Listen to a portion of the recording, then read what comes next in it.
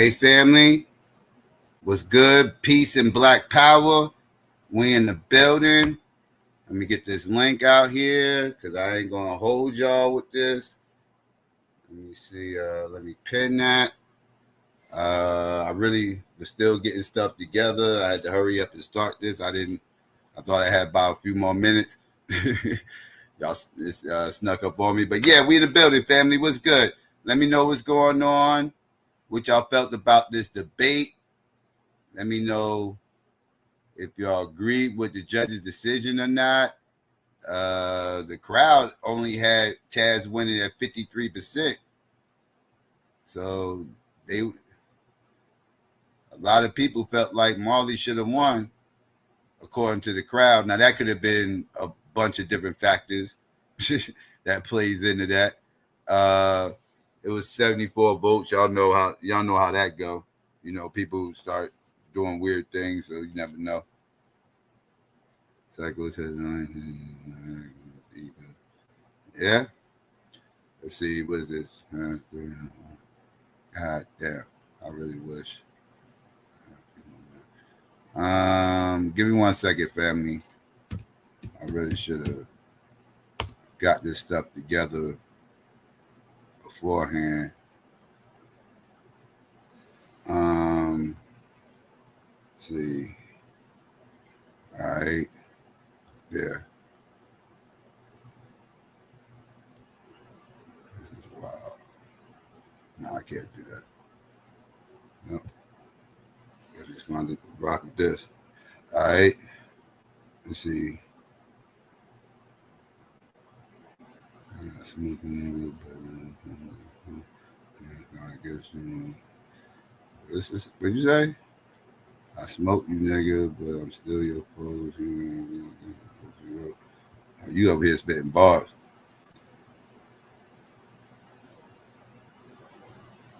All right. So it's good. Nobody want to come up here and talk about the debate. I'll end this if nobody want to talk about the debate. I'll move in this. I swear I will. If nobody hit that link, I'll just end this right now. I promise you I will. I do this so y'all can come up and talk about the debate, but I don't need to talk about the debate. I just saw it. Like I swear I'll end this. I am not that guy. I am not going to sit here for 30 minutes waiting for people to come up. I swear I got sleep I can catch up on. Y'all play me if y'all want. I don't know. I got the link out there early. No music, no nothing to be here. Mm-hmm. All right, here we go. There we go. All right. Somebody came up. All right, there we go. Dumbo, what's good? How you?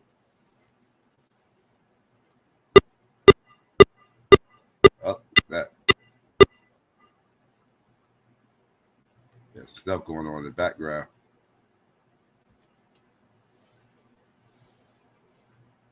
Domo get his equipment together. GQ, you there? Yeah, I'm here, Psycho, man. Give us about 15, 20 minutes. I know you're tired trying to get some rest and shit, man. Let's party. Let us party a little bit about the after debate. You know, Taz want to come up here and talk him a little shit.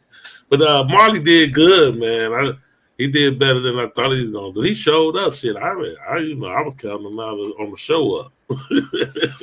Mm-hmm. I kept saying he wasn't gonna come, but he made it. He made it. He dropped his rounds. He did all right, shit. Yeah, he messed up a little bit on his premise and left time on.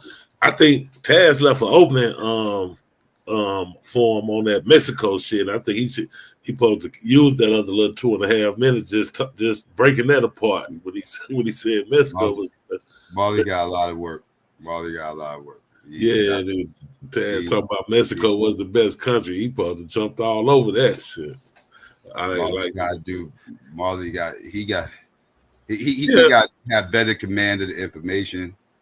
Yeah, he needs better time management. Oh my goodness, it's so much lost time. I mean, it was more dead time than him talking.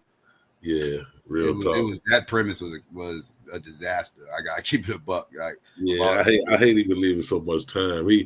That's how you know he wasn't going over it, like practicing it, so he can know how to drag it out for the whole 10 minutes. Yeah. You got to set that clock and just go over that shit. I think. I don't know. I ain't no debater. No more. Go ahead, bro. You take it down. Nah, I mean, it ain't really too much to talk about with this one. I mean,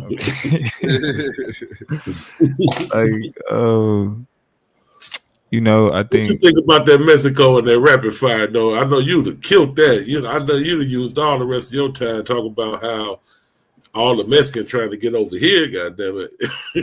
Nah, I mean, I think I think Taz did, like, he made the argument. You know what I'm saying? I think that Marley, he doesn't have, he ain't got, I guess the best way to say it, he ain't got the chops yet. Yeah. You know what I mean? So I think he prepared, so he had something to read, which is, that's always good if you can do it like a script, you know what I'm saying, but not sound like a script. You know what I'm saying? Like, of course niggas know that I write my shit out, but the way that the ad libs and other shit flow in between the written shit, like, it give it a flow. You know what I'm saying? You have to have breaks in, I mean, just anybody. It's always good to have your shit pre-prepared, especially in like a premise round with, like, say everything you need to say. You know what I'm saying? Like, don't leave, if you got it all written out, you don't leave nothing. You don't leave nothing to chance. But if you're gonna do that, you have to know at least how to make it sound natural. It can't. Yeah, I mean, you don't want to, even if niggas know you reading, you don't want to sound like you reading. Yeah, I think that kind of hurt Lance, but he got it off. He won, but he was doing that in his debate. You could tell he was just reading his straight off the screen. Yeah, he lost points for that too, though. Yeah. I mean, if you're reading it in a way that it's not coming across like you're reading it for the first time, you can get away with it. But it looked like it's. I don't think it was the first time he read it, but it seemed like it was the first time he read it. Mm-hmm. Yeah, and so so it's like, really, it's those. It's, I mean, when we think about what we do here, it's all the art of persuasion, and the performance part is a key part of how it being persuasive. So it's like, that's we start there. I mean, then we could kind of get into the rebuttals and shit. Like, I mean, I think Taz did a great job of coming off as a progressive. I say that much. I ain't even gonna. I mean, he made the arguments. You know what I'm saying? Like, he made the progressive argument. So it's really ain't too much to say there. I mean, I ain't even the type of nigga to be like, oh, he made these arguments in the debate, but he gonna turn around and it's like, yeah, because the nigga, you know what I'm saying? Like, his job was to make the arguments, and he did it. He did it pretty well and pretty convincingly. If I didn't know the nigga, you know what I'm saying, I wouldn't know that he was only doing this for saying that shit, type of shit, for a debate, if I ain't knowing him. Right. But I know the nigga.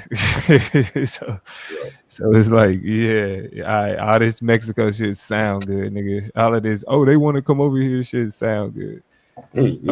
But I think it was an opportunity for him to do that, and Marley kind of gave him that opportunity. So, yeah, I gotta commend him on that. He that nigga went straight left wing, liberal, leftist, activist. You know what I'm saying? Nigga talking about prison industrial complex, and you know what I'm saying, suppression. He threw in his right wing jabs though. So he was like, if you're Hunter Biden, you can do it. Yeah. They're taking the YouTube channel because of Hunter Biden. Yeah, right.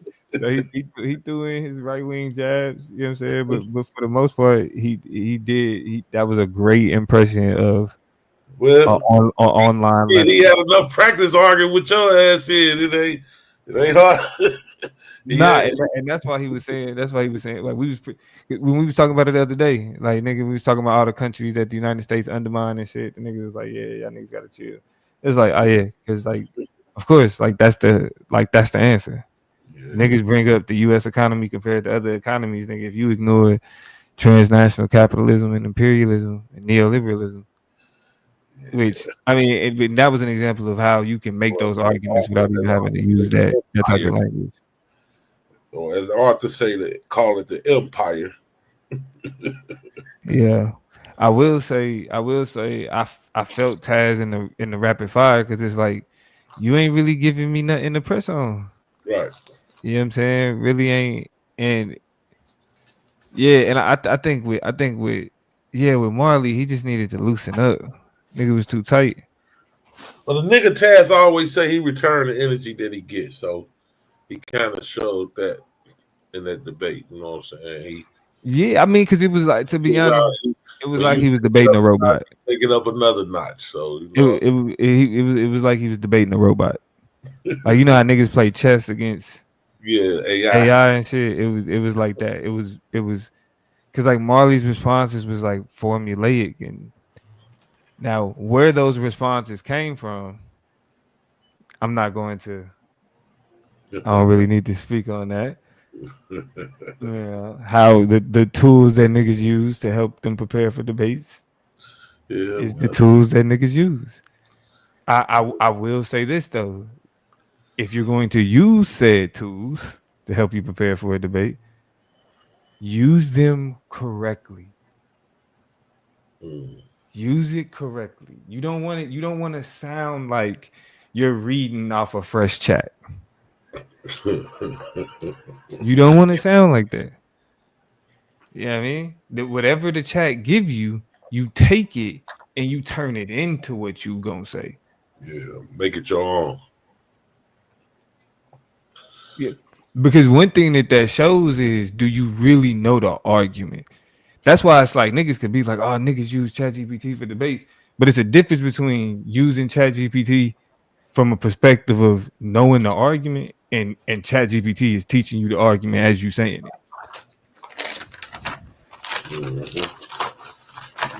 Big difference between the two.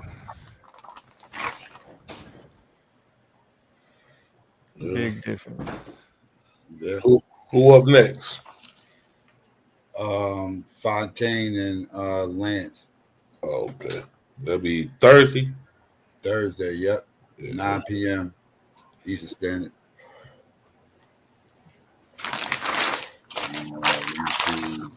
Taz ain't gonna come up and take a bow. Where you at, Taz? The debate title on Thursday is Were the American Indians Israelites? Marley already said he had to get ready for work tomorrow. Shit. You know his ass already slick.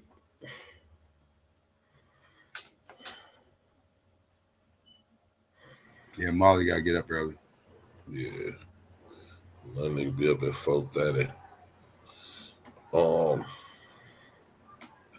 Yeah, got another one done. Yeah. Nah, Fire and Lance is gonna be an interesting one. Yeah, that's gonna be good. Fire and Lance, because you know, I'll give Lance a little bit of, you know what I'm saying, some flowers. You know, gonna get that rookie of the year. Yeah, oh for sure. Well, Fire we'll see. argue, motherfucker, man. That motherfucker argue you to the death. Yeah, we'll see though. I mean, I do think I think that what give Fi the advantage is I think Fi is more reasonable.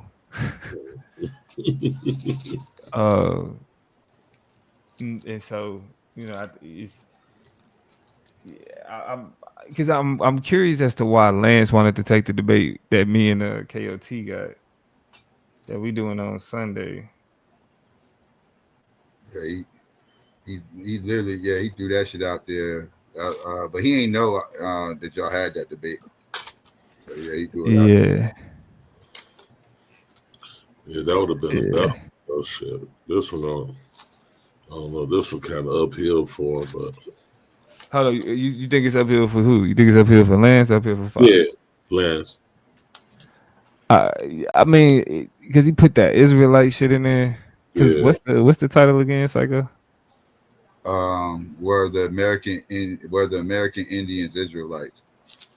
Or was the American Indians Israelites? Something like that. feel me, I, feel I, me. th- I think the only competitive Uphill debate is battle gonna be. for him, man. I think the only competitive debate is gonna be me and KOT. Yeah, I don't even see how. Right, because I don't even see how you gonna. I don't even see how you're gonna argue that. I don't know what kind of sources he gonna get to even back any of that up.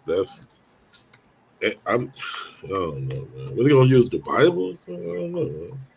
Yeah, I have no like. Yeah, why would So I'm like, bro, niggas be talking about they veterans and shit, and then just make rookie mistakes. Yeah, that shit it's, crazy. it's like throwing that Israelite, trying to prove Israelite shit for like why? I just think Trying to it's just prove like why? anybody is a damn Israelite is crazy. Let's alone a damn Indian. Yeah, like you already got to up and niggas will be like, oh, well, these is anti-Israelites. It's like no, it's just outside of Israelite spaces. That shit just don't make sense to people. Right, Like just objectively. right. Like so you got to do a lot. Like you got to like execute, and that's why even in A9 debate when I was my whole contention with that was like, nigga, what you running away from the Bible for? What Mm-hmm. you what the fuck is proving the point of this shit? If you ain't gonna defend the scripture, like you know what I'm saying, like Right. so it's really one of them things where it's like you got to do it the right way, and you got to cook, like you got to cook. Because if it's like a either a dot like when it's because them niggas is used to debating Israelite shit against other Israelite shit. Like no, this is the interpretation of the Bible or this is the interpretation. But like when Right. you debate like either Israelite shit or like status quo, like which one? You know what I'm saying? Like Israelite shit or something else. Mm-hmm. It's an uphill battle. Tough. It's Real an tough. uphill battle because you already gotta to believe the Israelite shit. It's Right. already certain things. It's already so it's certain assumptions that you're not gonna win. So you got to win everything else. You got to win the argument because you're not gonna win no assumptions. Right. You know what I mean? And that's the crazy thing about it. That's like the reality of debate. Like it's like shit. If I got two really good competing arguments, you know what I'm saying, and like they seemingly a tie, then you got to get nuanced to break that tie. And if you asking me to break that tie, and I got to look internally to break that tie, if I'm not an Israelite, it's gonna be harder for that to make sense. Mm-hmm. Yeah. And that's just based on just like when you're and this is why being clear about your argument matters because you don't want the judge making assumptions about nothing you saying. If the judge is if you putting the judge in a position to where they wrote down this note, but the context isn't you know what I'm saying exactly because niggas be saying, man, I said that. I said no, you said something along those lines. You didn't say that Right. because if you said Yeah. that, they would have wrote that down. Mm-hmm. They wrote down what they heard. That's a question of how You you frame assume the that they would understand where you was going with something instead of you just saying it. exactly, exactly. What's going on, Yeah. gentlemen? Yeah, so what's good? Wanted to drop, not too much. Wanted to drop y'all off a gift. I didn't want to say too much, reveal too much, but that link in the back, y'all get familiar with that. Uh, But towards tonight's debate, I think they both did good. I think they was being too nice to each other, not being their natural selves. And the only thing I wish would have got highlighted just so the audience could have been introduced to the topic is where America ranks as far as education goes on a global stage. I think that would have been a good exchange between the two.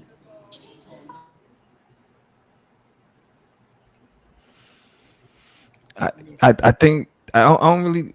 I think it was because since Marley was the affirmative, and he was so kind of robotic with his approach, really didn't leave room for that because it was like, yeah, because I mean, both debaters got to lay down a premise, but I think in terms of I don't think Taz got into the education information. He just got into like the violent shit, which I thought was pretty relevant. Like looking at how much we spend on wars, looking at how like gun deaths, all that shit compared to the rest of the world. Like that's the argument. That's the argument. Like I feel like in this type of debate, it can't. The rebuttal is where you really see the clash. And because Marley was just as kind of robotic in his rebuttal, it really ain't leave room for the natural contention that comes with clash and debate arguments. As my debate coach would say, it was like two ships passing in the night. Like they both were like saying things for their argument. But like the places where they actually clashed was like the Mexico shit and like which really wasn't. I mean, I don't know how significant that was in the grand scheme of things. Yeah.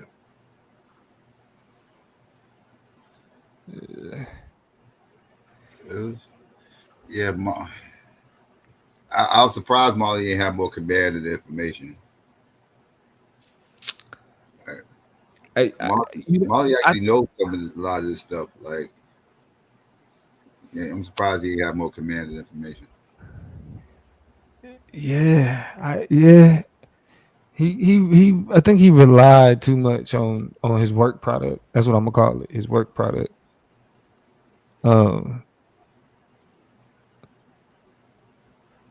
Yeah, I think he relied too much on whatever he had pre-prepared.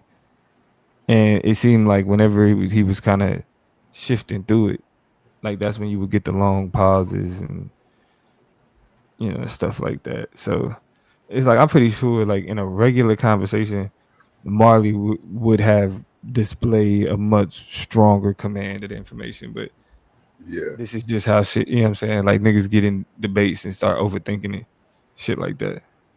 Mm-hmm. Yeah, this second time I seen people trying to read. Well, with Lance, it was his opening and his premise. He was doing the same. He had the same issues. Struggling. I don't know, some kind of technical. Whatever they be reading, it be. I don't know if they screen be freezing up or whatever, but they be having these weird pauses, and they just get stuck, and then they just say, "I'm done."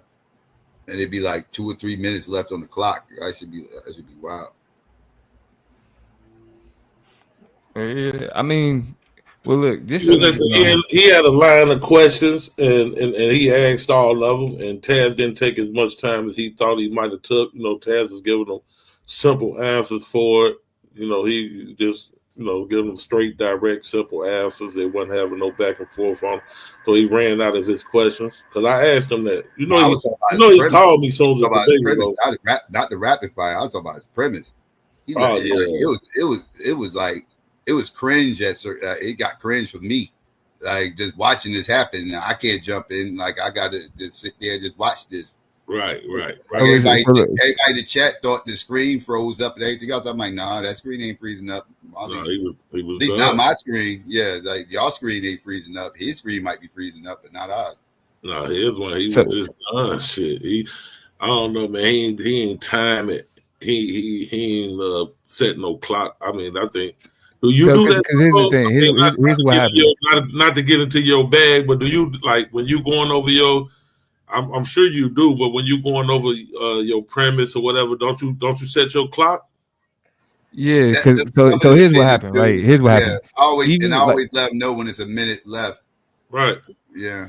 When you kind of when you're going over it. And like even if you got a timer and you going over it, right? Like when you rehearsing it, it's more so you kind of go at a more conversational pace.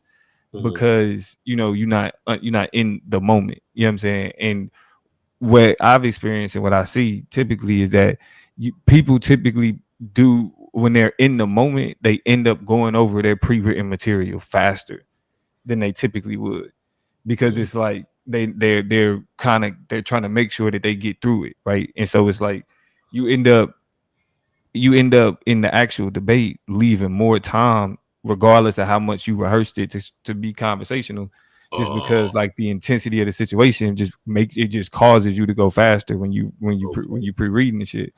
I got And you. I so get but then on the flip side of that, sometimes you can have what your pre-written, but because you want to make sure that it's natural, you got your ad libs and you kind of got your little tangents that you go on your little ad libs. So then you end up taking longer, right? Mhm. Because you're trying to add shit into it while you going. And then that end up making it to where you start rushing towards the end because you took too much time at the beginning. So like the Mhm. idea is that whatever you got pre-written you should never expect that to be the whole time. You know what I'm Right. saying? Just to make sure that you can flow whatever naturally. So for like if we say we doing 15 minutes, I'm probably if I just read what I wrote from beginning to end, it's probably only like Gonna fill the 15. maybe 12, Mhm. 11, 12 minutes. Mhm. So that means I that know how to do that. if I get in the groove, I know I Yeah, got enough time where I could kind of sit yeah, down and go. be like, all right, I'm gonna throw a little ad lib here, throw a little ad here, make a little analogy. Oh, this just came to me. I'm gonna spit this off and then get right back to it. Mm-hmm. And I know I got the time to do that. Right.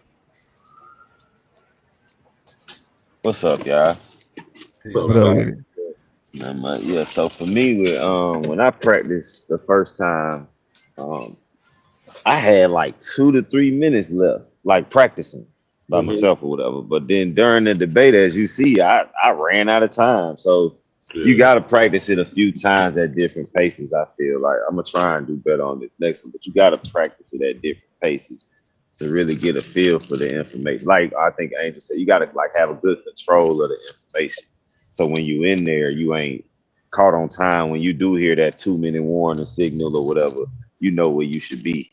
You know. Yeah, but Yeah. But if you you gotta look got at to it look like this, right? You with gotta look at that it like being this. Your time premise too. round, it's kind of like if you look at like an NFL game, the first half and the second half. The first half, I don't even want to talk football today. This has been a bad football day, but it's a good analogy for this moment. The first half of a game is all scripted, right? We know exactly how we want to come out in the first half. So and that's your premise. Your first half is your premise and your opening. All of that, there should be no room for having to try to figure nothing out. All of that should be boom. I just get up there and I'm just saying my premise going through my presentation. I'm just knocking that out. It really ain't until the rebuttal that you got to start getting shifty and recognizing where Yeah, you are in the trust. debate, where your opponent is in the debate, and start to respond to what's really going on. And so that's why it's like the premise round is like the easiest points that you can get, because if you got your argument clearly laid out, you got to go up there and That's the walkthrough. Yeah, that's say the it. walk. Yeah, like if your shit clear, yeah, you good on the premise. You really ain't got to put in no work for real mentally until you start getting to the rebuttal. Where you got to kind of start connecting what you know to what it is that they saying and creating that clash there, and then rapid fire and that type of shit. Mm-hmm. So shit, niggas, if you just spend a bunch of time just making sure your premise is ironclad, the rest of the debate is set up for you. Hey y'all. Yeah. Peace. What's going on? Hey, I actually wasn't, if I'm being honest, I wasn't surprised at Marley's performance. Um I've seen enough rookies over the years where I could kind of tell from the personality if they're going to perform well their first time. And I kind of had a feeling it was going to be like that with Marley, with his personality. The good news is, though, that he did know how to frame an argument. He just didn't know how to sell it. And I think that'll come with more time. The best news is his rebuttal. Like the fact that he did his research, you could tell beforehand. He looked at the stuff Taz sent over. And it wasn't all what Taz sent over. Some of it he really did jot down in real time. And he rebutted things that I didn't even think that he was going to rebut, stuff that just didn't pop in my mind from Taz's presentation. So he had some good foundational stuff there. I think that he just needs a couple more times. I really hope he keeps doing it because that cool personality actually might work for him. You know, he, like I said earlier, he won't get easily frazzled when he's going up against a more aggressive debater. But yeah, they got to come out of their self a little bit when they're calm, cool, and collected like that, because it doesn't always present well. You need to sell it. And I hate to make it about performance only because that's not all it's about, but it helps when you know how to sell it, when you know how to perform it, show some passion behind what you're presenting. So I hope he sticks with it and he'll get used to it. Yeah, especially with that close margin in the chat, he might even won the chat if he'd have sold a little better. Yeah. The channel, you can't put too much in the chat. That's a Yeah, shit. I That's don't a want to whole say vote. That's a it. whole vote. Then you get the chat in one judge. You good shit. You Yeah. win. You Yeah, win. yeah, that's true. That's true. That's a whole vote. Shit. He almost got it. He sold it a little better. Fine, you used to be in time though, man, in them battles. So you know how you kind of know how to get into that framework though. Fine, you got an advantage with that. Yeah, I knew Phi would be a natural. I said that before his Oh first yeah, he debate. definitely a natural artist. Man, he gonna be hell on y'all. Y'all better just woo, he got the right name, Phi. It's like That y'all in nigga trouble. definitely a natural arguer. That's an arguing little nigga. Got it. See, that's the thing, Domo. I'm gonna I'm a say little this. brother, GQ.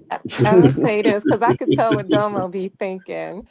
Like, we talk about the chat, and I think it's fair to say some of the chat may just be off of what their opinion is. That's a fair assessment. Like, I can't prove it, but it's safe to say in some cases the chat will vote for what they believe, whether the other argument was better from a technical standpoint or not. What I had to learn over the years, and Domo knows this, I going back a few years, I started like getting coaching from judges and people that understand debate. What I actually learned over the years is I have to look at debates completely different here. This would not be how I would judge something if I went to like a high school and listened to two debaters. You have to look at it completely different. And personality plays a big part in it because it depends on how they're going to sell it, how they're going to sell the argument, and how they're going to break down their opponent. This really is a virtual intellectual boxing match. It's not all about what you present, it's what you expose from your opponent. So it's different than normal judging.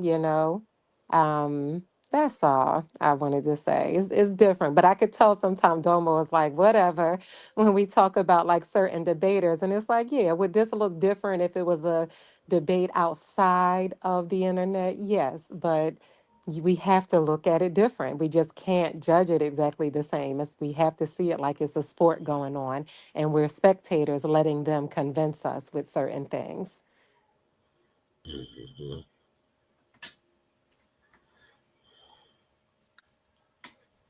You understand that, Domo?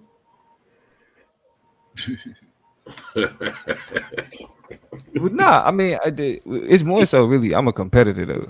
You know what I'm saying? Like, I'm not a judge. I'm I'm just not fucking an administrator. You know what I'm saying? Like, it's their job. It's their job to big them niggas up. It's my job to tear them down. You know what I'm saying? right. It's, you know what I mean? It's a. Yeah, I mean, like it's really just about the competition. You feel me? Like that's why I do this shit. Just because, like, that's really the more so the vibe that I'm with. That's why I appreciate people like Angel and Psycho, because like they play like that mediator. We're all here. We're an organization and we build it. Like, they get to play that role, and I appreciate that for them, Mhm. and I appreciate what it is that they do. I can be biased. You know what I'm saying? That's true. Like, And so I take full advantage of it. You know what I mean? Because like that's what make it fun. You know Right. what I mean? I'm definitely I'm with the you know what I mean recognizing like we all kind of in this together for sure. But we got to get in the ring. You know what I mean? And I'm gonna give everybody where I give niggas they credit is by preparing against them as if they gonna be their best self. Hmm. Yeah. No matter what we talk mess across whatever, but I'm always gonna prepare as if like the person the person that I'm going up against thinking about the debate the same way from the same strategic standpoint, not necessarily the same way, but you know what I mean. Yeah. Mm-hmm. It don't matter Yeah. who it is. I'm gonna make sure that the product that I'm gonna prepare is gonna be the best product I can prepare. Period. Everybody's what I'm saying championship caliber. Yeah. Like as if you was debating yourself. I mean, really even better than me. Right. I'm Okay. preparing. I'm preparing. I got to think about the things that I'm not thinking about. You know what I'm saying? Like I got to think that like in even when I did the DEI debate with Taz, like I'm thinking about it. Like I'm expecting him when I was breaking down what happened at Cornell, given his knowledge of Black history, I'm assuming he already know that. So Mm-hmm. I gotta know everything about it. Like I can't come and be like, oh, did you know this happened? And that nigga be like, oh yeah, but did you also know that this was a part of it? Mm-hmm. I got to be prepared for that. Or I mean, hell, even with Suave, like I knew it was gonna be something about Dr. Sabi that I was not aware of. I had to be prepared for that. Like That's how I'm thinking about this next debate. Like, what the hell angle he gonna come with that I'm not seeing Paul? Just for him accepting that kind of debate, it's like, what do you know that I don't know that you willing to take this debate? Fact, that's that link out the back chat that Uh, V also put in the back chat. He should have it already. He, if Why he you still got that link from oh, the I last can't time we see spoke? it yet. What is it? The Jewish native thing? Don't say too much. Don't give that away. Just in case your Uh, opponent don't know. yeah, you can't But see it. I'll email it to you. Yeah, Cause yeah, yeah, I came up here after Cause the he got also here put it up after there, you. so it ain't gonna show. yeah. Yeah, I will say, Domo, would over the years, you've been very, very significant with changing the face of what debate is on here. It was a Come time on, where Angel, don't tell this nigga it no. was a time where it was just arguing, and no, he really did. He really did. Don't He tell took him that though. he taught a lot of debaters. I like to give people their flowers. You too. He taught a lot of debaters things from terminology to jargon to just his nigga, commentary. nigga, It he has ain't big it enough has made a already, lot of Paul. difference. So no, I mean he gave us our flowers, and I want to give them to you because it shows. Some may not want to acknowledge that, but it has progressed. A lot of us are a lot more versed and educated in the art of debate because of what you brought here. So you're appreciated as well. I appreciate that, Angel. Nigga, you ain't And that's you it. I just leave it at that. Yeah. still ain't shit, nigga. And yeah, it's my job. It's my job to tear you down. She Yes. she can give you your flowers, and I'm snap them and step on them. Well, see, I can give him his flowers because then when I do beat him, it'll be even better. Oh, You know what I'm man, saying? don't do it too. You know what I'm saying? It's like, yeah, I beat a worthy opponent. You know what I mean? So Taz, yeah, where I y'all beat at? Man? Taz, where you at, man? Yeah. Come on in here, Taz, man. Actually, you know what? They On that doing note, too let much. me get out of here. I think I gotta celebrate. I think the Eagles won. I missed the end of Yeah, it. they won. Oh Well, I yes, mean, it's a yes, couple of yes. minutes left, but I just need them to keep Jared Goff under like 180. I mean, 280 it's a couple of minutes yards. left, but they 16-6. Okay, thank you. All right, I'm gonna get out of here though. But thank you, everybody. Thanks again, Psycho, for everything you do. I'll talk to y'all later. All All right. right, Andrew. Thanks for coming up.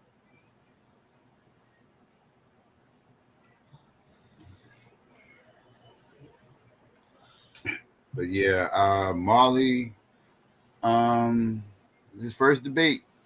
It's his first debate. Yeah, he, he got it. He got something to build on. Let's put it that way. He got something to build on. Oh, shit. I ain't see the whole debate yet. I'm always be sleep when these debates start, but I seen like from the rebuttal round. He looked comfortable to me. Well, by that point, that's when he actually did his best was the rebuttal. And the rapid fire, I agree with a lot of people were saying. The rapid fire seemed like a conversation amongst friends. Yeah. Like Taz literally at one point, well, during Taz's rapid fire, I know it looked like damn near he kicked his feet up almost and like just sitting back chilling, just talking to him. Like it was like homies just catching up old times or something. Yeah. It felt that way, but it didn't really feel too much like a rapid fire. Yeah, that nigga did lay back in his chair and just like, yeah, man. So how many countries you been to?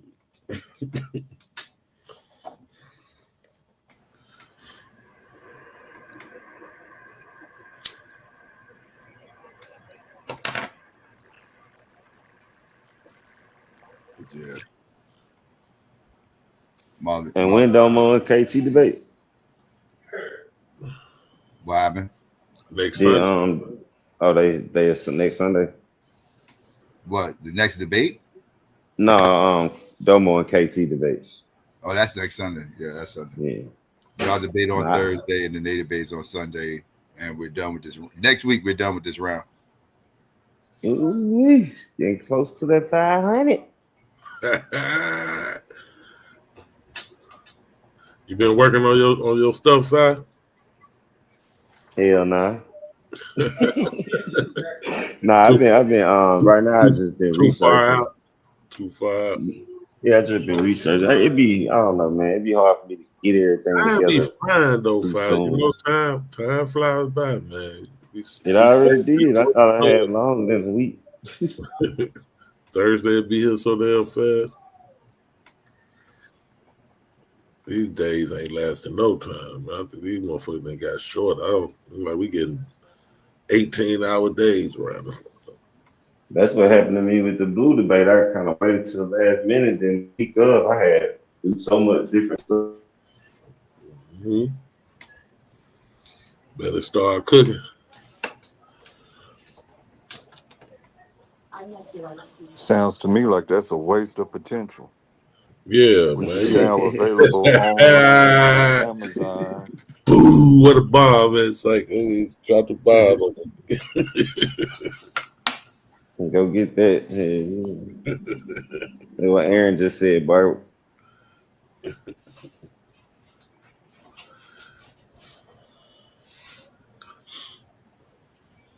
You see, I put that back in there.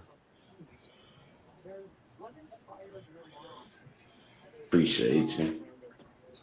Just get real familiar with that outline so you can just be ahead of any curveballs.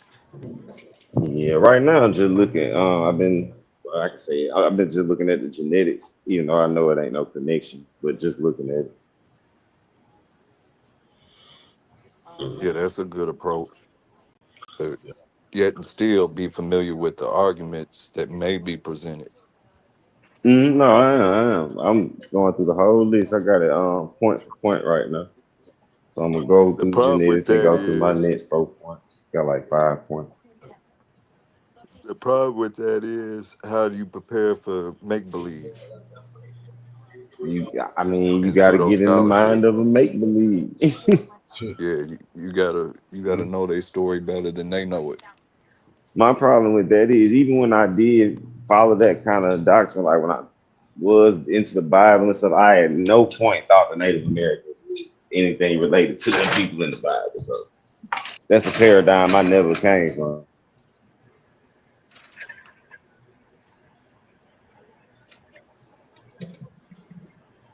The only argument he can really make is the spiritual argument. There's no other argument. Yeah, like I don't know. I can't say that. I just don't see it. I don't see any other way. Not a good Now, argument, at least. are y'all going pre-Columbus or after Columbus? He did no specific time. He just said all the Native Americans, Israelites. Well, He's saying they are. somewhere in your premise or outline, and I ain't telling you what to do. But make sure you make it a point to highlight that the only place he will find this is in those to it, converted to or married into. Oh yeah, that's what I'm saying. That I don't know. I already started looking at the circumcision rituals, all that type of stuff that makes you a quote unquote Israelite. Even just off, man, so much stuff is just I don't see how he can argue. Even from that, it ain't gonna work. But It's don't gonna be forget, interesting, but Jerusalem it ain't gonna Slim was work. walking on water. He could have walked over here. Hey man, he gotta be able to prove that to an audience full of people and some judges though.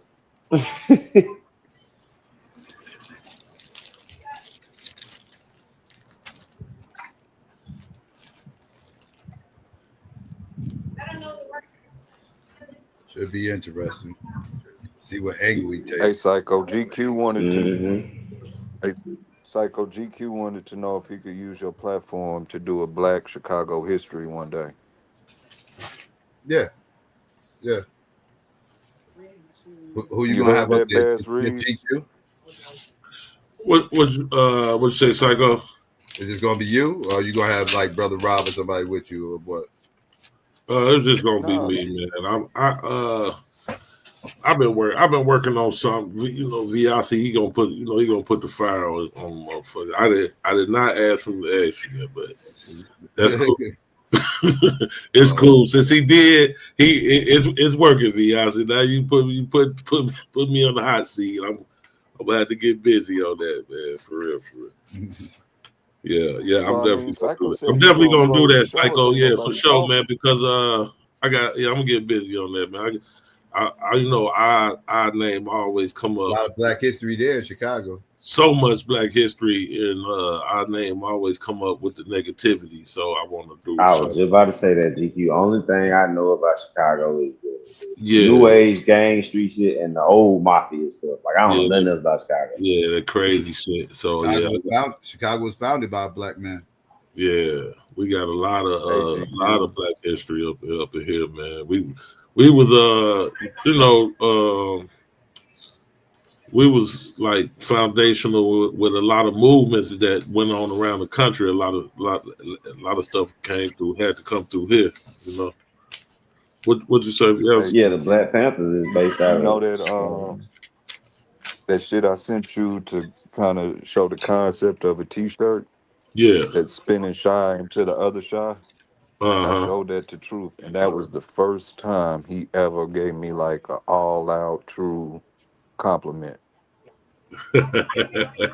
Yeah, it's dope. Like I've been showing it he to some. immediately said, "Throw that shit on a hoodie." Yeah, and I showed it to a couple people around here. And they was. I told them you. I was like, my homie in Oklahoma did. They was like, man, that's raw. A couple of my neighbors around here, I showed it to. But yeah, that is dope. But I'm already in the works to get my other hoodie made. The what is it? The strategist. I don't know how that boy said that word, but yeah, strategistness. What did he say Strategist. that night? Strategist, Nah, he Strategicness. made his own word. strategist. Yeah. He said What? strategicness. That's what it was. Strategicness. Yeah, strategicness. Yeah, I'm getting. The young Marley cat. What young Marley? Oh yeah, he was on Cuba the page. Uh, Ola. What was that name? Damn, can't And think I of don't know what y'all talking about. That nigga did not look like Marvin, bro. Y'all niggas crazy as hell. that. That's Put just you in the how the mind of audience Marty with remember some the man. dreads. What you say, V? I just said that because that's what the chat was calling him. I didn't Yeah, know nah, I his know. I name. was sitting there. That shit was funny though. I was like, that nigga don't look like no Marlon.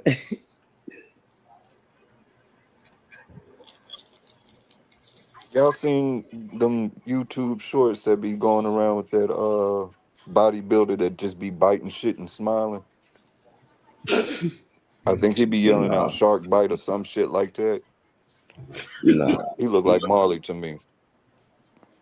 Some big swole nigga just be going taking people's food and biting and just Oh be doing yeah, big ass Marley smile. or be knocking their food out their hand. That Oh, need to that be dude from somebody North. Yeah. debate. That dude from North, you talking about Champ? Yeah, he from North. Yeah, he just walk up to people knocking their food out their hand. Kicking their food out of their hand and shit. Yeah, Yeah. like don't be eating this shit. Mm-hmm. Is the internet making us dumber or smarter? That's a debate. Mm-hmm. Post that up on the put that title up Yeah, put that in on the debate. there. I am too. I'm gonna put Website. it in there.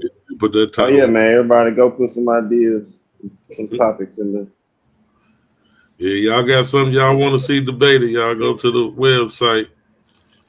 Hey, Post Psycho, it. how do we see the topics that they put in there? You go to that same little community spot?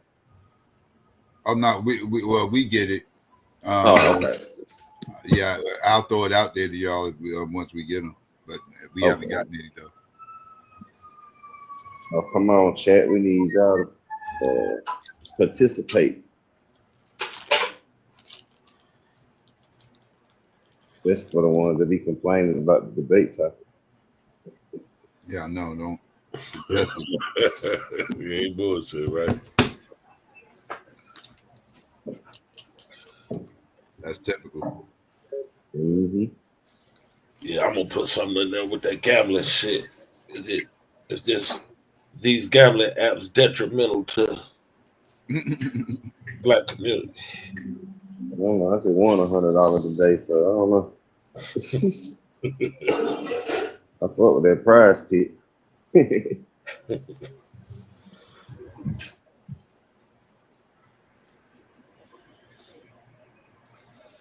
Yeah, for every one winner, how many losers though?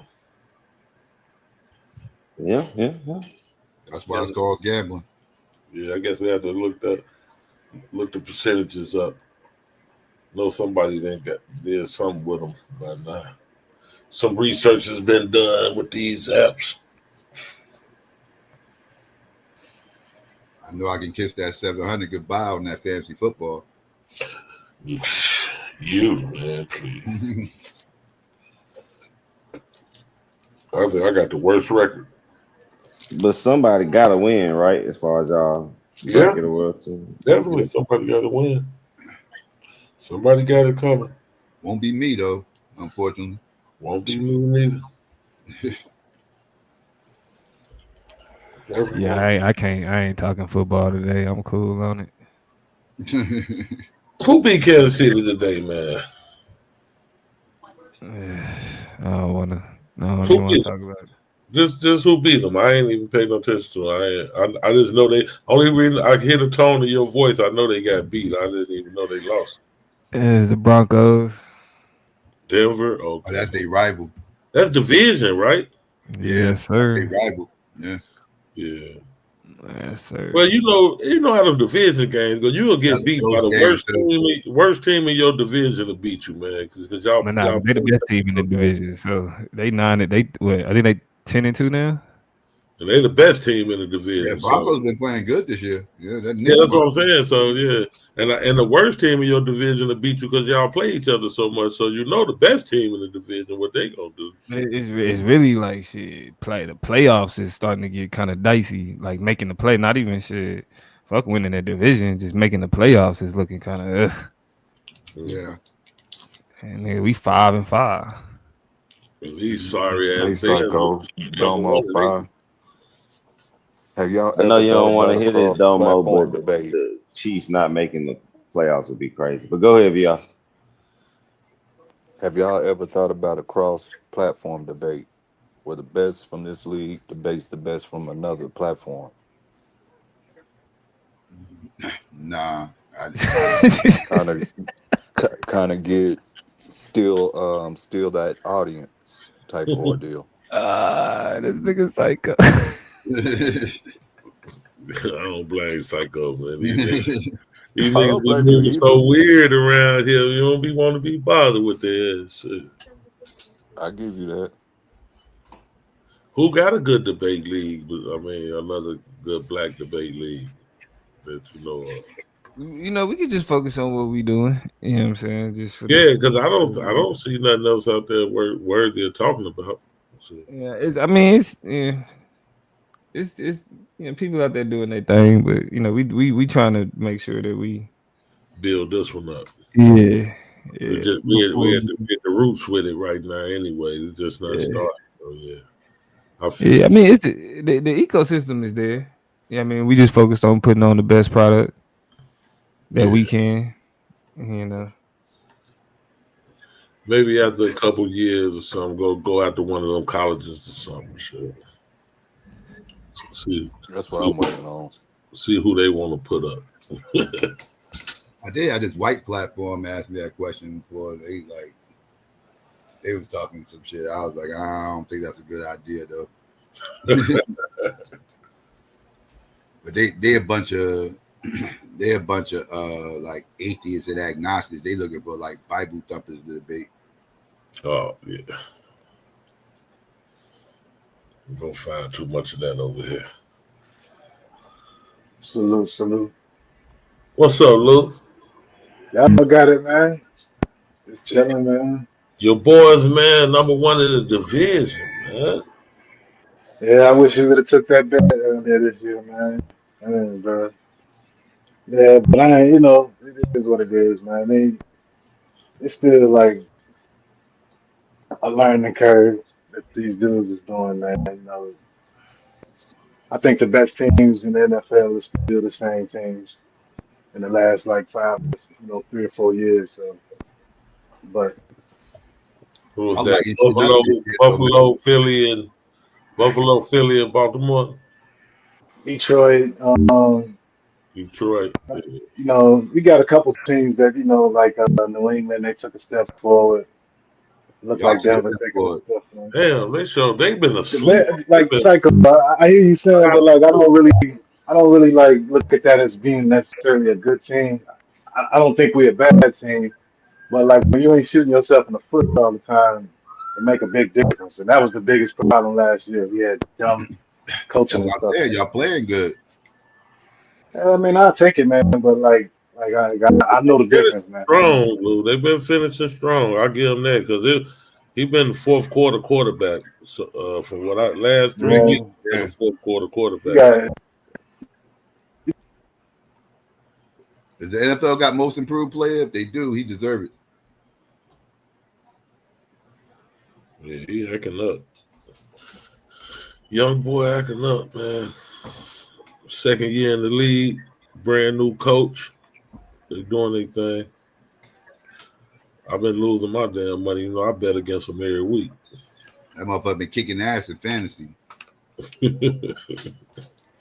I think Killer Keys got that motherfucker in our league 10-0. I think he got Caleb starting at quarterback. Mm-hmm. Killer Keys 10-0? Well, he was 10-0 going into this week. I don't know what's going on with his game today. Damn. I almost beat him. I Oh shit. almost beat him. Today? Nah. Last week, today I got nigga. Last week, I don't okay. think I put up. I don't even think I put up 100 points. Nigga, I don't think I put up 90. Man, Killer Keys, yeah. Killer Keys in he the front runner to take it off. Man, that boy went 10-0 with Caleb starting. That's what's up.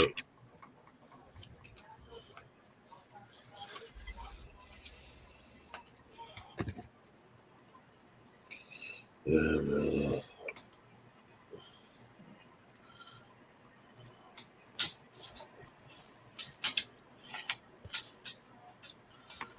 Feel bad. My Cowboy nigga.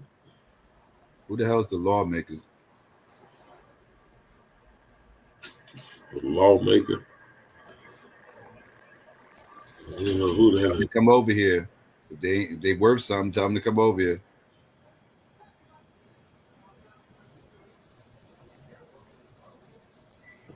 attached to every bar association. Go face the lawmakers. I dare you. Okay, I see what he said.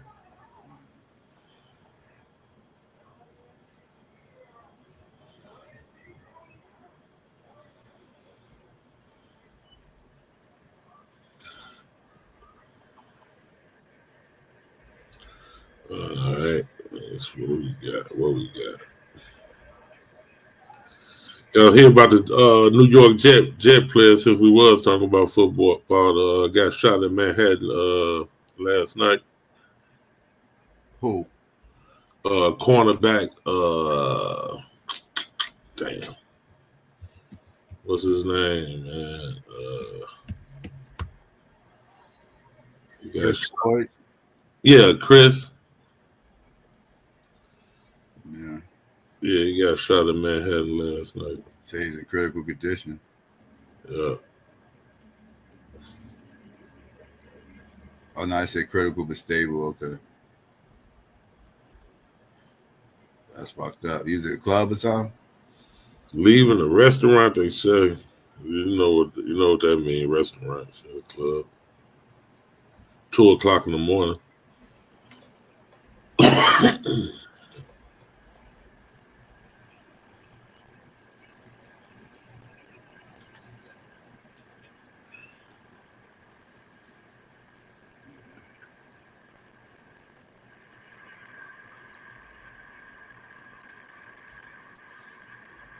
What happened to Patrick Beverly?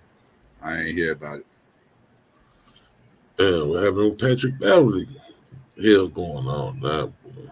Roll mine in the chat talking about something. Patrick Beverly. Did we hear about it? I ain't hear about shit.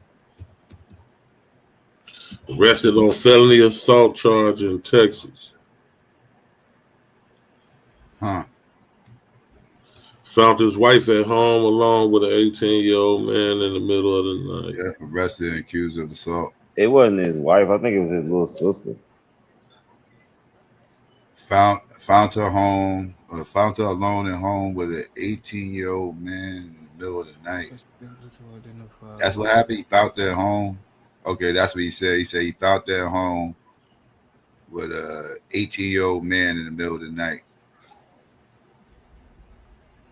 How old is she? Patrick Beverly has no criminal record. He cares deeply about his little sister. Yeah. Yeah, how old is she? A young lady, a minor.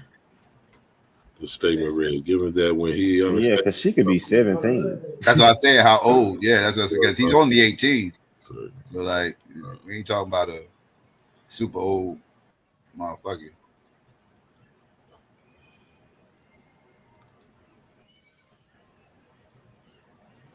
She could be a sophomore. He could be a senior.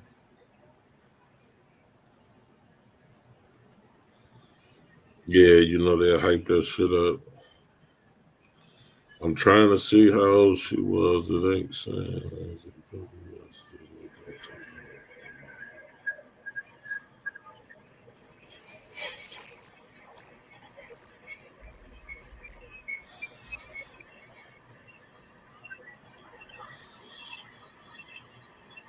Say choked her. Clay Thomas go with Megan Thee Stallion? No, Yeah, no. you know that? Choked his sister. Yeah, and I didn't know that. And the only reason I know now because it's in this article that I'm reading about Patrick Beverly. They had to mention that him and Jason Williams got into were called out by Clay Thomas for referring to the Dallas Mavericks shooting guard's girlfriend, rapper and songwriter Megan Thee Stallion as a pussy. Wow. Suggesting that his intense relationship with her is the root cause of his shooting struggles to start. Oh, man. All right. How old is your little sister, man? God, man. It still ain't That's what I'm saying. trying to find out. How old is the sister? Yeah, that's why I was reading down. And I was just kept, 18. So how old was the fucking sister? I kept reading down the article and it went to this with this Megan Thee Stallion shit. See if so apparently this particular article ain't saying how old she is. Let me see if I can find another. It's talking about everything but how old she is. And brought Meg into the fold.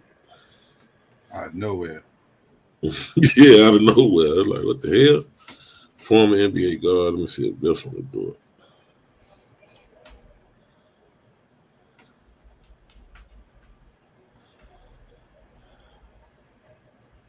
They just keep saying she's a minor. Right. They're not saying the age though. Yeah, and I understand I'm not saying her name, but yeah, they don't it's not they don't supposed to even say how old she 17, is. 16. Now if she 13, 14 is a problem.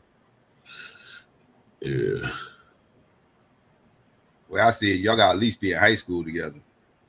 yeah, for real, for real.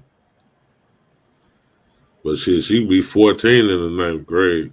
Yeah, that's yeah, that's That's that's why singers don't pose to mess with fresh. yeah, that's kind of unwritten rule, but yeah.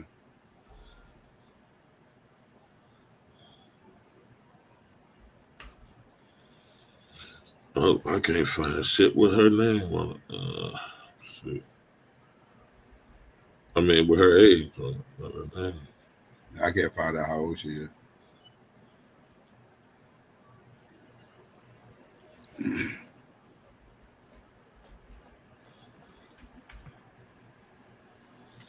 The other article was so bogus because it didn't even say found her sister.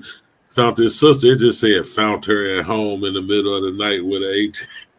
I is Wow, that how shit. do you know about his wife or some shit?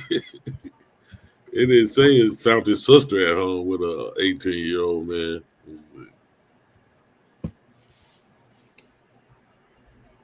Beverly 37. Bill was set at 40,000. What did he beat the shit out that little boy? $40,000 bond. God damn. That actually ain't that bad. It's only like $4,000. Just for whooping a nigga in your house, though, goddamn.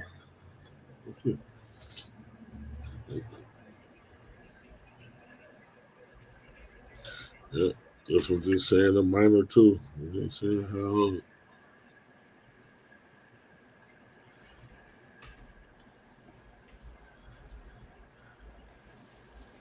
They saying she some people are saying 15 and stuff that I'm reading, but this is official. It's like a thread that I'm looking at. Mm-hmm. When the They Reddit, saying within the thread they saying 15, but I don't know. That ain't a valid source. I'm just saying that's the number that's getting thrown out there. yeah, They the only ones throwing the number out there, and I'm just yeah. Now I see this one other thing saying she's either 14 or 15. Yeah, sound like she's around that age. Sounds yeah, it sounds like she's probably a freshman or something. Yeah.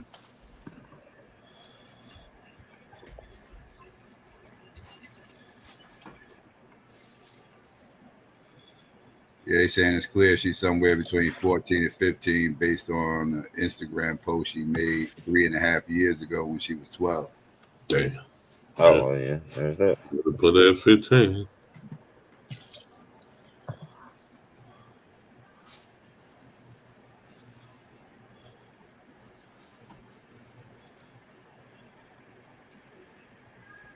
Why do you choke her? Because she was popping off. You already know how that went. Nah. Shorty wasn't talking shit to him. You know who was talking shit. Yeah, yeah, yeah, that's real. Dude probably just wanted to get the fuck out of there. That's all he was doing. Show me the exit. I'm on my way out the door.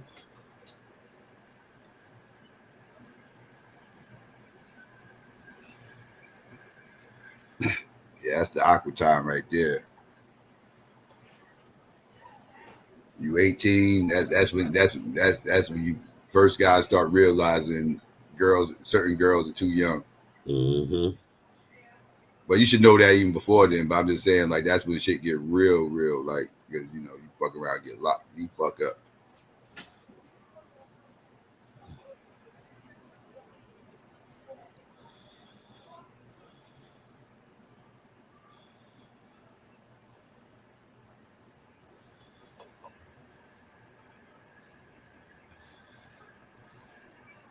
Gotta be careful messing with them sophomores and juniors.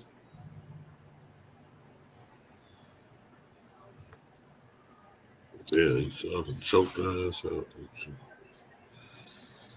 Yeah, my bad, y'all. I always be getting calls when I get up on here, man. For whatever reason, my folks on the side calling. That how it go? Shit. I'm definitely gonna be interested in on your project GQ, man. You know what I mean? Yeah. Yeah, I'll just do a little something, man. There's so much history, I'm just gonna have to pick a little something. yeah. Got a funny relationship in the media, man. When it comes to Chicago, man, people always got like, you know, from what I think, just like a little bit off, man, as far as like what the city about, like certain things you see like on TV shows and like shit like that, man. It be a little off and shit, man. Like when it Hmm. comes to the culture and shit like that, like you got the world thinking we just in love with deep dish pizza and shit like that. I be like, get the fuck out of here, man. Niggas ain't walking around. Niggas ain't walking around with those damn pizza boxes and shit, man. Get out of here. Oh shit. When last time you had a deep dish pizza, GQ? You say a deep dish pizza is not Chicago? It's Chicago, but it's not like what people be saying, man. Like motherfuckers, It ain't nothing that it ain't no staple, especially not in yeah. the black community. You I say saw like Harold, on say Harold's or Uncle Remus. I saw on that TV show The Shop, man, and they had a look scene where motherfuckers in the hood walking around with pizza boxes and shit. I cut Yeah, that shit right off, man. I'm like, get out of here, man. yeah, niggas ain't caught up on no damn. It's more like hot dogs and sandwiches and shit like that, man. That's kind of more what motherfuckers do. You know, Italian beef sandwiches and shit like that, man. Hmm. Yeah, now Italian Beast, that's Chi Town. Gyros and shit. Yeah, it's only out of towners that really be thirsty for some deep dish I pizza. think, Who live here don't yeah, know. I think the NFL started that bullshit, man, because they're showing like as one of the things going on in Chicago. Nah, They're the first that ones ain't, who's really big on that. that ain't it. Uno's did it, nigga. Uno's, You know, blame them.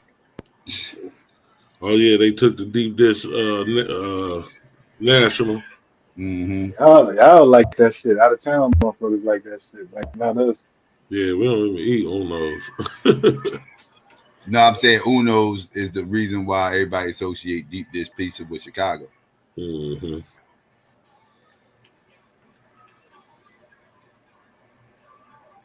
Yeah, everything I'm looking at say she's 15.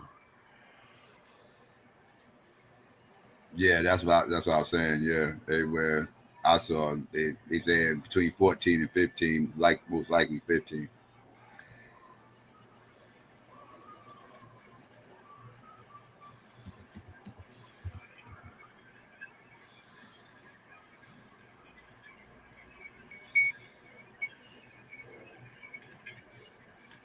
Yeah, so she looks super young on this picture right here, and this is what the thing of this.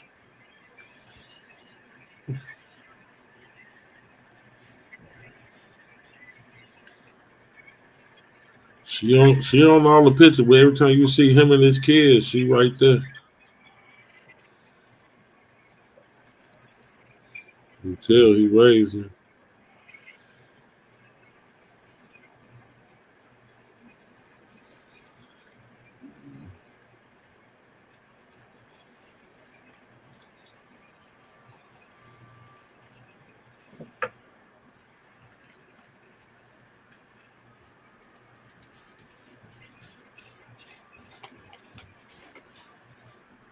But deep dish pizza is good. It just ain't pizza. I maintain that.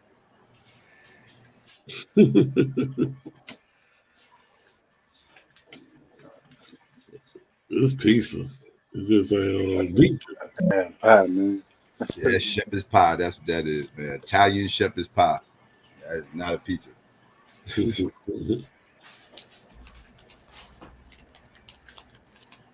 It's I good had it though. once. I had it a few times, but like I said, man, it ain't no.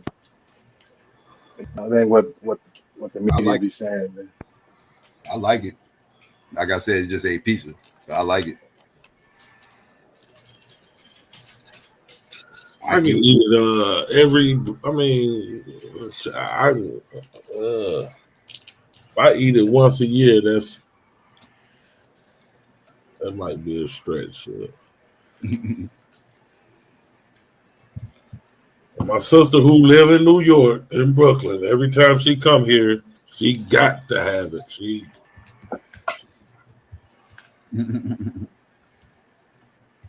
gotta have it every time her feet touch ground in Chicago. She gotta have her some motherfucking Giordano's.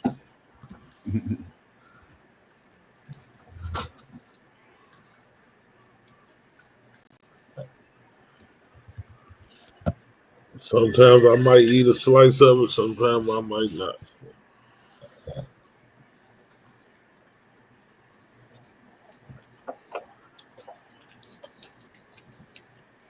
I might order me some Unos tomorrow. I ain't had Unos in a long time.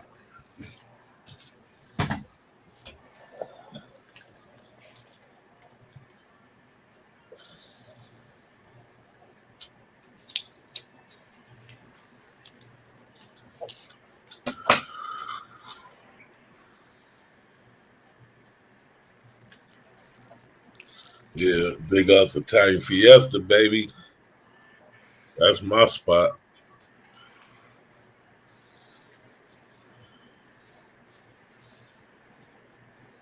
They got a thin piece of psycho that you get some of that pizza, you gonna be like, oh man, They got real pizza. real. All right.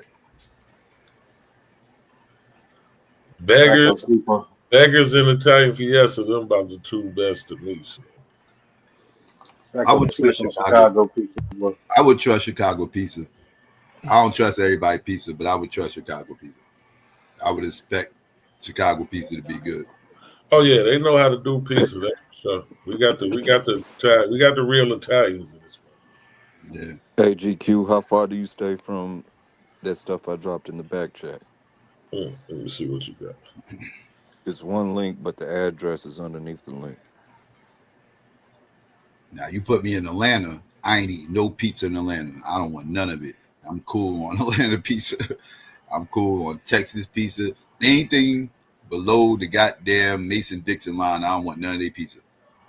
I don't want. Further south I'll go is Philly. I'll eat I Philly don't blame you. pizza. I do not blame you. I don't even think we have places that sell it by the slice down here. Yeah. Now I will eat y'all barbecue out there. Now you take me, I'll eat y'all barbecue. Yeah. I'll go crazy on y'all barbecue. But pizza, hell no, I don't want none of that shit. That shit ain't gonna taste right. I'm gonna get Did I mad. tell you we in the Oklahoma Historical Society for barbecuing? Psycho, my family is. That's what's up.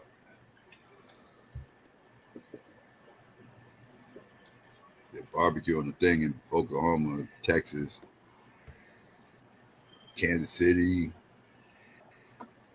the It goes Carolinas are back to them big colored on barbecue. troops.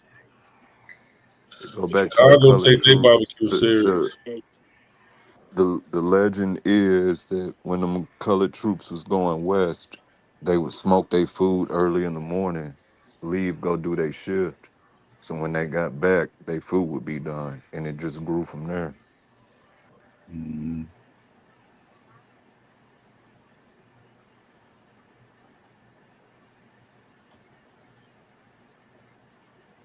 that's definitely a South thing.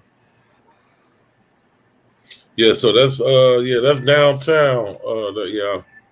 That's downtown. Yes. So that's far from you. I mean, not far, but it's 20 Well, minutes. you closer to it than I am, but yeah. What link is he on? What is he showing? The Bane of Huh? What they showing on the main GQ? The Bean or something like that. Wait a minute. What you No, say it I'm again? just trying to drop. I'm just trying to drop him some nuggets Oh, for his it's presentation. the John and Mary Jones house. Oh, okay. It's on 947 South Park Terrace. So South Park is like King Drive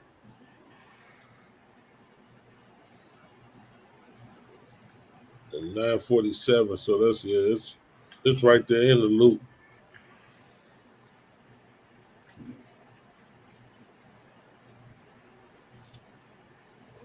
I don't think I've ever heard anybody flat out say Chicago was a part of the Underground Railroad, GQ. So that might be a good one to highlight, big up your city with. Oh That's yeah. what that house is. Mm-hmm. It's connected.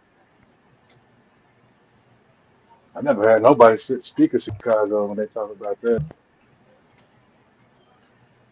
I think we always just took it for granted. Shit. It is. It's that third city syndrome. You know.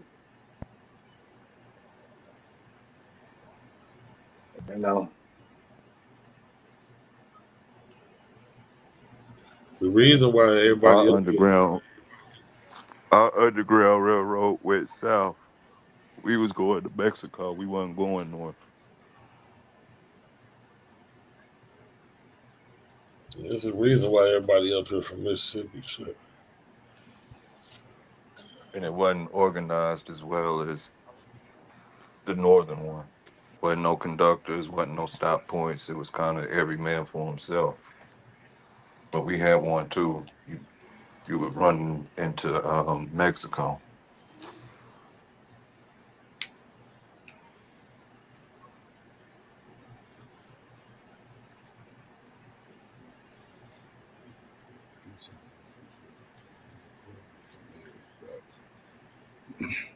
Pizza was considered poison because of tomatoes. Wow, because the acid. That's news to me. I didn't know that.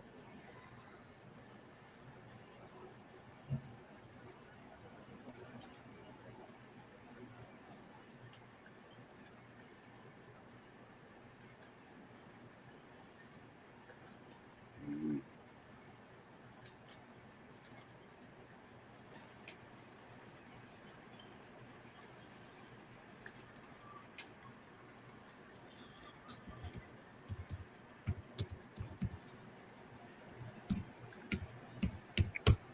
GQ told me I've never had pizza until I've had mild sauce on it. That's Man, something I don't recommend. I don't fuck with no, no mouth. don't put no for your pizza, brother. Now people put mild sauce on pizza puffs, which I Yep. don't fuck with either. Like, But I used to eat the mild sauce. I can't really even eat mild sauce no more. I ate it so much. But when I used to eat it on my pizza puffs for real. Put cheese and mild sauce on it. Y'all said pizza puffs? Yeah, we got pizza puffs yeah, up here. like a The hell is pocket with the. that? It's like It's like a a pizza pocket pie. with the pizza ingredients on the inside, man. Oh, like a calzone? Yeah, Oh, that's kind of what it's Maybe. formally called. But it's fried. It's I like love calzones and strombolis. it's like the crust on the outside, folded, and then they got all the pizza ingredients on the inside, and then they deep fried. See, that's something you might typically see somebody in Chicago eating Yeah, more now than a deep Like dish. them Like more, like them you'll see them bagged eating up a pizza pizza puff before rolls. you see them eating a deep dish pizza for real. that's a fact. Especially the That sounds youngins. like some shit you would find at the fair. It's just something real quick and you can walk around with, move around type shit, man. Yeah, and inexpensive. That's They kind of used like the thing. to puff for like Yeah, $3. Now they probably like $7. that's kind of Wicked. like the thing too, like the mobility.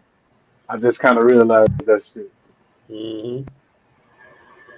Some shit that you can just be on the go with. Niggas love their pizza puffs around here. That's for sure. Like a motherfucker. Hey, what the hell happened with Trump? Why I keep seeing folk posts talking about he's supposed to be gay or something? Ah, I they think say that's he, that's. they say he I think groped. that's cap. Who they say he groped? Bill Clinton or something. Yeah, I think that's. Oh, Yeah, I think that's They taking it even further too than just yeah, groping, you know. Yeah. yeah, that shit's cap. I think somebody made some AI shit or something, and now everybody running. I don't believe that shit. I think it's okay. I real. ain't know what it was. I just seen folk making a post about it. I'm like, what the hell? Damn, I meant That shit was to funny though. ask Domo about did he see Margie Taylor Greene? Oh yeah, they beefing now, ain't it? Yeah, she done posted some shit up about Trump. How she been disrespected, her life been threatened, all type of shit. Folding. Some folk finna turn on that nigga. Yeah, you know, it was only a matter of time. They didn't like him in the first place. If y'all recall, shit, before he took over with the MAGA movement, you know, all the Republicans was anti-Trump shit. They just fell in line because they had to. He had the people, he had the voters. But That's what make all that shit so fake. yeah, now that it's over with, it's coming, you know, you can't run no more. When the farmers went Supposed bad to on them. destroy the whole MAGA party, but the bad part is going to take the Republican Party down with them for a little while. When he They, lost the farmers and shit, that's when everything turned. what say, Lou? I said when he lost the farmers and shit, that was the domino from there ever since and shit, man. The Maybe farmers. that's why they're trying to start so early to see if they can just go ahead and get anti-Trump now before these elections, so they can prop up another Republican, some outside of the MAGA base. They can separate from MAGA.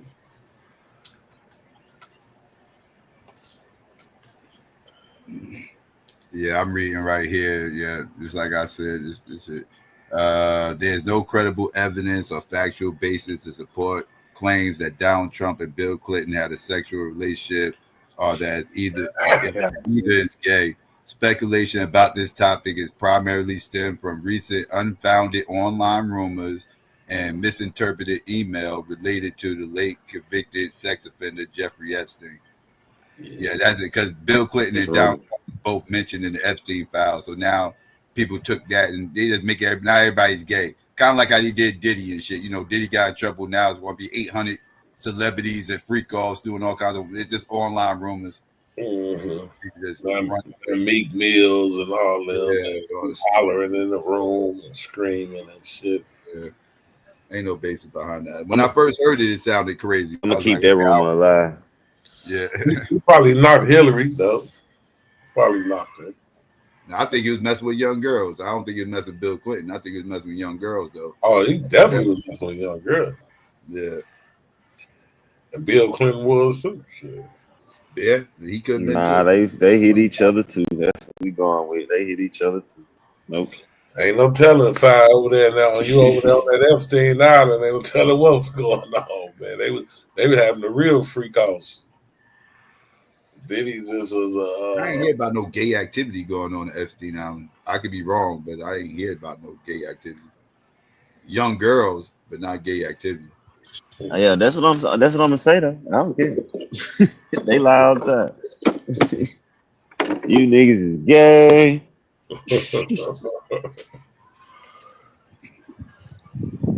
That shit that break my down my heart, bro. We find that shit. It actually wouldn't break his No, heart. when he It'll give him a defended, chance to actually be able to date the nigga he likes. oh Lord, he defended though. That's for damn sure. He'll all of a sudden become an ally.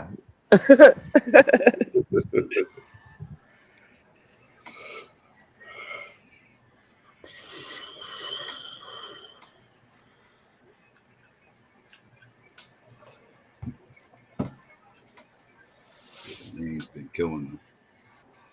Yeah, you already know. People gonna take that and run with it. Can't talk too much because Bill Clinton and the goddamn means with him. Shit, the rumor is he doing this stuff with a whole Democratic president.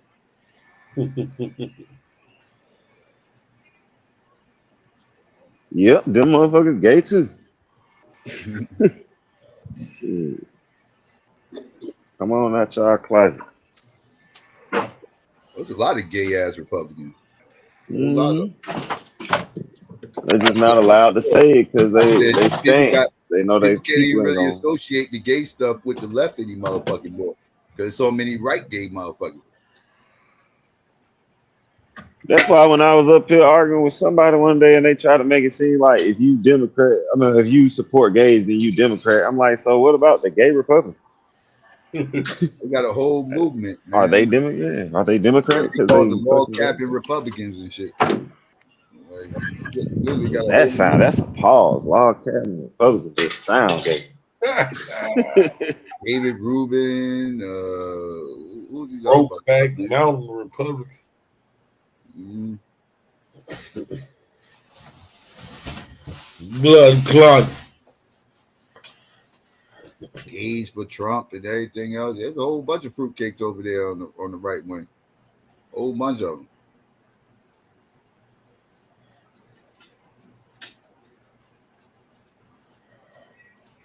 That dude who popped Charlie Kirk was a Republican and was fruity. Yeah.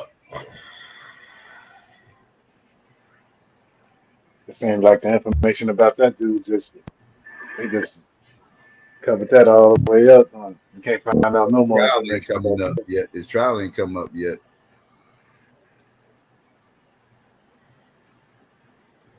It'll pop back up when the trial come back up. Them white people ain't letting that shit go. They made Charlie Kirk a moderate. They're not letting that shit Y'all go. said he gay? Charlie Kirk gay too? No, not Charlie Gay. The one who shot him. Oh, okay. Charlie was too, probably. I don't think Charlie Kirk was, but I question whether or not Nick Fuentes is. I do I question. He don't know did those look like a psycho little man. stud. I don't know those psycho. Like anybody with those incel talking points, man. It always raised my antennas, man. Because he definitely got a lot of them red pill incel type of talking points. I think that's more Nick Fuentes than Charlie Kirk. He's definitely. Point.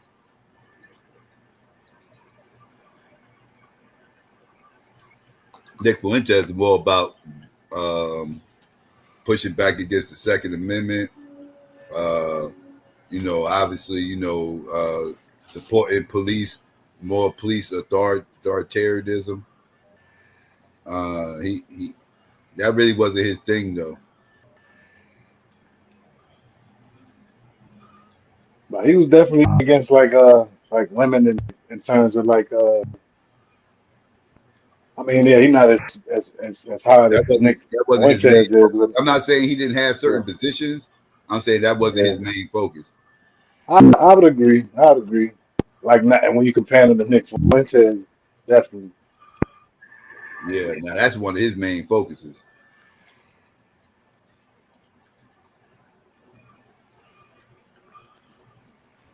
Why it seem like Nick Fuentes don't get no smoke? I mean, he was banned off the internet Oh, for a y'all minute, say he man. got banned on all social medias. Kind of went underground a little bit, man. But he still was steadily growing.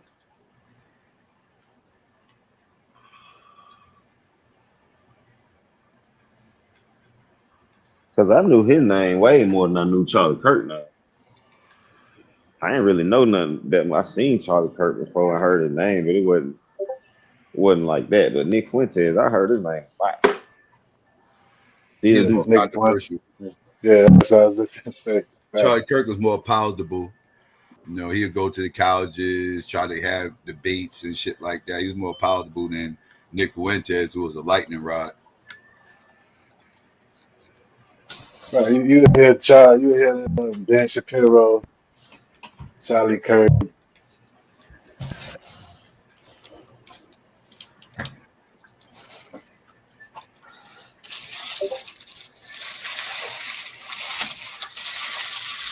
All these dudes are scumbags, though, man. Liars. Nick Fuentes and what's that other boy name? Funny voice boy. Other who? Other white supremacists? Yeah, he put you in the mind. I get him and Nick Fuentes mixed up all the time. You talking about Ben Shapiro? Ben Shapiro. Hero, yeah. Yeah. Mm, Yeah, he a small hat. All right, and yeah. those the ones that really be weird to me, like those small head radical right wing. Yeah.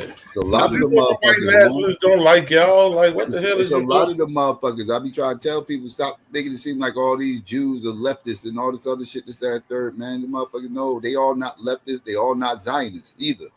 They all don't. Matter of fact, the same motherfuckers who's conservative don't support Zionism. Them Orthodox Jews. The motherfuckers are conservative, white wing motherfuckers, and they do not support Zionism. They against that shit. They push back against the whole idea of it. Like they got splits in their own community too. They not moving all as one. Stephen Miller, he another small head radical.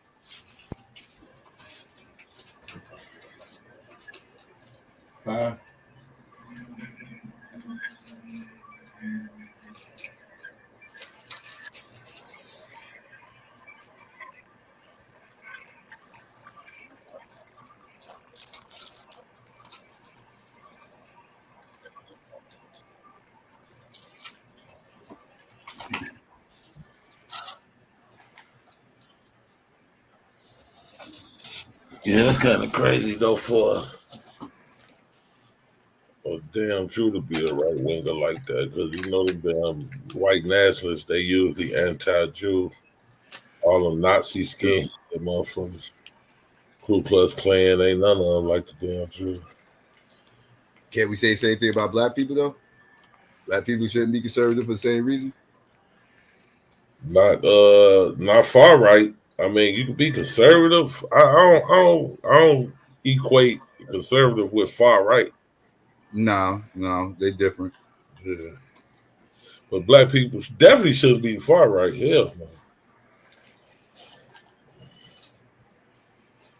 It's kind of like where the Civil War, like where the divide is at. But you talk conservative, the majority of black people are conservative. I would think. I say at least. Like the I divide need, that's going on in the Republican Party. That's kind of where it's at between need more parties. the Need more. Shapiro and Fuentes. We need more parties. Simple as that. We need a progressive party, a far right Tea Party. We need a moderate party. We need a libertarian party. Mm-hmm. We need a black party. Mm-hmm. We need all these parties. We need to muddy the waters and get rid of all this That's Democrat Republican shit. Retire both of those motherfuckers and uh, just and have a new motherfucking expansion draft. yeah. And just have about 5 or 6 motherfucking parties. Throw them out there and let everybody fend for themselves. That's a See what fact. happens. Oh, we'll never get what? That'll be chaos. Oh Oh, wait, oh wait. what they gonna You got do? all them different parties. Who the hell gonna get elected? Shit, the best man. The They're gonna have people, to have some runoff. I The have to where the have people majority, choose. runoff. the Where the people majority choose. gonna it's gonna be split up to who the most gonna go to. That's what we want. That's what I want. That's what I Yeah. want. I don't want Then it's this. You gonna know, lean like toward them. I don't want this thing consolidated to just 2 parties. That's when we get this little bullshit we got going on now. Where Yeah. we That's got to gonna pick a lesser of 2 evils. If we yeah, Mm-hmm. you you got still don't split we the think got vote the 5 or more 6 than it parties, is, bro. it's not you about picking still the lesser don't of 2 you evils. still It's don't all think the about money picking you for still don't power. think the money like you still don't think the money gonna win out no matter what anyway. Not just the money, the population. Like The we propaganda. we I think we Like that's That's weaken what our vote if we do that. propaganda gonna win out. That usually equals money, though. I feel what you're saying, Luke. the money probably will end up winning out. And see, and this the bullshit. That's why I say everybody's happy. People happy with the elites. People love the elites because they bow out. They bow down to the elites every time because ultimately the people make the decision. But Yeah, people are they happy bow with down because it's corporations making the easier. decision. If you have everybody's happy with these corporations making the decision instead of the people. Because it's easier. Mm-hmm. You don't got to do no, you ain't got to really do no free thinking. I agree. They don't got to do the heavy lifting. Yeah. I totally agree. I'm just saying, they say like, okay, you got all these parties, and then somebody win. The donors gonna still come back with that bread and get their way. Mm-hmm. Again, that means corporations are making our decisions. Yep. It kind of is, though. How do you counter that? Well, I say we got a uniparty right A now. populist movement. It's going to require a populist movement with a real, legit, genuine candidate that's looking to bust things up and start a movement. That's why everybody loved Mamdani because they think he could be that guy. I don't know if he could be that guy, but progressives sure think so. Mm-hmm. That was the same shit that they was talking when Obama Yep. got popular and shit, man. That's a fact. And the only problem with Obama and Mamdani is they still part of the uniparty. But then they got the same message and shit, change and Yeah.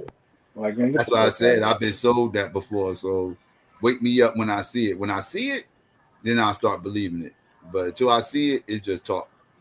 But I'm looking. I'll wait and see. Sound good when you're running for office. Sounds good. They But get it and don't do shit. Yeah, Well, we'll see. he gonna fall to the same shit because he gonna be needing money to get shit done. Uh-huh. The shit, the promises that he tried to get, Gonna have to he make ran on.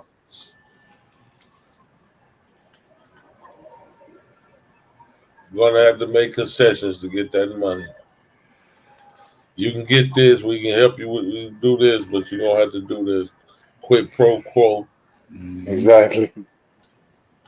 Yep. So for me, like, how would a black party look? Because we don't all agree.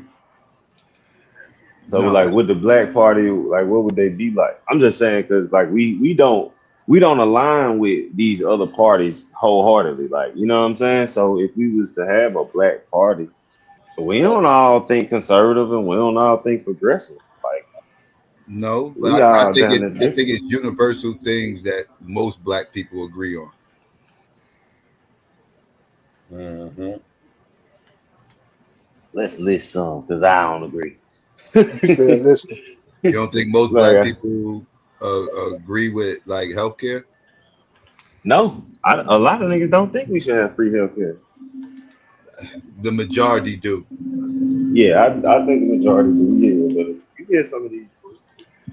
Yeah, I'm not talking about these loud minority online or whatever. Like they don't represent the majority of black people or voters, especially the voters. The numbers will tell you that.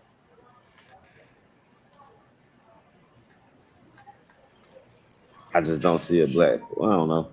I would love to have a black party, but like we just don't agree. Like wealthier black people don't agree with poor black people. The wealthier black people be saying some of the same shit the white folk be saying. And those are the people that wouldn't vote for the black party, and that's fine. Everybody ain't gonna vote for it. Most people ain't gonna vote for it, but that black party is there to keep everybody else honest. And some of these other parties might be willing to work with us for support. But again, it's playing the game. But you need multiple things in place because again, we only locked into these two things. That lessens our options. Like they pretty much got a monopoly, like a dual monopoly on everything. And that monopoly got to get duopoly got to get busted up. Ain't no duopoly, it's a monopoly. Uniparty. I'm coining that. That girl said the exact right shit yesterday on your presentation. Mm.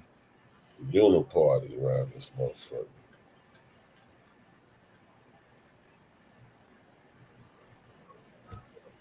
Yeah, I don't trust these two parties, either one of them. I just don't trust them. They simultaneously working together to get bigger things done, and these things are not beneficial to the people. It's beneficial to their pockets. It's beneficial to the donors, but it's not beneficial to the people. I don't trust neither one of them. I agree with that. I just think they got it sold up. It's like I always bring it up. It's gonna take breaking up the system, but ain't nobody willing to do that. So it's like That is what it's going to take. Yeah, right. But it's going to take the people to snap out of this shit and get fed up, and that's why I like seeing these parties fractured, because that's what it's going to require. These parties got to get fractured. It's going to take for these parties to internally see the fuck shit that's going on in their party and get fed up and decide to do something else, because like most people are not going to just flip. Now some are. You got some of the brain dead people that do that shit. I don't understand the purpose of that. But some people do the flip. But you're gonna have some people that don't. They hate the other side so much they not flipping, but they pissed off at their side. They realize that their side is full of shit, and those people ain't got no options, right? So they reluctantly still voting for the side that they're frustrated with, but they're doing it reluctantly because they're not going to go to the other side. But if they had another option, they'll leave that side too, and we wouldn't fuck with neither one of those sides, and they'll go fuck with the other side, the other option. But everybody feels like, well, what's the use? It's a waste. But no, it ain't a waste. Like, we make the decisions as people. I mean, we are the voices. We are the ones that's putting these motherfuckers in these seats. Ultimately, these motherfuckers who spending money, they only spending money to brainwash people. If we don't allow ourselves to get brainwashed, it don't matter how much money they're kicking in. It's all about our votes.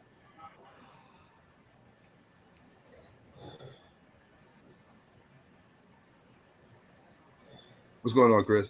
Yo, What's the word? man, this chilling, brother. What's going on, fellas? I can't call it. What's up, Chris? it's happening, Chris.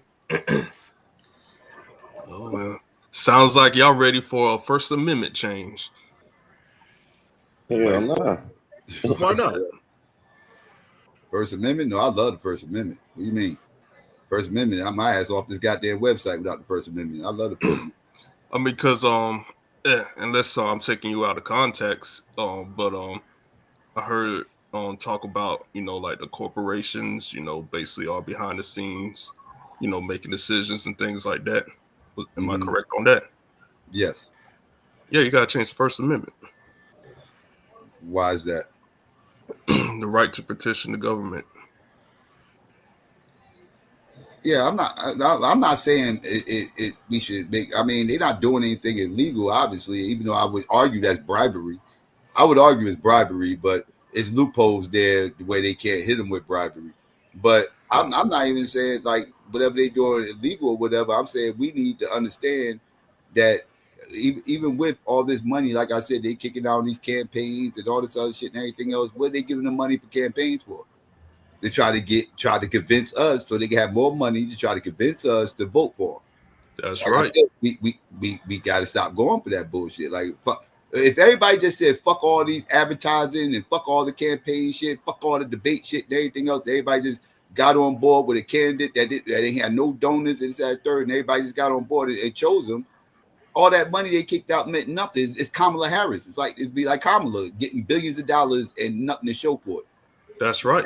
Like, why can't both sides have that same feeling? I want both of them motherfuckers to feel that shit. That's right. But don't you think nothing? Don't you think if you change the First Amendment and take away, have actual language in the First Amendment that businesses, corporations, whatever you want to call it, cannot have personhood? It will change things. I don't like taking away amendments. I'm not a fan of that. My thing is, once you change that, you're gonna have to go ahead and change some others. I'm not a fan of it. Well, gotta get active. Unless we tear that whole goddamn Constitution up, and then I was just gonna say this. Unless you want to redo the whole thing now, who's in control of rewriting the new one? Like I'm cool. Yeah, you I'd gotta rather have that hold them to the motherfucker bullshit apart, that they man. already wrote down. Or if not changing the Constitution, just put in the law that the business can't have personhood. I agree with that. Yeah. Uh, Yeah, you 'cause know. like I said, it's a slippery slope between bribery and what these motherfuckers do. It's a very slippery slope. And they got loopholes there to protect them from doing this shit. Mm. And then Psycho, I know you know this, that the founders they warned of a two George majority party Washington. system. George Yeah. Washington did. George Oh, it Washington was hated. George Washington as early as him? Yep. I thought it was like George Washington was against he was against trying to form a two-party system, and he was against being the king, being president forever or whatever. yeah. I didn't know it went as early as George Washington. That's new to me. I didn't know that. Yeah, he was against it. He was a Federalist, but they tried to crunch this. It was a bunch of parties back then too, Mm-hmm. but they tried to crunch it down to two. He didn't like that idea, so he supported more parties. And at one point, there was a bunch of parties. Like it wasn't Hell always this yeah. two-party system. This two-party system shit that we living under is less than 200 years old. Mm. And you know what's crazy? That's one of the things. Well, yeah, well, I guess you could say one of the many things that both Republicans and Democrats agreed on having the two majority party system because they make it hard for third parties to get in because third parties got Or to they just block draw. them out on purpose. Both of them. They form like Voltron, Yep, and they will squeeze out the other parties. Yes, yep, they will silence them. They did the Jill. They did the Jill Stein last election. yep. And they did to Bernie because I don't think Bernie a real Democrat. They did the Bernie too. Bernie bitched up. Yeah, yeah. He did it. Bernie's a socialist who votes Democrat. He gets on Democrat tickets, but he's a whole socialist. But that's why he had the momentum he had in 2016. Yeah, he had He crazy bitched moment. up and bowed out to the Democrats. If he would have ran independent, like everybody was wanting him to, and that's third, he could have won. He could have beat Trump. And the Democrats didn't want him to get the motherfucking ticket because they was all in on Hillary. Mm-hmm. They was all in Yeah, on they Hillary. pissed me off that year because he definitely was the one that could beat Trump Yeah, yeah, he'd have beat Trump. He at had that the time, especially. he had the momentum. The Birdie Bros were making a lot of noise online, and yeah, he he was leading the popular polls or whatever at one point in 2016, like early in 2016. Yeah, he had great momentum.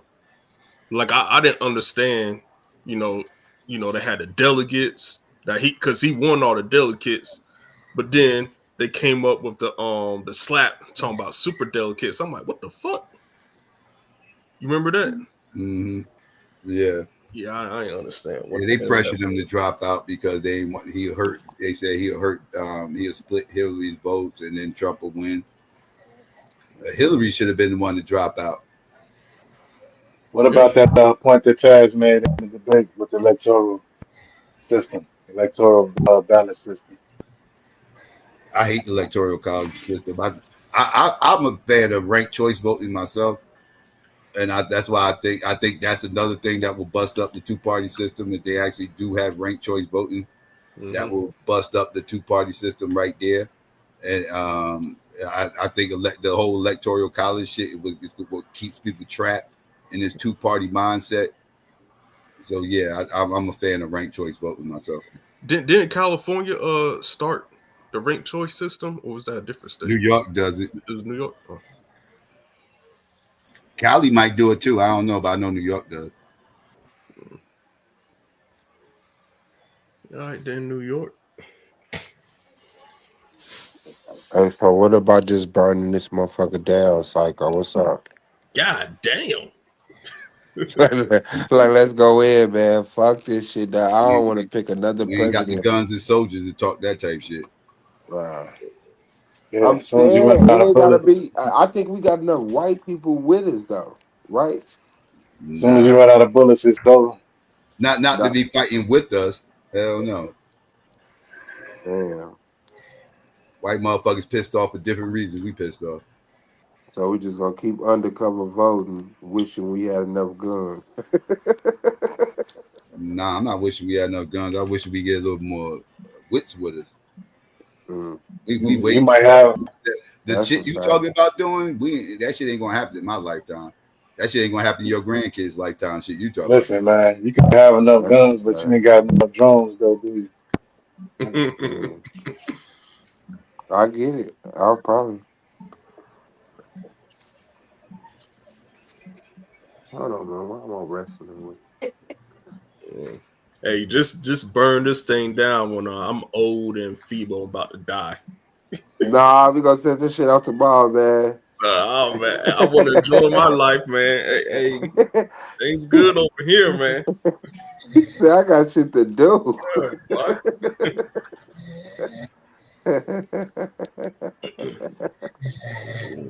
God damn, GQ. Shout out to GQ, man. That's GQ. Yeah. Wake your punk ass up. Feet is snorer.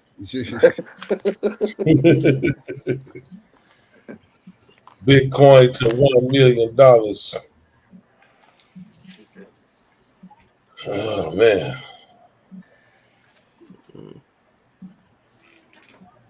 Yeah. I was having a good dream too.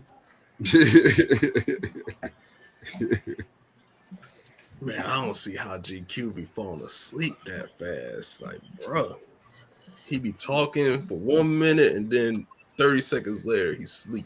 That's because you don't live the kind of life I live, Chris. You know, You got a sleeping disorder, bro. you live a conservative lifestyle, man.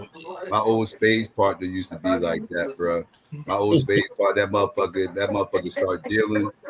Soon as he done dealing, the motherfucker That pick nigga up the heard fucking that card. shit. Soon as the motherfucker done dealing, he'll pick up the fucking Hey, cards. hey, fuck what y'all talking about, man. I'll tell that motherfucker how many books I got. That motherfucker snoring and shit. Hey, shout out to GQ. That nigga kicked right back online and said, you'll live the type of life I live. Hey, man, shout out to Chicago, dog. Everything I love, dog. You got us fucked up, nigga. I, Hell no. I had woke up right when he was like, that's GQ, right before Psycho played it. I had woke up. Yeah, that's a fact, dog. They say you don't live the type of life I live, nigga. Better down to something greater than yourself.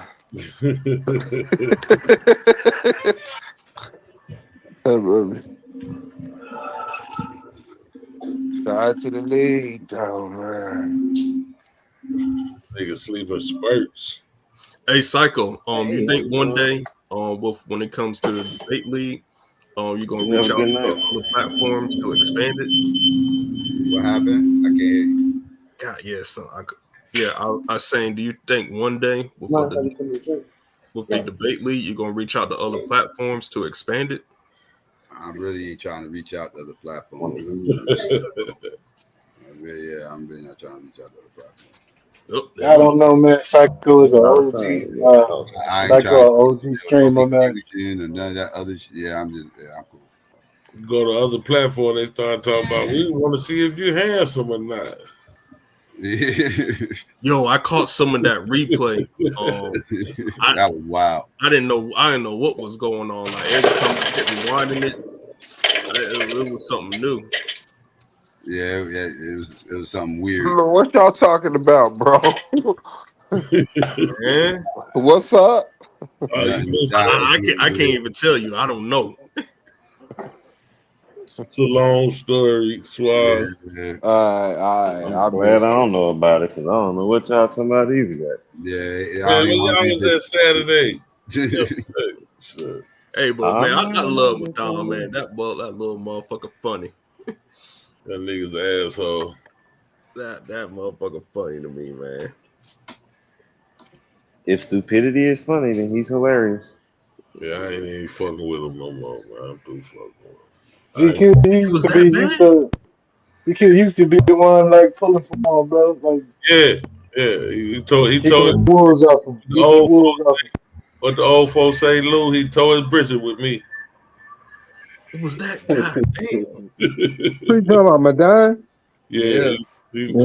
he tore his bridges with me yesterday. I can't tell. I can't take it no Yeah, he is slime ball, dog. more. The hell I miss GQ. I Yeah, think you he want was, to yesterday? He's a fight. yeah, I think he was around yesterday. We talking about Yeah, I see. You seen what happened? when he put him on Nah, I that wasn't here.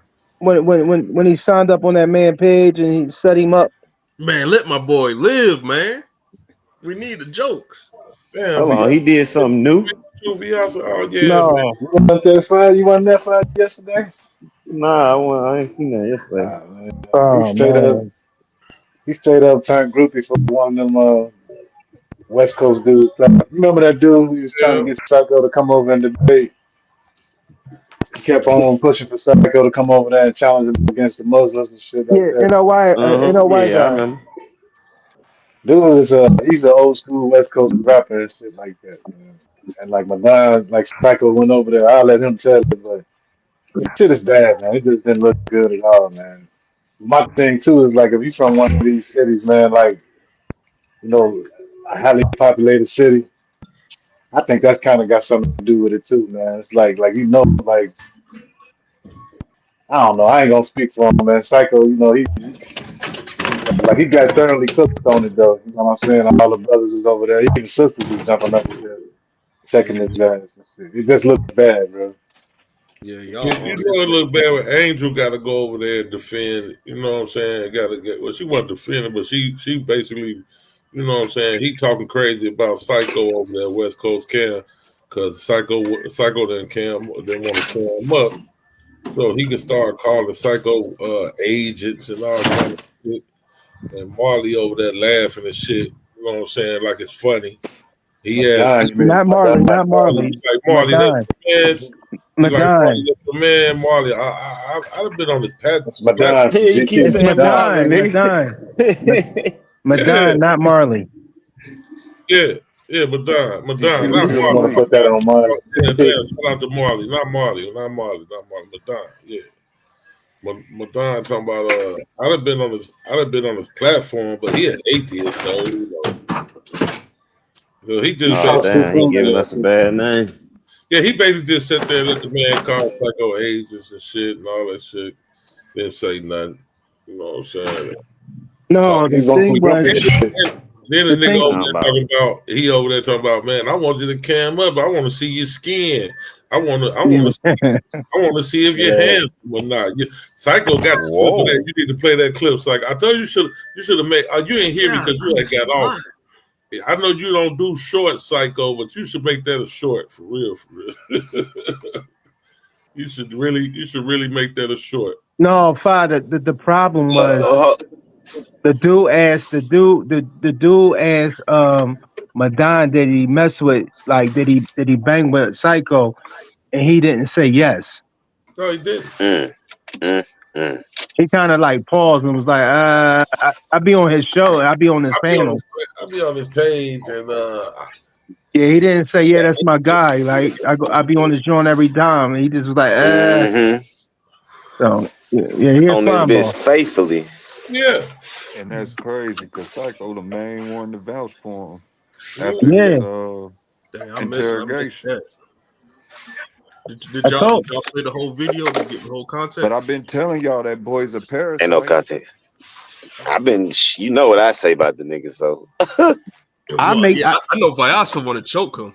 Yeah, he's just a shithead, Um, man. Like I I, said, man, I told you, I make Nah, that Chris, nigga. it ain't If that I was Psycho, I serious. make that nigga cam up every time now.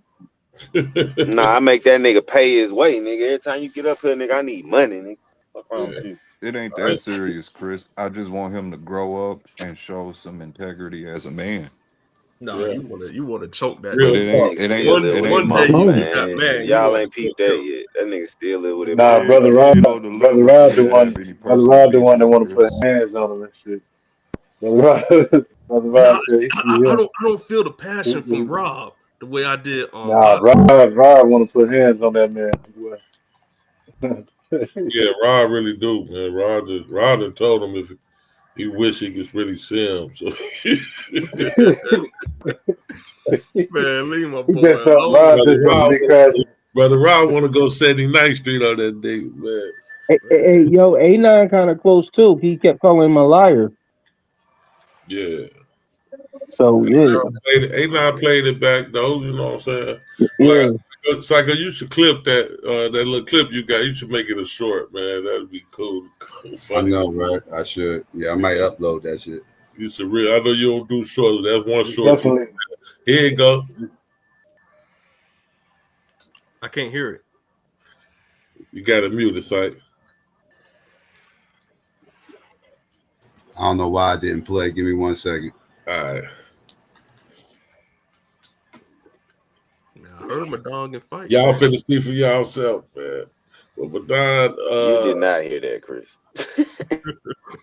y'all finna hear it. Though, but yeah, Madon just he just went out like a weak ass sucker, man. That's all I see, man. He's like a weak ass nigga, man. I don't like that type of shit right there. No, Man, that's Even if you don't fuck with him like that, all right, there you go. Yes, You ain't surviving that no hood with that shit. Give me 1 second. I got real. All right, I ain't gonna sit up there and let you call it. Like even if I'm even if it was Domo or Arthur, who I'm always arguing with and shit, I ain't gonna sit up there and let no nigga on another platform call it no agent, and I'm gonna sit up there laughing and shit like it's, you know what I'm saying, like it's fun. I'm like, hell no, ain't no motherfucking agent. Facts.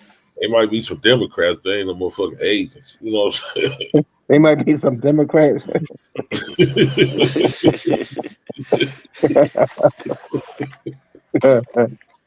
yeah. The Madonna served you up, bro. Yeah, he'll line you up, bro. For real. That's what he's trying to do, line him up. But I told you, GQ, that young man don't have no integrity, and he older than me. You been calling it. Wait, how old is Madon? Almost 50. God damn. He ain't that old. 47, 48, something like that. Nigga, almost 50. Oh, I thought it was down the Hey, line. Chris, hold up. Why you say goddamn like that though? Yeah, because old. What the fuck you mean that's old? Chris young as hell, Blue. Yeah, man. I ain't gonna never get old. Chris young as hell, Blue. Oh, That shit is. He said goddamn like somebody says Madonna was 70. Yeah, Chris like 32. Because in Chris' mind, he thinking he 23. I wish I was 32. I'm 36. Because of the way he acts. Yeah, you right there, The way boy. he act, you would think Madonna in his 20s. You wouldn't expect him to be damn near 50 acting like that. Oh man, I get when the I shot was Chris 20, just man, had. like that shit, just the way he moved, man, he'd be getting sucked, man. My folks would be knocking his ass the fuck out, bro. Like, I mean, that kind of behavior, bro. Like, you ain't if you getting too scared far. of me, then if you scared to show your face, Like, where I'm from, acting like he acting, bro. whatever you got to say to me, then hey, that's just coward activity. I know you wish you could say something, coward. You just don't want to have a conversation. That's the coward activity. No, that's grown man interaction. I want to see if you got bad skin. I want to see if you're overweight, out of shape. I want to see what you look like. You might be a handsome cat. I want to see if you got bad skin. I want to see if you're overweight, out of shape. I want to see what you look like. You might be a handsome cat. You might be a handsome cat. You might be a handsome cat. You might be a handsome cat. I know you wish you could say something, coward. You just don't want to have a conversation. That's the coward activity. No, that's grown man interaction. I want to see what you look like. You might be a handsome cat. I want to see what you look like. You might be a handsome cat. You might be a handsome cat. You might be a handsome cat. Now, who's hot, who not? Tell me who rock, who sell out in the stores. You tell me who flop, who cop the blue drop, who jewels got blocks, who mostly doji down to the two drop. The same old pimp, mace, you know ain't nothing changed but my limp. Can't stop till I see my name on the blimp. Guarantee a million shells, pull a level up. You don't believe in Harlem World, nigga, double up. We don't play around, it's a bet, lay it down. Niggas didn't know me 91, bet they know me now. I'm the young Harlem nigga with the Goldie sound. Can't no PD, niggas hold me down. Cooler, school me to the game, now I know my duty. Stay humble, stay low, blow like Woody. True pimp, niggas spin no dough on the booty. And then yell, there go Mace, there go, you cutie. I want to see what you look like. You might be a handsome cat. I want to see what you look like. You might be a handsome cat. You might be a handsome cat. You might be a handsome cat. Yeah. I will never in my life hear Fruit of Islam again now. Yeah. Ever. You might be a handsome cat, man. Nigga. The fact that I might be handsome is more reason why I ain't camming up, nigga. You looking for that shit. The fuck? Maybe I want to see what you look like. You might be a handsome. Want to Wait a see if you got bad skin. Like he Like, ain't all even right, bro. he As ain't a even do matter of the fact, I don't want to come on your platform. he ain't even do the fake drawing. Be like, you probably ugly. Like, you know what I mean? Like you said you might be a handsome cat. Damn, He ain't even dog. bring it in for the female. He could have said, "You might be a handsome cat. We got some nice females on the." You know what I'm saying? He like I this is want to about you, look sir. like you. I want to see what you look like. You might be a handsome. Yeah, you might be overweight. You might have bad skin. Like Oh, he ain't even you're say you weird. might be white. So He don't Madon care. didn't Just need to be attractive. Yeah, Madon that's didn't defend Psycho in any way, shape, or matter. I'm pretty sure he didn't. Nope. I was asking, did Madon defend you in any way, shape, or matter? hell no. No, not really. Not really. Oh no, he probably told nigga, well, he is handsome. You really asking that? But I mean, Chris.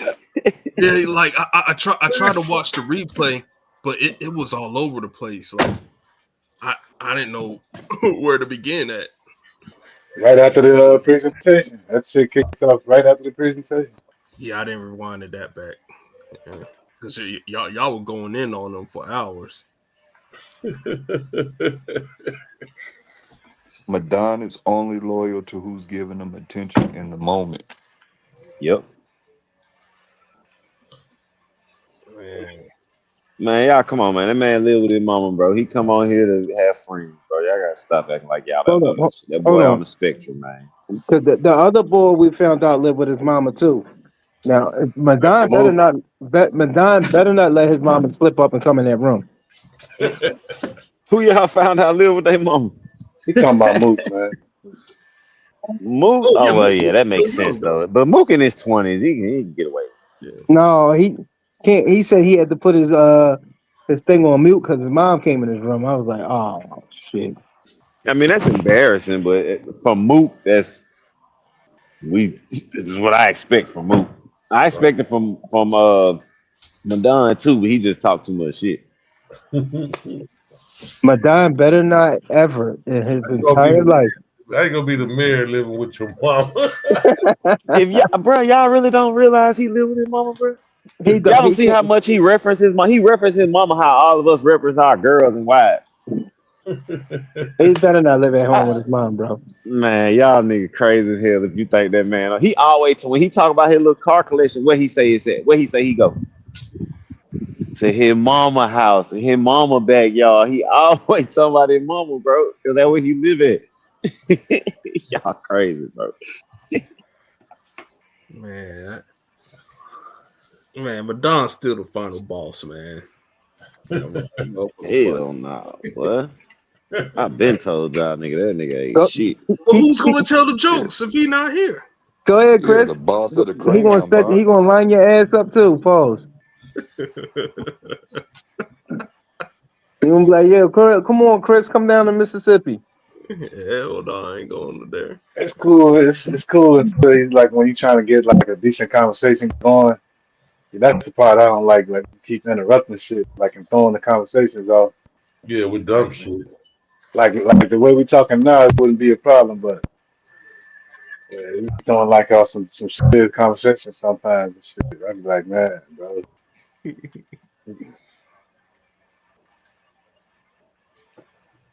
Man, dang, man. Y'all done ruined my laughter, man. What do you say? Get him here.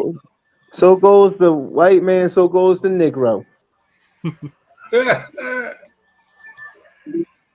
Yeah, Madon crazy, bro. If I find out he live at home with his mom, I'm never gonna let that in.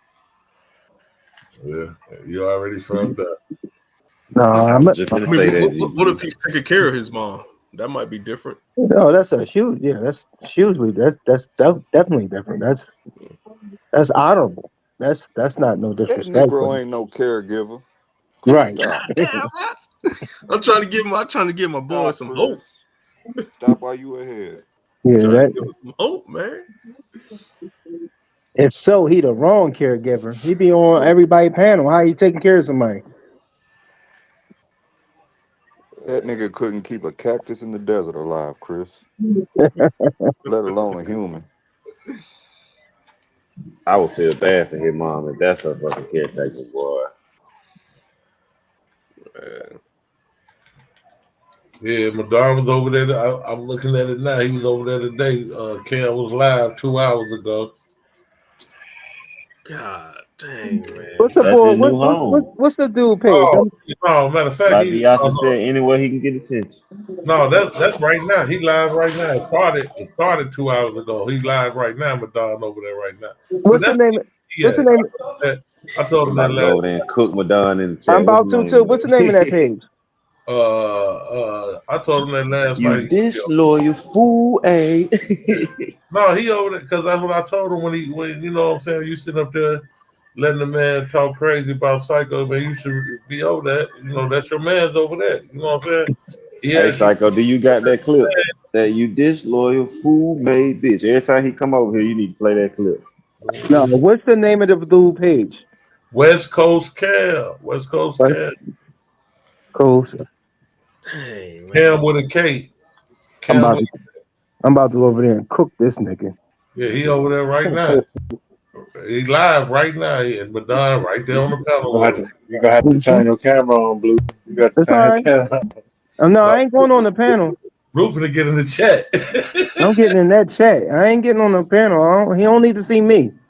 Yeah, cause you might be handsome to I might be handsome to that nigga. I don't want to be handsome. him. I don't want him to say come back. Subscribe. Let me see. Come on, Brother, yo. where you been, brother? Oh, It's he time to is live. talk. Farrakhan hasn't spoken public. All right. Let's see. The nation needs you, brother. Is Madon name the same Madon Kemet in this bitch? You see, look up at the screen right there. You see Madonna as right his avatar. He right up there on the screen. It ain't but three Yeah, people I'm in looking at it. He Yeah. right in the middle. I see that In the little middle of bitch them ass two nigga. men. His favorite place to be.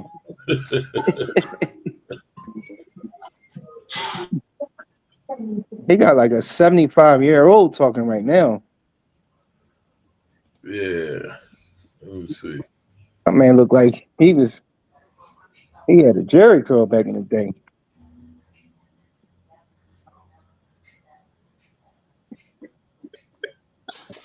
I just had to type in the chat. Grown ass men still believing in fairy tales.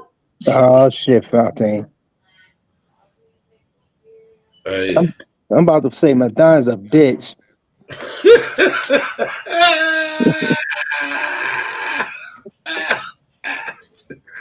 That's funny. You know when Madonna see my name in the chat, he gonna be triggered.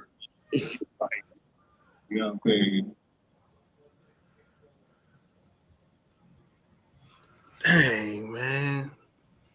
Not a good look, Madonna.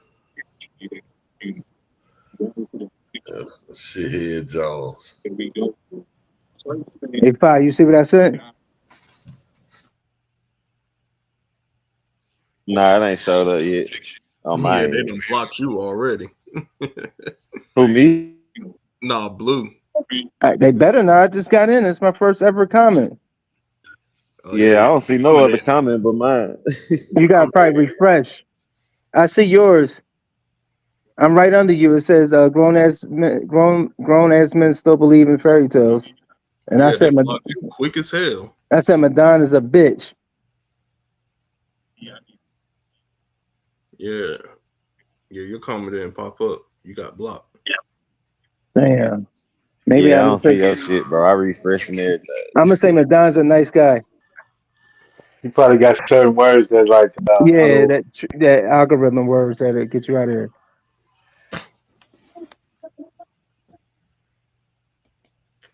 Dang, man. I'm gonna say we live.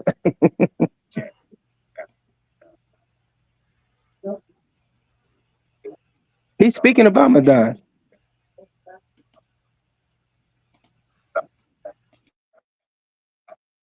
They call him a sucker, Blue. It just Call him a showed that sucker. one where you said Madonna something else. It let Okay. that one post, so they must be approving and not approving. But I ain't even spell bitch out like that. Sometimes, I mean, sometimes the host be blocking certain words like you can't put in the chat. I need that little sucker to get the fuck on here. Who this old ass nigga you talking to though? Fairfax has spoken publicly in almost 2 years. Look who's delivering his message today. Who delivering his fucking message today?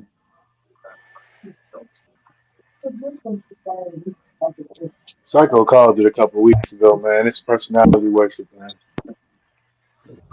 Yep, he so shit did. And that's what Madonna does.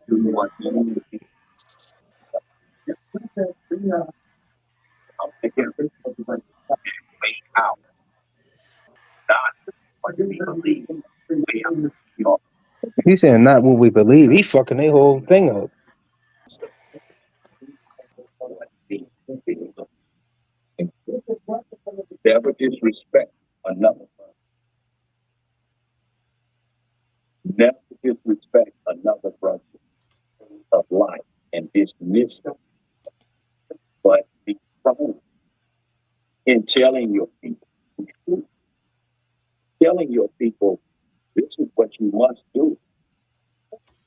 So this dude stand on the Quran or something?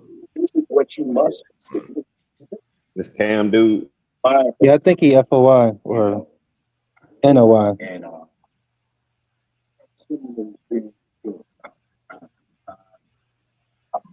You know, I'm completely against the NOI. I do not like them motherfuckers. I just seen RZA Islam lying ass old pseudo ass on Math Hoffa in the barbershop again with Math Hoffa. I'm like, bro, I Yeah, wish like you would I stop say, bro, platforming. he right there where he should be at. Never Man. ever sue the driver who crashed into you after a car accident. He right there where he should be at, man. Pseudo.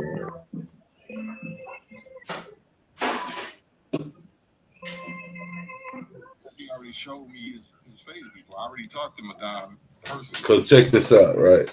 Now, there's any of us over there on anybody panel, and we hear a motherfucker saying, What about you? You ain't getting no run over here. If you can't do points, I disagree with Don personally. Okay? But You sound like a female. all right, check this out. You know how to hear. Yeah, man. So anyway, that's your people, right? Well, I'll be on this panel, man. I'll be on this panel. He's atheist. He disagree with a lot of my viewpoints. I disagree with a lot of his, and you know what I mean. And he be having smoke with it. You ain't getting no run over here. If you can't show your face one time just to verify your ID. Now, any of us that's up here, we on that. We was on that panel. They said that, so that's your people's right. What you say? I'm like, yeah, bro, I fuck with bro. Yeah, that's my people, That's my man. nigga. Yeah, that's why You said it about Psycho, you said it about Cube, you said it about Brother On, you said it about Garfield. I'ma always say, yeah, I fuck with him. Yeah, I fuck That's with why I him. spend my time at. Instantly, without a thought, yeah, that's my people. That's why I asked him to come over here. You know what I'm saying? That nigga, I'll be on his page. We disagree. He an atheist though. Viewpoints I disagree with. He ended with like, but I fuck with him though. Be on this panel, man. I'll be on this panel. He's atheist. He disagree with a lot of my viewpoints. I disagree with a lot of his, and so what? You know what I mean? And he be having smoke with it. You ain't getting no run over here. Sound like a. Then, oh no, this is what I wanted y'all to hear. This one I really would have definitely said you something. Can't show your face one time. We don't want to show his face. That's the ultimate coward shit. Okay. That's the ultimate yeah, coward. You hear Madonna laugh. I wouldn't even let a nigga call me a coward. I'm on social media trolling or CIA. Call that man a coward. Yes. Yeah, troll. CI or something. A CI. Otherwise, you would show your face. And when I ask you why, I got my reason. Yeah, you a CS, you a CI, confidential informant, confidential source. That's why. Yeah. You hear my dime. I read minds too. Yeah. Man. But yeah, you know, the brother, he be having smoke for the NOI, so I'd be like, No, he don't. You gotta show your face to have smoke. That ain't smoke. And look, and That's smoke fire. That's fantasy football, nigga. That ain't no real person. Yeah. You think that shit funny? Oh man. Why would I enter?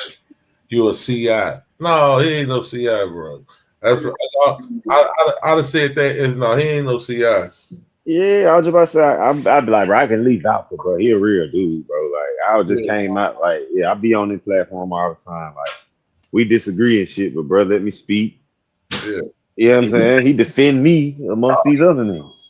But the crazy thing, like looking at this dude, I'm definitely pushing back on that CI shit, that CS shit. I got to push back. But The coward shit and the CI shit. Looking at this dude page right now, Madon's picture ain't on, his camera ain't on. No, his camera ain't on. That's what Psycho told him. Madon camera. Well, I know Madon. I know Madon personally. That's what they got a personal. I was just gonna say they probably got a personal relationship. Yeah, I bet. Little freak he didn't say nothing when he called a man a CI. He ain't have enough balls to say no, man ain't no CI. You know what I'm saying? That's why I told him that night. Nah, well, that's your people, man. You know, he asked you what Psycho your people. You ain't say yeah. He your people. You should be over there with him, man. You see today where he at over there with him.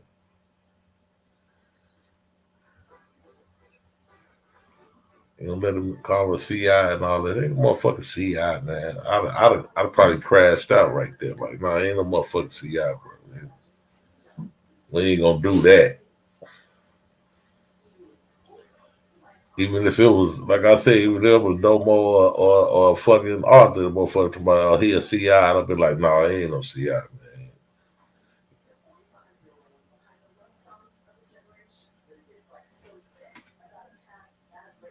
And then Andrew in the chat, she said something. He trying to get her to come up there and cam up.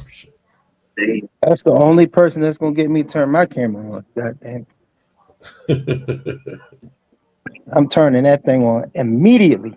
Mr. Blue, turn your camera on. Okay. No problem. Then my dog had the nerve on here last night to try to challenge her. Why you didn't come up there when he said come up there? Why you ain't come up there when motherfucker you up there? Why you ain't say nothing? Why you let them call them cowards and CIs and all that shit? Fuck out of here. You gonna challenge her like she supposed to came up there and put on a show. Oh well, you know he gonna challenge a woman. That's what he good at. Yeah. Yeah, we can. And I tell you, he live with his mama. That's why he hate black women like he do. Because his mama don't let him get away with nothing, bro. You know what I'm saying? But Don, clean your room before you go to work now. Your rent take that trash out before you go to work. The rent due. I need your half of the rent. Fuck you, all man. That, man. Look. Turn that dumbass music down. Turn that stupid ass music down. That's like, I don't see how you gonna hate black women and you live with your mama. You supposed to love them. Shit, the motherfucker got a roof over your motherfucking head. You right by any means. Madonna still mad at Psycho about the interrogation. He should be mad at his stove. Facts. You don't got nobody to blame but his damn. That's what I said. Like, you defended the whole pedophile and said that man was a good man. And when that man said what he said about the bro showed you on every day, you couldn't even say the same thing. Nah, he a good man. Now listen to what you just said, Blue. He did what? He defended what? Petty. But when that man called Psycho a coward in the CI, wasn't no defense, right? No, not one defense of saying, "Come on, he a good man." No pushback. No pushback, man. That's what pisses me the fuck off, man. No, Psycho better than me because every time he came up over here, he had to cam up. Turn your camera on, Madonna. Every time. I'm put him on the spot. We gonna see your mama coming in your room, motherfucker. Yeah, facts. I want to see his mama. I'm gonna go holler at his mama and kick his ass out the house. Madonna, who you talking to again? Mama, I told you not to come in the room. You dirty fire. You gonna holler at the man. You'll holler at the man, mama, and kick him out the house. You don't kick them out. You just make them go cut the grass while you drink something and Nah, watch. your ass gotta get out. It's time to grow Walk up, around the nigga. house like Vin Rames on Baby Boy. Yeah, but you want some eggs? You want some pancakes, little bro? Make them read your book every night. Tell him about the guns and butter. Facts, be awesome. What chapter you on, nigga? I need a book report by the end of the week, bro. Right. Get that done. Or you ain't getting on no YouTube. No YouTube till you finish that book report, boy. No PlayStation 5 either. That nigga do not have a PlayStation 5. He got a PlayStation 3. Oh, Beyonce, make him read your book here tonight. Yo, he got the same picture. That shit is funny, yo. This nigga is crazy. I swear to goodness, I found out he lived with his mama. It's a rap for him. It's a fucking severe rap. Anytime he say something like, yo, did you ask your mom? Living at home with your mom, you 50. That's crazy. Now, Chris, like you said, if he taking care of her, it's different. Man, I hope so, man. Hey, man, I ain't got nothing to laugh about no more, man. Y'all done ruined my laughter. About to call my mama tomorrow and be like, shit, I'm trying to move in, mama. They said 40-year-olds can live with their mama now. It's cool. Shit, nigga, I need somewhere to lay my head. You already know the answer to that one. Oh, my mama let me move in with her. My mama be She like, say, come on, baby. Especially if she get to split some of that rent too. Yeah. No, I'm already like, come on. You ain't got you ain't got to go to the store no more. Not everybody, mama. Shit, most of. I was bad. My mom kicked me out. She said, "You got to go." Yeah, but that was 20 years ago. Nah, shit, 20. My mom said, Yeah, "Yo, you got to go live with your father." So, all right, fuck it. He just said, "Look, just make sure the fucking dishes in the house is clean." All right. Shit, I can go live with my daddy too. His ass be like, come on in. Nah, I'm just the favorite though. Everybody let me come stay with them. Nah, I'm too old.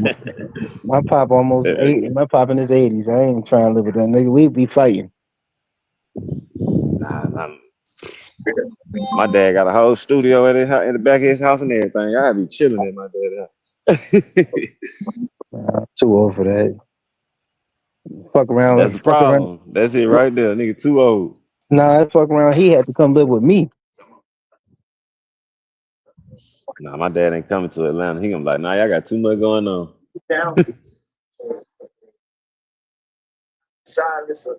My pop do gotta get out of Philly though.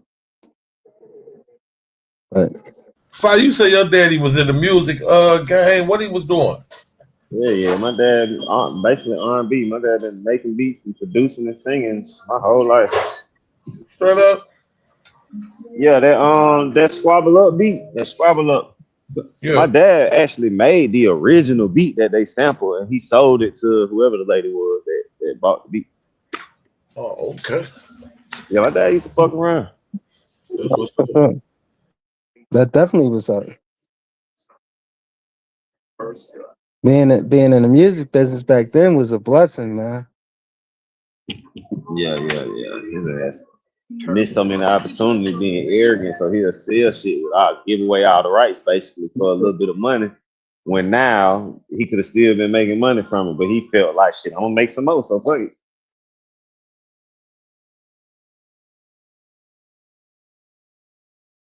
Your peeps, your pops from out of the West Coast or? Nah, my dad originally from Patterson, New Jersey. Jersey? He stayed in Augusta too. Yeah, he I think they left and moved to Augusta when my dad was probably like 16, 17. Augusta, Georgia. I talked to you about that. That's right. Wow, Augusta. I ain't been there in years. Yeah, Augusta cool, man. I fuck with Augusta. I They ain't get been crazy there. down there too. Yeah, I ain't been there in years, man. The joint I was telling you about when my cousin he owned a club down there and shit. My my father's brother married a German white woman, and they produced my cousin's name Billy William Blue, and they own the club I told you about. Shit, I just had it in my fucking mind. Club Velvet down there in Augusta. Now, I've been to that. You been to Club Velvet? Yeah, I went to that before. Yeah, that's my I've been going to people. Augusta for like 20 years. Yeah, like I told you, Billy Blue. That's my cousin. Tall, light skinned fella. He about 6'4". But yeah, I haven't been down there in years, man. And like I said, they do a New Year's party every year, so I might make it this year. I'm not sure. If we on the stream and I'm coming down, I'll let you know. Hell yeah, because I drive down to Augusta a lot, just for a weekend trip type thing. Yeah, they doing it well down there, man. It was just too slow for me, coming from Philly at the time, coming down when they was in Augusta, and this Hell wasn't. yeah. It It was was it too was slow for too me. yeah, it was too slow. I Yeah, I liked feel it you. because yeah, I liked it because my aunt, she was just like I'm her favorite nephew, so what I mean, when I got down there, I got whatever I wanted. So but yeah, I haven't been to Augusta in years. See, when I was young, I just used to go visit my cousins and shit down there. 'Cause my dad stayed in Florida at the time. But when I graduated high school, my pop moved to Augusta. So I went down there more when I was an adult. And that's when I actually was in the city seeing what was going on for real.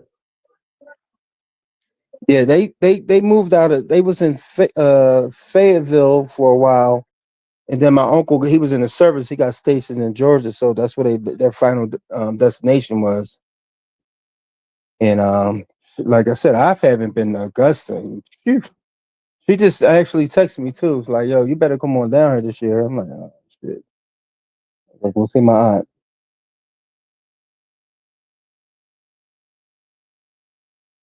But yeah, the South. I didn't mind the South. I do like the South.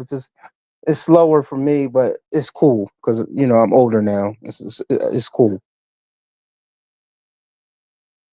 Shit, it's good if you into real estate too. It's a good time to be down there catching some houses. They got some land and some houses, and everybody being pushed out of Atlanta. So all these surrounding cities gonna start getting some more people. Yeah, yeah. Yeah, yeah. And they prices haven't gotten so bad yet. They still got some bullshit prices too, but not that much. No, I was just looking, and like I was telling y'all before, I know no people don't want to probably move down there, but Cypress, Texas, they got like 5 bedrooms for like 330. I'm like, shit, on an acre of land. I'm like, hold up, 330 on an acre of land? That ain't bad.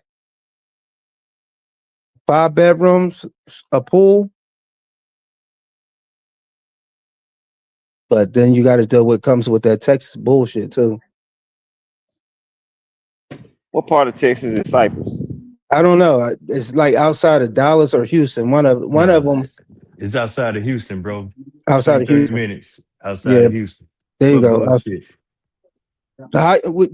What you think about them? You seen anything down there? I'm in Houston. Well, I'm on the outskirts of Houston. Right. So what you think about moving to Cyprus for some people in the chat? Yeah, I'm in Cyprus. Oh, okay. So it's good then. Yeah. Okay. Well, there y'all have it. And they giving away houses down there, ain't they? Well, compared to where you at from the East Coast, yeah. Cause I see it. I'm like, whoa, 335 bedrooms? Well, they That just ain't had these prices down here is so weird because it's some houses that's like you blow, that's a steal, and then it's some that's like, because I just seen one 3 bedroom, two bath. It was only a one floor. It was nice, You know what I'm saying? But it was like 220. I'm like, That ain't No, bad. no, yeah, it's it ain't saying. horrible, but it's like it was so small to me to be Hold on, 220. No, you gotta look at that shit like the Monopoly board, man. Blue up there, Mm, Delaware, Maryland, Right. that DMV. You gotta treat that shit like the Monopoly board. You come down 95, price is gonna go down. Yes, no So, doubt. mm-hmm. No doubt. but Like it's So three definitely. bedroom, two bath for 220. That's good for y'all. that ain't bad. In Atlanta? And down here, that used to be like a 180, 160. Yeah. Yeah, but that's still like that's not that ain't too bad. That ain't No, that no, no. ain't That's why I say it ain't horrible. yeah, that ain't bad. It ain't the rest of the market. Like Hey, for us where we at now, when I first got down here, I got down here in '09. I think I paid like 275 for a 5 bedroom, half That's crazy. acre, half acre, 3 baths and all that nonsense. Now the market, I think my property just got appraised at 605. Mm, So so I can take that difference and move to Cypress and pay off a whole house mm-hmm. With that equity, yeah, and have no mortgage. So that's what I'm looking at because I'm going into retirement. Like I said, I got another 5 years and I'm retired. So I don't know. It depends on the wife and the kids and it's a lot of shit I still got to deal with. But they grown, so they hey, want they want to stay up here. Here go a little bit of money, but you can visit us and 275 to 600 though, bro. That's good. oh hell yeah! That this market boom, bro. Like I was so the biggest town to move down here was Middletown in Townsend. And when we first came down, my wife was like, "Yo, no, let's check this out." So we went further south. So you go across the canal, it's cheaper. So you get home $40,000-$50,000 cheaper. So we just moved to Smyrna. It was nothing down here, but what I mean, for like 279 to now 600 something $1,000, I'm cool. I'm cool. We got upgraded schools, all that. So I live in a cul-de-sac. I got an elementary school around the corner, a high school around the corner, and the middle school. So for a family moving in here, it's epic for them. Just got to do some little minor upgrades, put a deck out back. That might increase the property value a little bit more. You can have it. So I was listening to Madon talk over there, right, for the last few minutes. That nigga ain't cracking no jokes. He ain't got no rhymes to say. He act like he got some sense over that motherfucker, bro. And Madon has been over here trolling the shit out of us, man. That nigga been over here straight fucking trolling, bro. That nigga over there act like he got all the sense in the world, man. Man, y'all don't hurt my dumb feelings, bro. I swear, bro, that nigga's Good. not. He ain't over there man. talking. He ain't Dang. over there being funny. He ain't over there. He ain't over there with no rhymes. It, That further lets us know he just be over here being a distraction. Yeah, just over GQ, here trolling, bro. Hey, did GQ, Blue leave? I think GQ. he Yeah, It's fell because off. his mama in he the fell living off. room He'll with. be back. What you say, Okay. It's because Diaz? his mama in the living room right now. Mm-hmm. He can't act up. No, that nigga just don't. He just act stupid over here. Yeah, he respect that because that nigga is repping the nation or whatever. Hey, so he gotta West act right. West Coast Cam melanated. He over there at West Coast Cam. That nigga over there behaving like a motherfucker too, bro. He I probably got a crush on that listened to nigga. that nigga for like 10 minutes and he ain't interrupting nobody. And when he do say something, he ain't cracking no jokes. He saying shit that got something to do actually with the conversation. Yeah, you should your ass should be over. That's what the fuck you supposed to be at, dude. You just was over here on bullshit. I just peeped that whole thing. The nigga voice ain't even the same over there. He come over here for comedy hour, thinking he motherfucking come over here on this Rudy Ray Moore shit. Real That's talk. because we entertain that nigga. That's why I won't need to entertain that nigga. Mm-hmm.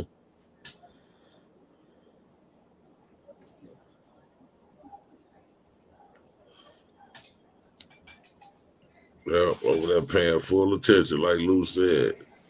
He ain't interrupting shit. And every time that nigga say something, he talk with some sense. That's why I don't be knowing about these platforms till y'all say something.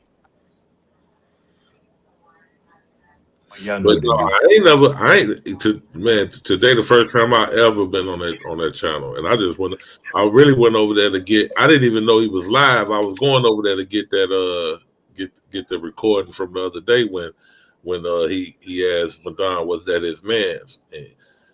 And he said that shit, and he's saying that CI shit. I was just going there, and I just when I went over there, I see he was live, and I see Madonna Avatar, he up there. You know what I'm saying? So after I played that for y'all, I just went back over there just to see what the conversation was, see what Madonna talking about, and that nigga over there ain't with none of that coonery fuckery that he be doing over here. Man, he over here like it's fun and games and shit. That nigga so flawed, man.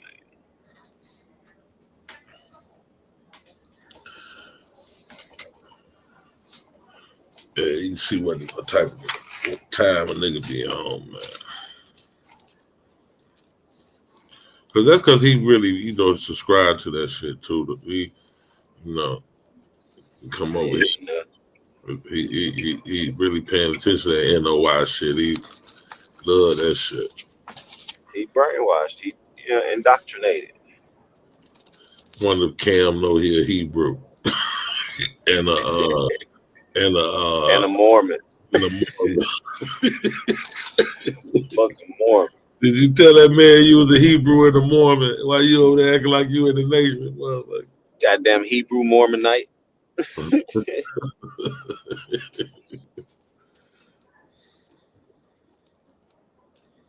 I swear, bro, them Israelite niggas mix up everybody's shit and be like, yeah, that's us. Yeah, that's us too. You see that? They got Yah at the end of their name. Man, I ain't fucking with none of that shit, bro. That shit is all them cults is crazy. Even the Christian cult. I gotta say, man, God, I believe in God. I know you don't fly, but I believe in God. But I don't believe none of them, and I don't rock with none of the boxes that they try to put them in. That's what I used to say when I was a believer, was that how can you even try to explain God? That's y'all problem. Right. That's the problem. That's the unexplainable, nigga. Stop trying to explain it. Right. Trying to tell me this what he doing, this what you don't know, motherfucker. Shut the fuck up. Shut up.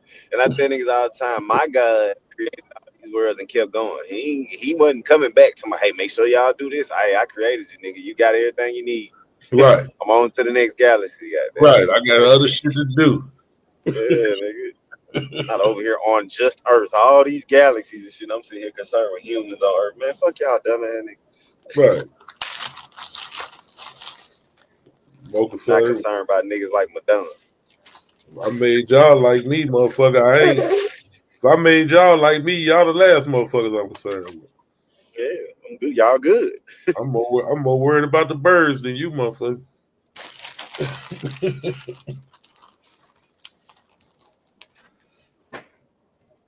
I don't know. Just for me though, like a God concept literally don't make sense when you look at everything that we studied and found out. Like you have to inject a God. Yeah. Fire, you a whole heathen. Yeah, he a heathen, but grandma, yes, a whole yeah, him and Psycho, they heathens like a motherfucker. But grandmama told me what God was, and I believe her. And it done got me through a lot of hard times believing in God. My grandma told me a lot of shit. Yeah. safe to say, as I got older, some of that shit was wrong. You a rebel, so you rebel. Hey, Grandma, I love you to death. You was wrong about some of this shit, though. The shit you was right about, I'm gonna stand on it. The shit you was wrong about, yeah, what they say, I'm gonna stand on your shoulders and let you know, yeah, you was wrong, Grandma. It's fucking wrong. Now, my dad, Grandma, like, I really do think we have native in our lineage from that side, but I still be arguing with my cousin, like, yeah, no, we're not native, nigga. Like, that nigga be sticking to that shit. Like, bro, we ain't no fucking Indians, bro.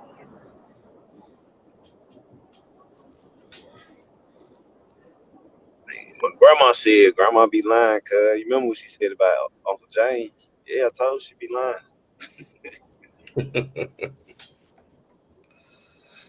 Get up off Grandma, man. All them old school people be lying. But like, that's one thing I learned getting older is motherfuckers been lying to us our whole life. I knew that shit. I knew they were lying when I was young. Cause a lot of shit you ain't never. I don't know. Everybody experience different, but I could be not my grandmama. My grandmama, I ain't never heard her lying and shit. But my mama, boy, I tell you. When you start to realize your parents be lying, you be looking like you dirty motherfucker. Yeah, like you lying like a mother. Hey, Yeah, I what was you talking over there. about, fellas? What, lying I about had the to Bible or lying about what life shit? Just tell my differences. Well, no, tell not the Bible. I my never really or just telling my grandmama some like shit. shit. Telling my Yeah, like grandmama, yeah, just life shit. Telling my grandmama some shit that I know damn well that ain't what we was just at, or what we was just doing. Or telling my stepdaddy some shit, and I know she lying. I'm looking then trying to get me to vouch for her and shit, and I got a lie too. I remember them days. Now, if I lie to you, you gonna whoop my ass, but now you gonna sit up here and make me lie for you. so my mama didn't lie to me about the Bible. She just would be like, well, you gotta ask the preacher. Well, Like, oh, baby, read it I don't yourself. none of that I consider them lying about because that's what She they believe. Shit. Yeah. They ain't tell you nothing different from what they really believe. Shit. Now they didn't believe it and told you that shit. Now that's fucked up. Let me tell you, my mama lied to me about you can make it to the NBA. No, the fuck, I could not, and you knew that. No, she believed that too. Yeah, she may believe in you. She had more faith in you than you did, bro. Yeah, I'm yeah, just she believed that. She believed that. Yeah.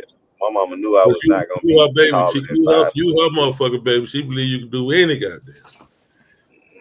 She just enjoyed watching that shit. She knew a nigga wasn't making it to the league. She knew my brother was better than me. He younger or older? He was old. Oh, okay. Yeah, like you good, but you ain't as good as your brother. She told you that? In so many words, in a nice way. Mm-hmm. Yeah. You know, parents be having big expectation for their kids and shit. They really believe they can do any goddamn things. My mama believed I could be a lawyer though. That's for damn sure. She was right. You could have been. She knew. She like, yeah. She damn sure was right. She wasn't lying about that. But she was an assistant, basically like a paralegal, pretty much for one of my uncle for a district attorney down in City Hall. So she used to be around it all the time. And he used to be like, "Yeah, nigga, you gonna be a pastor or a damn lawyer, nigga." Mm-hmm. I vouch for on that. Your ass show should have been a lawyer. You'd have been getting everybody off. Man, look, I seen Serious B in the chat earlier when y'all was talking. He was like, "Man, if I should have went in the law, cause he would have been a good prosecutor." I said, "I'd have never been no fucking prosecutor. I am not sending niggas to jail, bro. If you was, niggas would have been catching hell. Oh man, you catching that nigga? Don't fuck with me. You getting cooked, player." If you was a prosecutor, motherfucker been catching hell, boy. God damn, I got this motherfucker. I put in for a change of venue. But they would have been like, his recommendations is on point though. I've been recommending, like, I don't think he should get 10 years, but his ass should go to jail. His ass need to go to jail.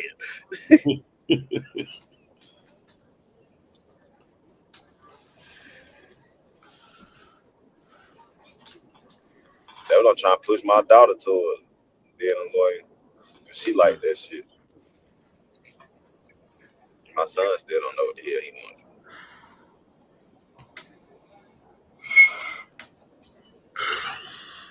That little nigga don't want to go to school. Exactly. Nigga think he gonna be NBA young boy. Oh shit. Can he float? I wouldn't know. He don't never do it in front of me if he can. Oh, he won't. Mm-mm.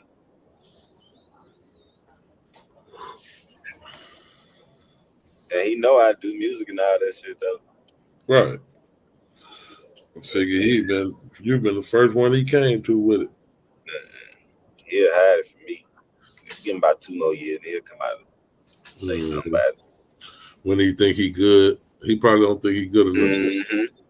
That's what I think it is. When he think he really something, he gonna show. He ain't he not arrogant, but he ain't that humble. Right. Yeah, man.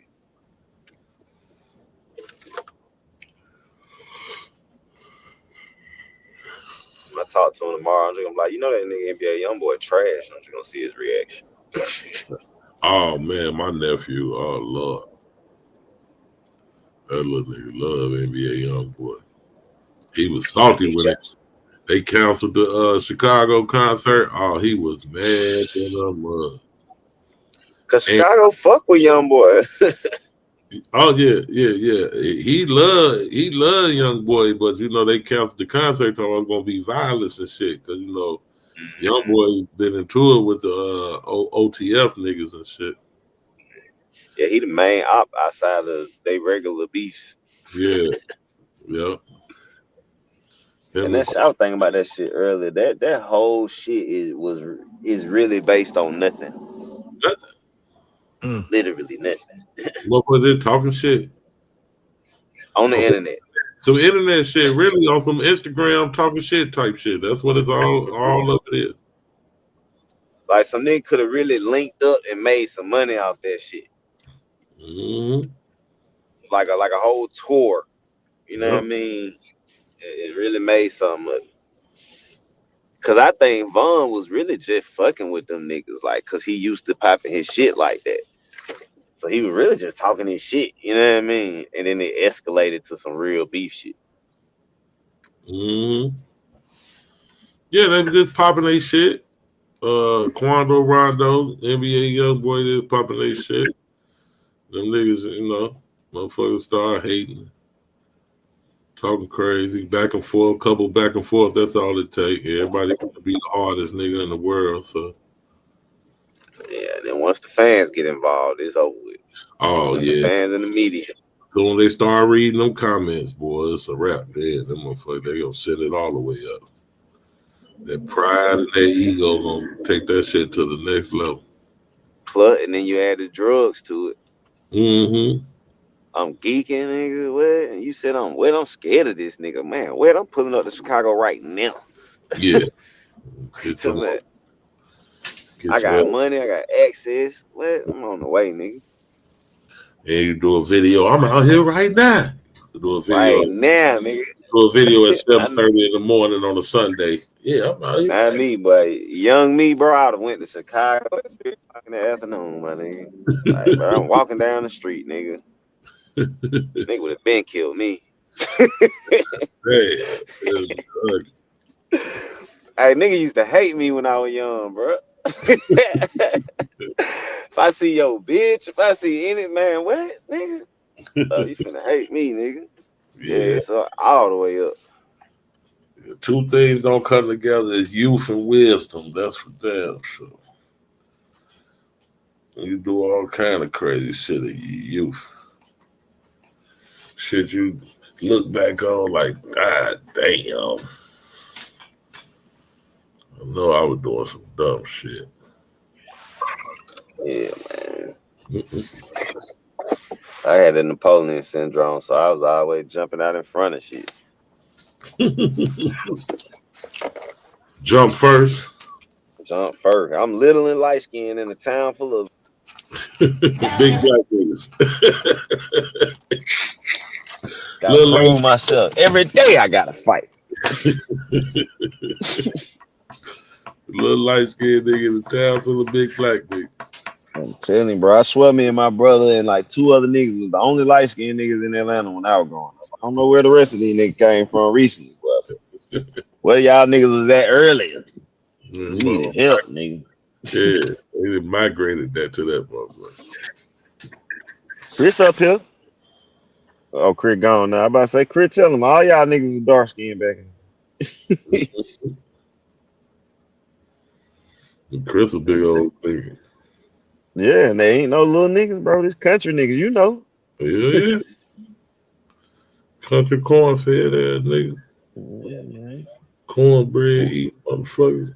With coming to school on all the fuck shit. Mm-hmm. Been out there hauling wood and shit. The motherfucking hand rubbed in or something.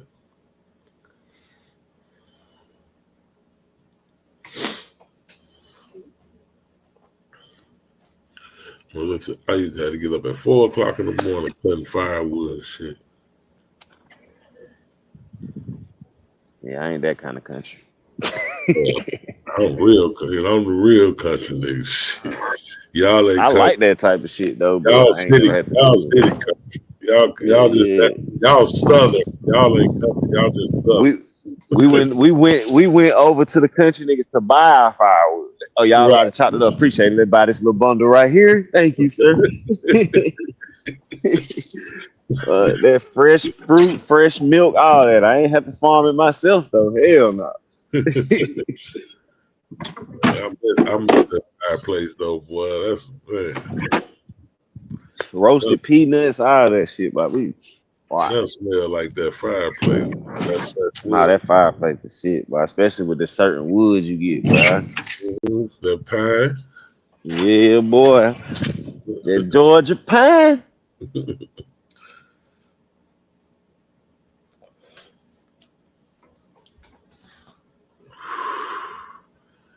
Yeah. Get you some serenity with that wood.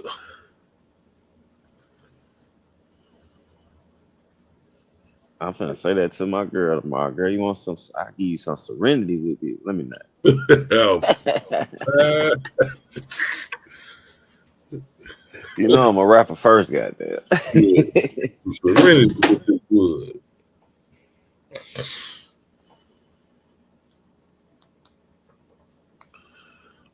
Man. Nigga Taz ain't even pull up to his own goddamn after party. Some bitch. Nigga having a celebration at home. Yeah, he trying to check all them damn parlay tickets. I need Domo to go on win this debate so one of them can take each other on the fuck out. I don't get y'all up out of here. I was hoping Marley stole this one, man.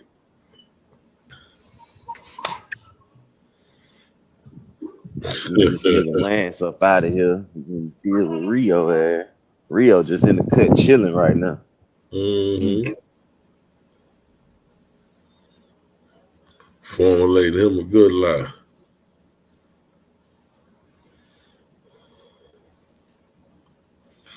Say, what's the saying on the thing?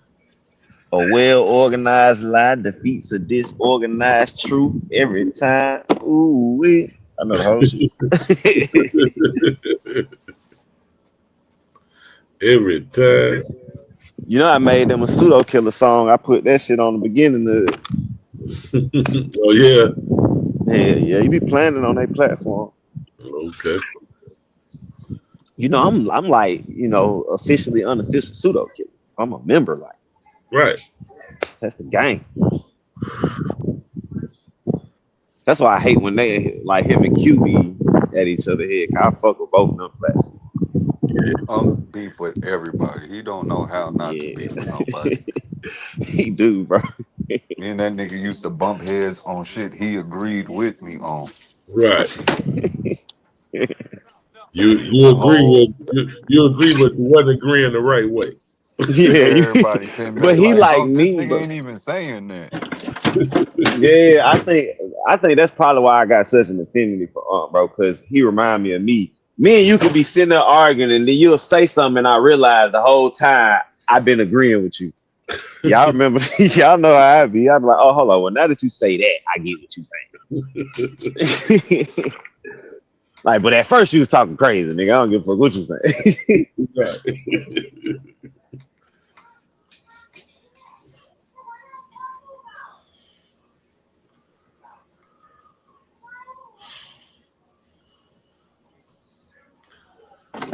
I want to see that debate with Unc and goddamn what's that crazy nigga name?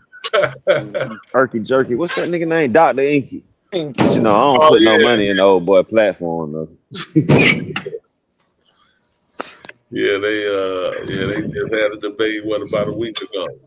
hmm Yeah, you I know, just seen the review. Unc Yeah, Let me smoked. see that. I ain't paying for it either, far. Ain't no Yeah, I way. can't put no money in that nigga pocket, bro. Can't do it. I pay Unc directly. Hey, bro, if you send it to me, I give you the money. Right. I can't give that nigga no money, bro. He owe me an apology. That's his man's though. You know, that's Sonetta his man. Yeah. That's cool. I used to fuck with Sonetta, man. Like Yeah, I said, he owe me everybody an apology. everybody in the country community fucked with him at one point in time. That nigga, hmm I remember Stu Pease was hiding out over there on Page. Everybody kept telling me, man, I just seen Stu Pease over there with Unc. hmm I went over there one day, I catch him over there. Unc told that nigga like, hey, man, you gotta pay that man, Stu Pease. I was over there. Yeah, I was over there. You was over there, you heard him tell him. Hell yeah. Man, hold on, Stu Pease, man, you know you gotta pay that man his money, man. I was like, all right, that's what's up, Unc. I'm gonna send you a couple dollars too. This nigga been on the run. Then talk about, oh, I've been sick. I've been in the hospital. My head hurt, my neck, back, my knee. My knee Now fucked. that you say that, where he been at? He ain't been around since back then. No, he been around. He been over there since then. Okay, I ain't seen him since I think like that day. No, he been over there a Who couple y'all of talking times about? since then. Stupid. Stu Stupid. Pease be over there with Sheffrin and them now. Mm-hmm. Oh yeah, I left Chef platform alone. I fuck with Chef. It would be all the rest of them niggas be had. Yeah, yeah. They be on some weird shit. Ever That's since he who I merged with them other niggas, I'm GQ. That's when I told you I was beefing with some niggas about just introducing a book. It was them. Yeah, It was Stu Pease and them. stupid. like Them niggas I argued that shit for 7 days. I ain't even there no more, and they still argued it. Yeah, they still bro. talking about it. Who you talking about? All them other niggas? Yeah, hmm yeah. That They shit was got talking weird. about um black comedies. And they was trying to do their top 10, so they broke it down into eras. And you know me, I got a damn near a book on almost everything. So I tried to introduce a book to him, but I was writing it in the chat, and what's his name? Brass? I think it's Brass. Oh god. He named it off as if it was a TV show. And just for clarification, I jumped into their little convo and was like, nah, it's a book, and it'll start you from slavery and take you to the 80s, and it's telling you it's short all the stages to it, and by the time you get to the 80s you got this new phenomenon of black comedy. Man, Stu Peas and them niggas lost their fucking mind. You sell out, you old crossover ass nigga. How you gonna say black people didn't know comedy until the white people started watching it? And I'm like, that ain't got shit to do with this book is talking about or what I'm saying. And gee, they argued that shit for hours and days. Said a bitch. I'm like, that ain't got shit to do with what I'm talking about. I'm just trying to toss y'all this book and keep it pushing. You niggas is in this circle of conversation I ain't trying to have. but you're not gonna put words in my mouth where I can still hear you. Right. Even Buddha tried to clear that shit and couldn't do it. They don't like to admit they wrong. That's how Mhm. that should be. They don't like to admit they wrong. That's why And they the get. sad thing about it is like if you want to argue the sentiment or the book, read the book before you argue it. You gotta use brevity, Or you man. Gotta can't be argue. brevity.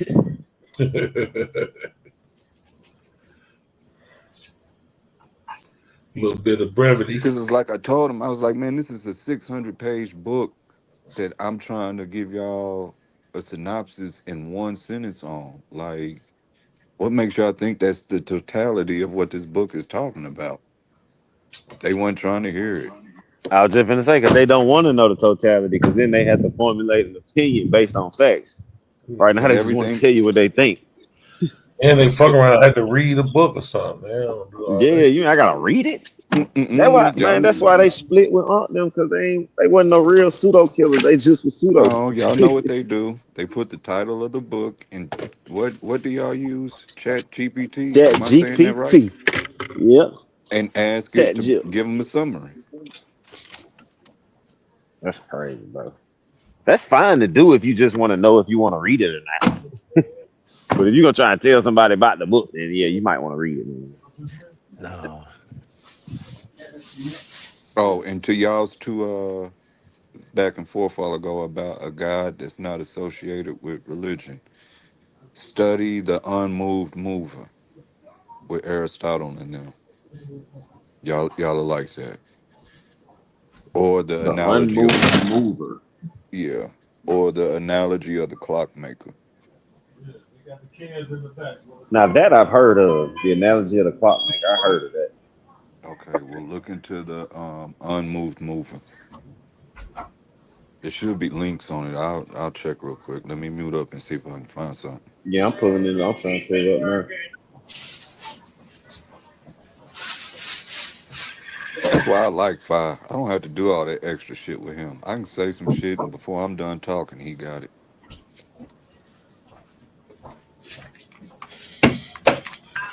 I like reading. Yeah, it say the unmoved mover, a concept of from Aristotle, is the primary cause of all motion in the universe. Excuse me, music. The primary cause. Oh, man, I lost myself. Primary cause of all motion in the universe, and is itself unmoved by any prior action. So when y'all say God made it and left, think of that.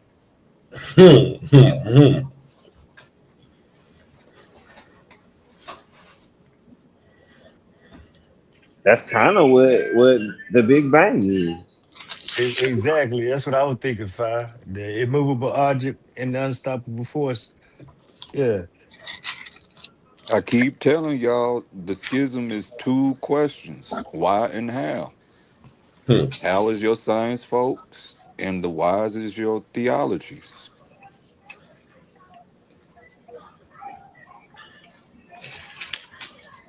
That makes sense. That's why I don't understand why they fight back against evolution. Evolution don't go against a God concept or any of that. Well, it kind of do. No, it don't. It really All you, don't. it really don't. All you doing is just explaining how it happened.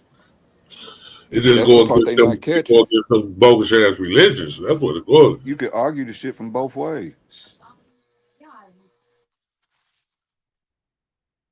Well, if you're intelligent enough and cunning enough, you could do it. But too many people get too dogmatic.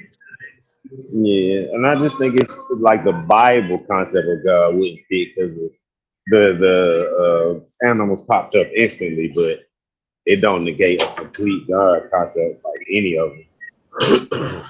That's the one thing I will thumb up about these black Hebrews is they go beyond the Bible and start looking into history. I think they get lost in it, but in that they can at least those that have studied at least can sit back and say, no, you got to look at this council where they took these books out or they mistranslated this because the truth is there's not just one Christianity. Mhm. There's hundreds of them, hundreds. So you got some that didn't believe that Jesus was the divine one that Mary was, and it goes beyond just saying Catholic. Like there's hella views of this. Which was depicted well in the movie uh, American Gods. Yeah. So they had, you remember that in American Gods, they had all them Jesus, different Jesus Christ. Mm-hmm. They had like 100 of them on 150 Jesus Christ. And GQ still mad that the real Jesus was a Mexican crossing the border. Oh, They he definitely damn had sure would have looked like a Mexican. a message on it, man. You seen it, Fire? Well, American God. Mm-hmm. Yeah, yeah, hell yeah. You Okay. remember? So you remember the episode with all the Jesus when they went to Easter House? Mm-hmm. Yes, sir. But that's, I mean, it was a bunch of Christos back in the day, wasn't it? Hmm. Yeah. I got one for you, Fire. Look this up. El Cristo Negro. El That's Cristo why Negro. That's me, nigga. Look it Christo up. Oh, Nick. hold on. That's why Viasa said it's so many different versions of Christianity. El Cristo Negro, the Black Christ, refers to a type of statue of Jesus that is black in color, most famously the Cristo Negro in Portobello, Panama, which is a revered icon for thousands of pilgrims, especially during the October 21st, the day before my birthday, Festival del Cristo Negro.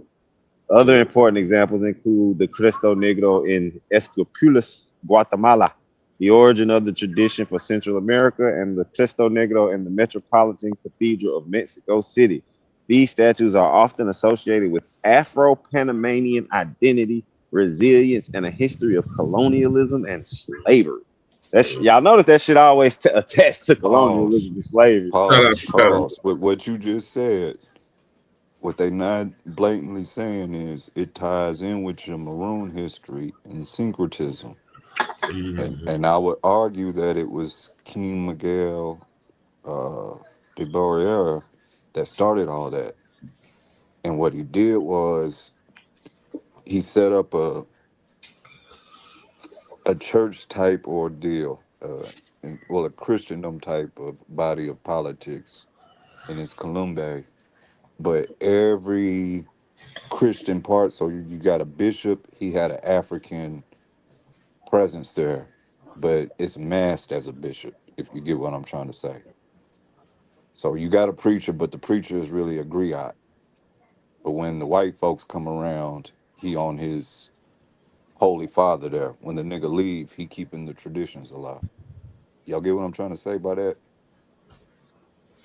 Yep. I picked up what you're putting down. So when certain ones was arguing, can we weaponize religion?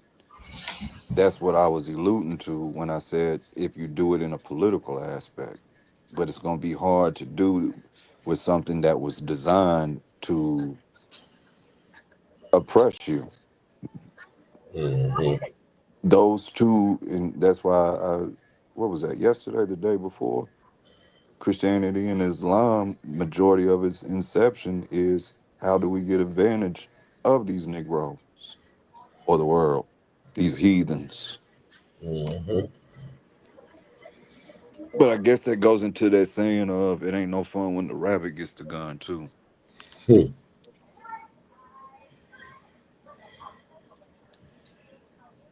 But the moment you prove God was black or Jesus was black, them white folks was walking out the church. That's the end of that. Church over.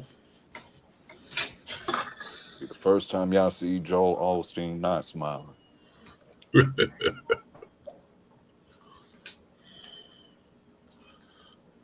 So those things stole so much damn money from the black community, every community. That's the one question I be really wanting to ask Albos, but I don't think they get the humor of it or the implication of it. Is when all them white folks was coming and they found Negroes here, why would they stay?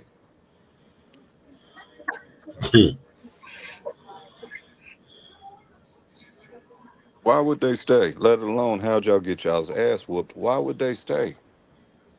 Well, hell, they went to Africa and stayed. Yeah, over time. And not really. They just was kidnapping niggas. What about? Because as soon as they got word what Columbus done found, they didn't say, "Oh, we only gonna stay in Africa."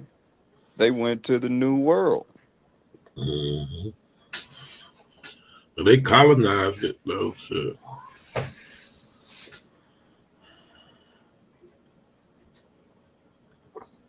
That's because Madon kept showing them all the secret stashes. They want to conquer. They want to conquer everywhere they go though. How you They gonna can come make. from an ancestry of sellouts? They want to make everything theirs.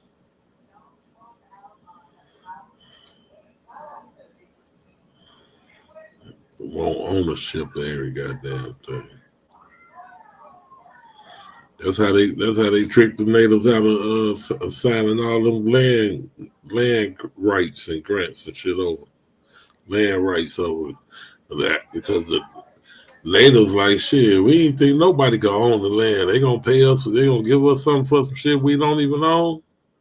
They ain't even look at it like they own the shit. They like this the land, motherfuckers. Everybody's. They ain't know these motherfuckers finna set up a motherfucking fortress on this motherfucker, military post on this motherfucker.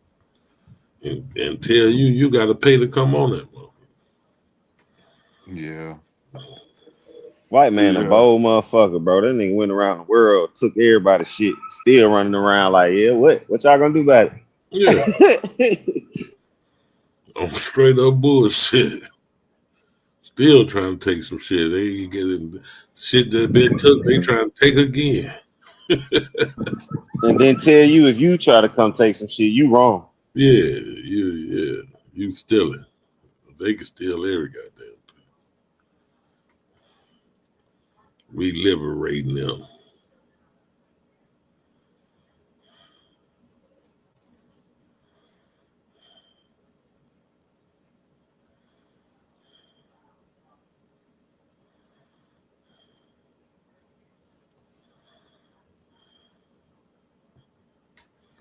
Let me say What y'all. I done did now, Auntie Mo, I just seen the chat. I apologize twice. Dr. What's up, Mo, Doc Mo? Emily talking about y'all ain't do shit. Well, no, we ain't did shit yet. Let's say yet. We looking for a soft spot on these so we can get in on these motherfuckers. Niggas ain't gonna do nothing, bro. Let's be honest. You always say that. I'm just honest, bro. Like, niggas ain't Can't did do nothing shit. by now, bro. It's over. Bro. Come on. Yeah, you can't really do shit right now, man. It's kind of like a losing battle. All you can do is get your own shit in order the best you can. Yep. That's your best bet. Get your shit together and organize with like-minded people, and Mm-hmm. just don't play yourself off the streets. Mm-hmm. It's hard to go up against a $1 trillion a year military complex. Yeah, you out here with an AK. If you got an AK, a few bombs, and a grenade, what the fuck you about to Yeah, do? it's over. Y'all niggas ain't never played Call of Duty. Like, that shit don't matter, bro. You might have a nice little arsenal. You still ain't got shit. Nigga, these motherfuckers got some shit. We got some. My nigga Andre 3000 said it 20 years ago. Them niggas got some shit that'll blow out your back. Nigga, get the fuck out of here. Mm-hmm. Nigga can sit in a room and say, this whole neighborhood right there, the west side of Atlanta. Yeah, just clear that out. Clear that out. And now they can send a drone to do it. They ain't even got to have a human in it. Hey, yo. Who that, Dr. Mo? Hey, Dr. Mo. Hey, Auntie Mo. Hey. What's that? I apologize for misbehaving. It's GQ's fault though. He bring that out of me. Oh man, blame Blame it on me. Always blaming Chicago for some shit. You gave me my badge, Bass. I came up when y'all said all you gotta do is get your own stuff together. Cause you can't Yeah, you can't win. yeah. We You can help as many people around you as you can. yeah.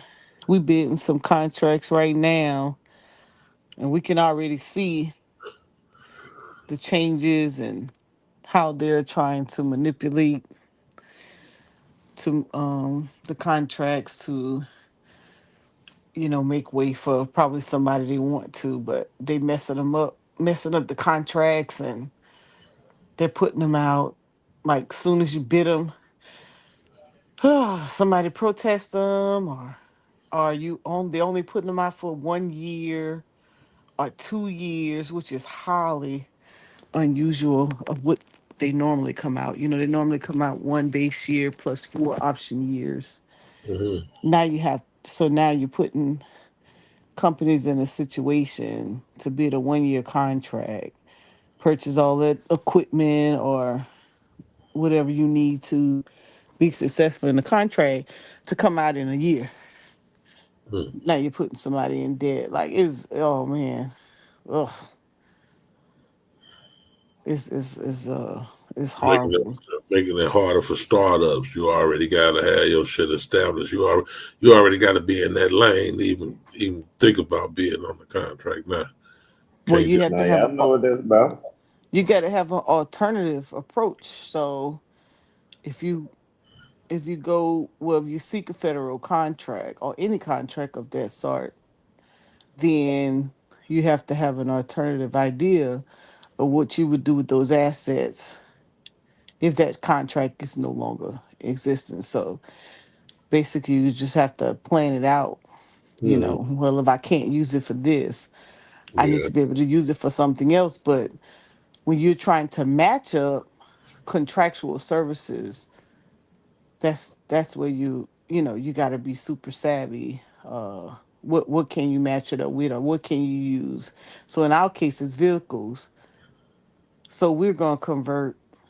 Well, one idea to convert is for food security, delivery for food security. Hmm. However, we got to keep our eye on that because we see what they're doing with the food program. So we got to keep our eye on the USDA. So that was the alternative plan. Um, One alternative plan, anyways. Then another alternative plan, which is what Aaron gave an idea for, is to network with these manufacturers because they're so large, whether it's data centers or EV manufacturers or car dealers, because the landmass is so large. We thought about transporting or being a transport from the parking lot, Hmm. that kind of thing. So now you got to put your thinking caps on because it's not a one catch all, especially when you're making that kind of money. Hmm. Yeah. They definitely got contract contractors that do that. Move the vehicles around for them Hmm. from the manufacturer to the lots. Yeah. Or even shuttle from. So I know like DOJ here, we have a couple DOJ, I think three, and you'll have commuters that have a select location. Everybody will park their cars and they'll commute from a designated area to the compound. So it may be about an hour away uh to save on gas, that kind of thing. So they'll do passenger vans and say, okay, let's say we'll all meet at Walmart. So we'll go from Walmart to the actual job site, maybe an hour away or hour and a half away. Then you'll do the same thing coming back. And that'll save you, you know, that kind of thing. So those alternative ideas and those alternative methods.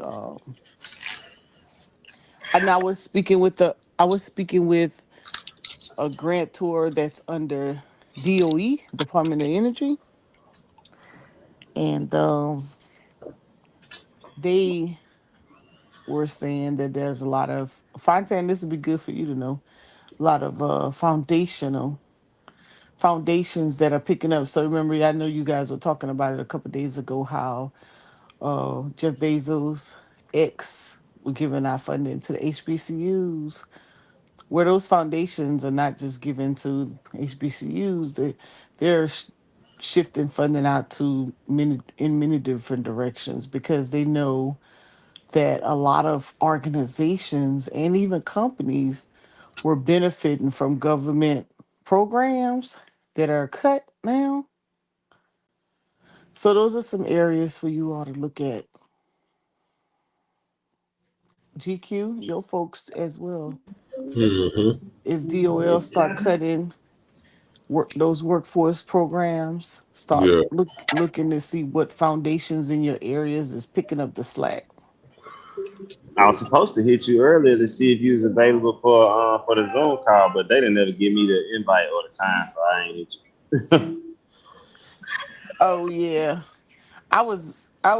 yeah, I'm better available this week coming up because last week I have few.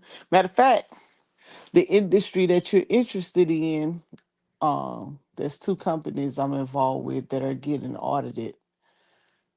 So yeah, they have to be audited by a CPA. So I was doing reconciliations of their financials, trying to reconcile the accounts for the last 2 years. And that's another thing about business.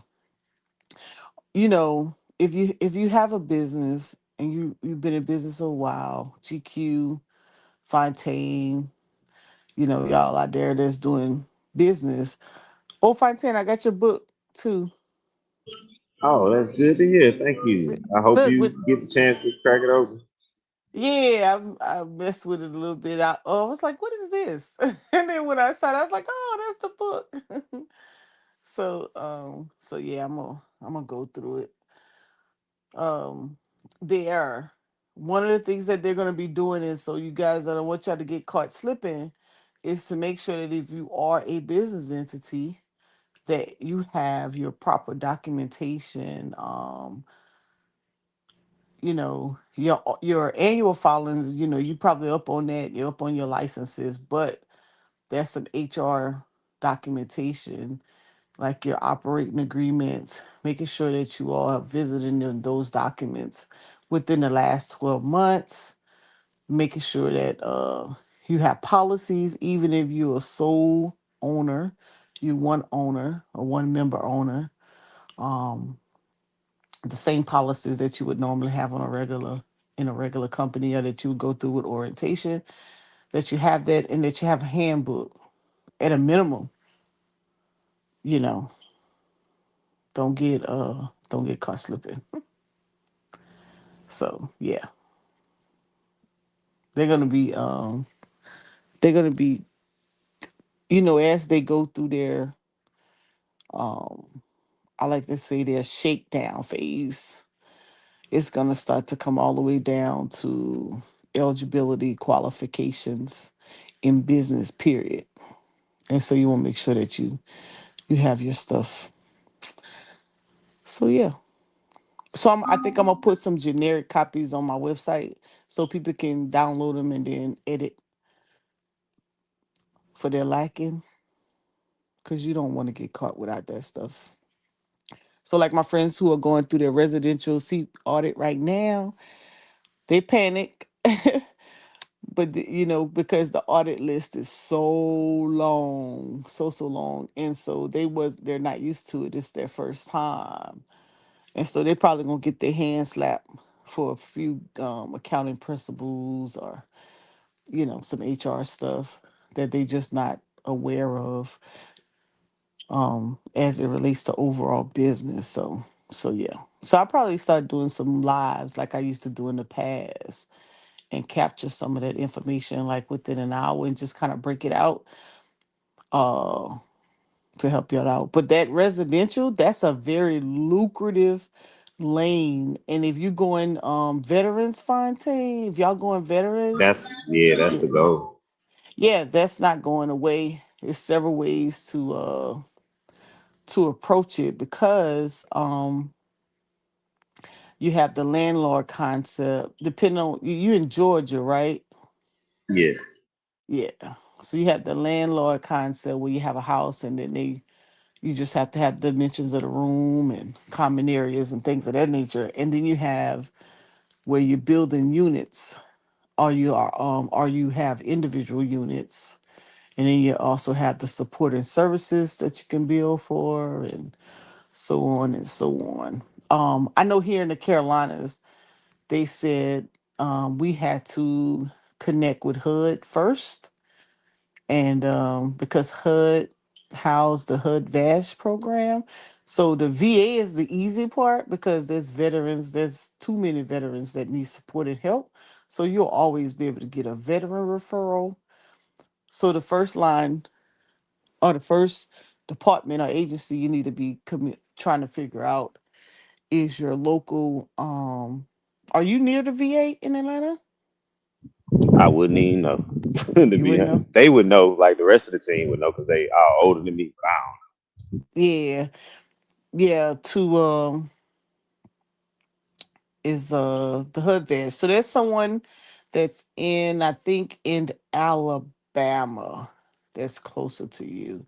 So I'm gonna contact them this week coming up because I've already made awareness. So we're gonna try to have a group call so that way it has someone that's already in it, and then then whatever knowledge that I could pick up to help further y'all's mission, I Would could add. would would transporting them like to and from like medical and all that, would that be a part of the additional services, or that has to be a separate entity?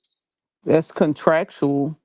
So you're going to transport them. Okay. So you're going to transport them anyway, because if you house them, then if you do residential where you're responsible for them and they can't fend for themselves, then you're going to transport them anyway. And that's going to be like a supporting, it could be a supporting services for it if they're under your care. But if you're going to do something like what we're doing, it's a contract with the actual VA, which is separate. So we don't have any residential clients. We just transport them to and from the VA. And that's contractual, which is separate. But Okay. um so yeah, so how it normally works is there's a per diem that's set. So it's two types. And going to depend on how Georgia is set up. It's going to determine how much you can make. So there's a per diem that you get for the person. That's a land that I mean, I'm sorry. There's a payment that the veteran pays you from a landlord perspective, and it's a certain percentage that they can pay.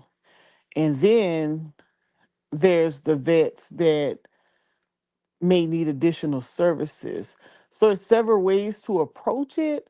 It's just a matter of which one going to bring you the best benefit. So either you're going to have a house and let's say for example, like I'm a vet, I don't need your assistance, but I need somewhere to stay. So then that would be more of a Hmm. that would be more of a landlord approach, right? You were providing a room, Room. a common area restroom, that kind of thing. And That's so I'm gonna pay you maybe a couple dollars in rent, right? And I may not need any other additional services. So really, I'm just paying rent and covering utilities, that kind of thing. Yeah, that's what we was Um, basically wanting the least amount of medical stuff that they have to deal with. Like reminding them to take their medicine and stuff is like cool, but we don't want nobody where we have to, you know. Like we might Gotcha, move into that, but for starters, you know. Gotcha. It's So a you more just want to severe rent out. medical. You just want to rent out to veterans. And to be able to, like, we're gonna have a separate business that we can contract to for the transport. That's what we're thinking for the transportation. So The main thing is the house. Yeah, housing. yeah, so that's renting a spot. So the transporting piece would be contractual services with the VA. So that's a solicitation. So if you're trying to just no wait, are you trying to transport the veterans that you're gonna provide housing for? Or are you trying to just transport veterans, period? So it was basically for like just trying to intertwine it into the ones we doing the housing for, and if it expands, it expands. But it was basically an additional service that we would be able to contract out to ourselves. It's just stuff we was mulling over. Yeah. So yeah, um, that's not much because you would probably only how many units or how many rooms or how many vets y'all are looking at? Y'all already have houses or y'all Nah, we planning to? still at the stages Oh, looking for okay. the houses. It's like all at the beginning, so just trying to Oh, get it okay. all. But 1 to 3 Yeah. rooms, if not, to start. Yeah, so yeah, it's all voucher related. Um, they give them a voucher, they pay you to stay. It's called the Hood Vash. Hood Vash. Well, Hood Vash is where they get a home and then it's a landlord service. But I know here we had to go through HUD to get approved. But yeah, it's good you put the pieces together before. Let me see. I'm on the landlord page right now. Probably see a link. You start reading up on it. Yeah, Now, the yeah, that's always a good program because you already know that the vets come with a check, and you're going to get paid. Let's see, if the Y'all VA. not going under the nonprofit side of the game though, fire, right? Y'all just doing this like straight, Uh-uh. He right? don't have to. nah. Right. Yeah, he don't have to. That's the beauty of this part. This residential side of it is that you don't have to. Let's see. It says um uh 1 to 2 bedroom. You said you're doing three fully accessible building and appliances, low traffic and safe area. All right, so yeah, it says you have to get with HUD first. So I'm gonna send you this stuff because you're Okay. gonna have to identify where your HUD office is, and then tell them what you're trying to do. You But be damn near we'll better get you down there prepared. to build it from the ground up, want it? Yeah, you can do that too.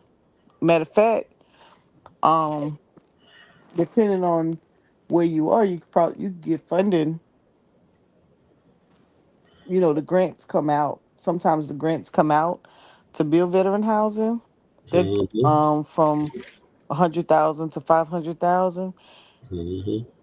If you got land, the tiny house. That's why you see a lot of tiny houses coming up for vets.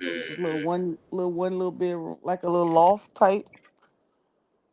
That's smart though. That tiny house, you can do a whole community Heck in there. yeah, yeah, because they crazy and don't like to be around people. And it's small enough for them to maintain. Yep. Yeah. Let's see. You get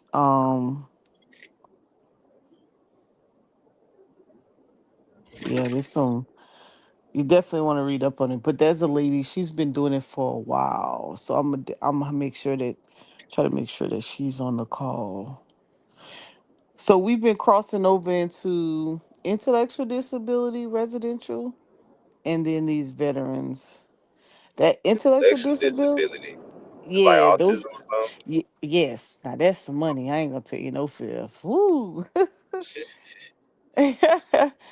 They so you get a per diem, like you get a set per diem per day per client, and depending on the aggression of the client, it's going to determine how much you make. So, like the minimum you probably could make is like $300 a day. But you need That's somebody just certified in there for them. just a You have to have a nurse aboard and someone who's has like a social worker, that social worker field, Hmm. a related field, on the team, I and a so wish nurse. they had a program I could qualify on that, Auntie Mo. What you mean? Because my son's autistic. But I this is wish a there was a way. Yeah, I'm just saying, I this wish there was a way I could get help with him. Because y'all what be shocked how much it keeps me from working. I wouldn't be Yeah, you shocked. know what? I think you can do your own family member. I'm gonna talk to the guy who does it, because I think an individual can get payments for servicing their own family member. I just have to see, um have to ask them what that paperwork look like, because I knew someone who was doing it. I just never got into the background of what that paperwork looks like. Um, Other than sending them to a residential home and someone else do it. But like I was saying, you get that per diem per day. The reason it's so lucrative is because you get that per diem per day. And then the client, you get to spend 80% of that client's pay. And so that client actually pays their own rent. They pay for their own food. Some of them qualify for SNAP benefits, so you buy their own everything. So they're pretty much paying you. You're just kind of just overseeing them, make sure they get their medicine, make sure they get to their appointment, make sure you take them out of activity, that kind of thing. And you could have as less as two people and make a half a meal or more. Yeah, I Like, need to look into that. oh, it's big money. Now the application is not difficult at all. We just actually completed one here for the Carolinas. I know a couple people in Alabama who does it. They have this little network, and they have one guy who's been doing it for a very, very long time, him and his wife, and they've built theirs. They probably have about 19 clients, and they just built this empire. And so they mentor other business owners. And then my buddy, he's been in it. I think he's going on his fourth year, and he's going on his third house. So he has two in Birmingham, two in Phoenix City, and he getting ready to do another house. So they get, oh my God, it's so simple. Now I'm And gonna those tell you are the the intellectual ones. yeah, these are intellectuals. They look and then they have friends who do the veterans and the intellectuals. Is this female? Some of them they're looking to get into the veterans, but they started with the intellectuals because it's kind of like a legacy for all of them now because their family members did it and they kind of took over the businesses. Um, the cool thing about it is that with the intellectual disability, especially if you're a male, well, let me back it up. The weaknesses in it is training employees and employability. Like, how do you sustain employees or how do you attract them, right? And so there was a group called um Doing It for the Hood. They had one of the best models of employees that I saw yet. And what they did was they were doing it with students, um, where they were tutoring kids, and then they were giving them counseling sessions, and they was billing Medicaid, Medicare for it. And what they did was they would house their programs near HBCUs, and they will partner with the HBCUs to intern the students in who are in the social studies fields, those social workers, caseworkers, mental health, those kind of people, right? Psychologists, and they would intern those students, and they would pay them a salary, and those students will partner with another career professional or practitioner, and they would go and they would get these students and they would do a regular after school program, and their activity was boxing on Fridays, and they taught the students, the college students, on how to do case management, case notes. And so um their method was that if I could teach the student, if I could hire the student, I will always have staff, which was true. So I'm trying to get my friends to understand that now, that you all have these lucrative companies, disability, intellectual disability, veterans homes, in-home health care, and you're struggling with staff. So why not communicate with those HBCUs in your area and have the same concept? And there's two ways you can do it. You can have them work study, if they have opportunities for work study, if you negotiate with the school early enough, or you could do volunteer intern or paid intern. You could do paid intern. You could give a college student $13 an hour. They ain't, they gonna be fine. They live in the dorms. And as long as you train them, you do background checks, you do confidentiality um, statements and things of that nature, you should be fine, especially the juniors and the seniors, those who are, 20, 21 year olds, right? And you should always have staff. But staffing is a big deal when it comes to, business. I don't know, you guys may be able to speak to that. I don't know, GQ, you have a staffing is okay in the automotive lane. Um, but staffing is the only problem that they have sometimes. It's getting people when you first getting started. It's getting people to not just commit, but treat your business just like they would do any department store that they would work at, because it's so laid back, right? You got a house, you got a client, and you just pretty much just overseeing them, making sure they eat, making sure they go to their appointments, make sure they have activities. Sometimes they just sitting there. They may not say a word. Sometimes you might have one that may be a little aggressive. You might have to tame them up a little bit. And sometimes you may have one talking, or you may have one that just plays video games, or you may have one that just does not do nothing, right? And so sometimes people get complacent, or they're not paying attention to them, and they may walk off, things of that nature.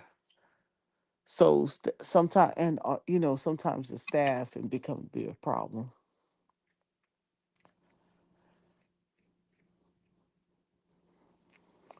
So getting the business started is not an issue, you know.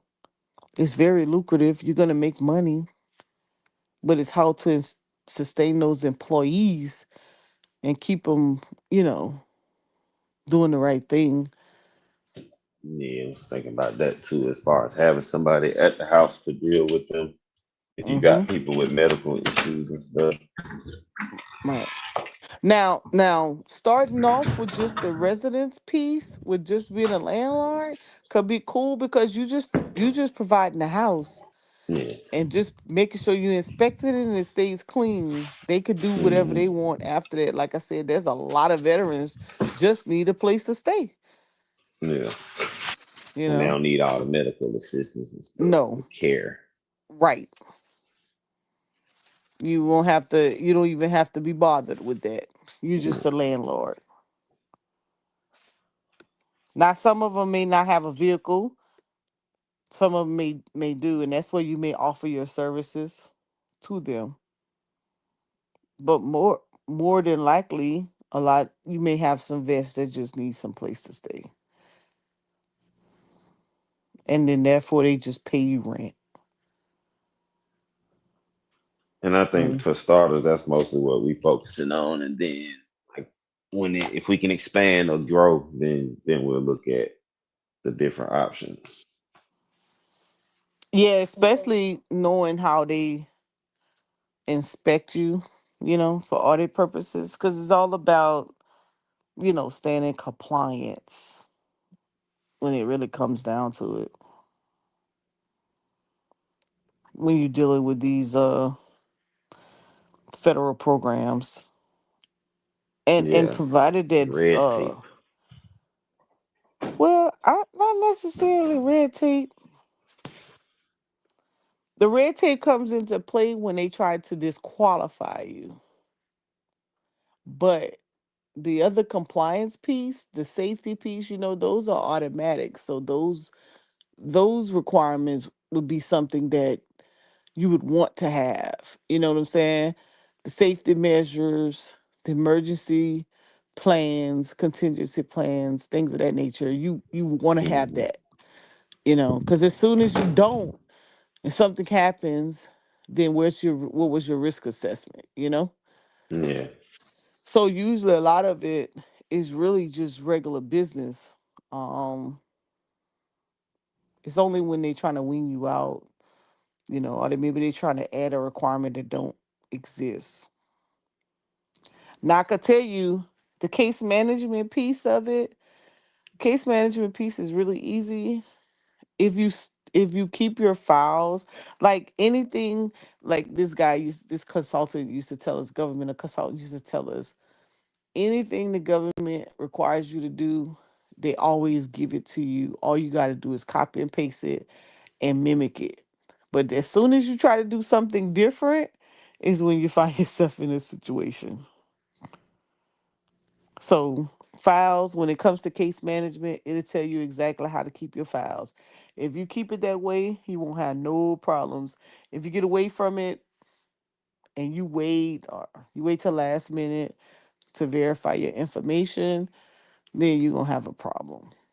So what we do with my friends is we audit them in-house every quarter.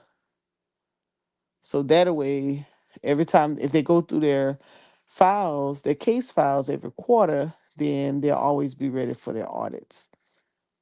And you don't have to worry yeah, about it. that makes sense. Yeah, that Hmm. way when they pop up on you, you ain't gotta worry. Oh yeah, you welcome that, you know. Now with now the difference between like the in-home healthcare and the veterans is that, or the intellectual disability, is that you don't have to clock into no type of system, right? You just a landlord. You just providing a place for them to stay. So they're not clocking in and clocking out, and you're not getting coded, you know, somebody not being where they were supposed to, or not clocking in at all, or, those type of things. You just providing a place for them to stay. That's why that part is easier. There is no case management, so to speak. It's just that they just paying your monthly rent and you keep it pushing. Now if you do supporting services, that's where the case management come in at. And that's all the medical, like giving them medicine and stuff like that, or Or just therapeutical things. oh, okay. Providing, yeah, medicines, yeah, if they need it, but more so the supportive services would be making sure they get to psychology appointments, maybe massage therapy, maybe physical therapy, CPR classes, just different things, different supporting cares that they may need. It's not that's if you provide it though. But if it's just rent, then it's cool. Like I got a buddy here in Columbia, he does just rent. He only deal with the ones who could function and need a place to stay. That's it. So I think he got about 3 houses and 3 bedrooms apiece. And that's it. And he just But he go do by well off doing. that. Oh yeah. Yeah. Think about it. One of them probably paying the rent. Yeah, and that's basically what everybody want. They don't want to deal with the medical stuff as much. They just really want the people that need somewhere to live. Yeah, and we have a lot of that. It's thousands, thousands and thousands Hmm. and thousands. The demand is there, and so it's just a matter of connecting with HUD, filling out that paperwork, becoming a landlord. And I think that let me see. I think I got a landlord application for somebody. Yeah, anything you can send me. I like to read that type of information. I'm Yeah, gonna look it up though. we I'm supposed to in.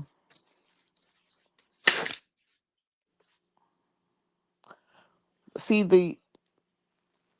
the idea was to put a little collective group together and then help everybody get their stuff in order. Yeah, like if you don't, I'm surprised you don't already have like a consultation service. I do, but I for me, it's more beneficial for me to communicate and fill you out and see what you're trying to do than to get Make sure you paid serious. first. No, not necessarily make sure you're serious, but make sure you understand what you're getting involved in Mm, and making sure you can handle it. So for me it's more awareness, and then if I think that you are strong enough to be able to carry out that type of business and I have to actually put some work into it, then I'll mm. say, okay, now I got to charge you. Yeah, no, I But understand that. if it's just informational, like I don't look at me just sharing the information and the how to's as a consultation. I think that's Mm, like, well, I'm just sharing it. It's not that serious. It's something they can read online if they really want to. But if I have to always say there's a right way and a preferred way, if I have to give you the good on what they, how to really get approved and awarded, then I yeah. need some money. Yeah. If I Then gotta I give have you the to sauce, goddamn yeah. it. Then I have to go in the bag. I have Yeah. to, I have to go in the bag. I gotta take some time and I gotta hold your hand and I'm gonna have to come see you. Like my homeboy in Mobile, he's one of those people. He was like, listen, I hear you. I hear everything you saying. He just rather And pay. no, you better come down here. I Yeah. had to drive all the way down to, so we had to drive all the way down to Birmingham, you know. Well, first I had to go to Atlanta. I met him in Atlanta, then I had to break it all down and make sure he understood.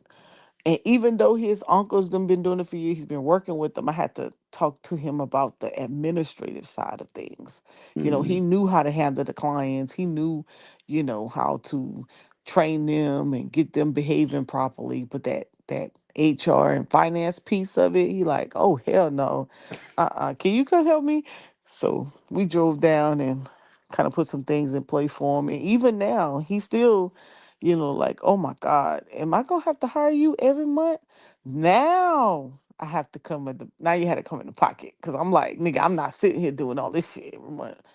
Not for free. So if I have to start going through your, making sure you have your money in the right spot and it's categorized correctly in financial statements, all that kind of stuff, or some type of administrative work, then yeah, then I have to charge you. If I have to put a document together for you, if I have to do the work, then I charge you. But if I'm just talking mm, to you and sharing knowledge, nah, that I ain't tripping on that. I yeah. don't even worry about that stuff.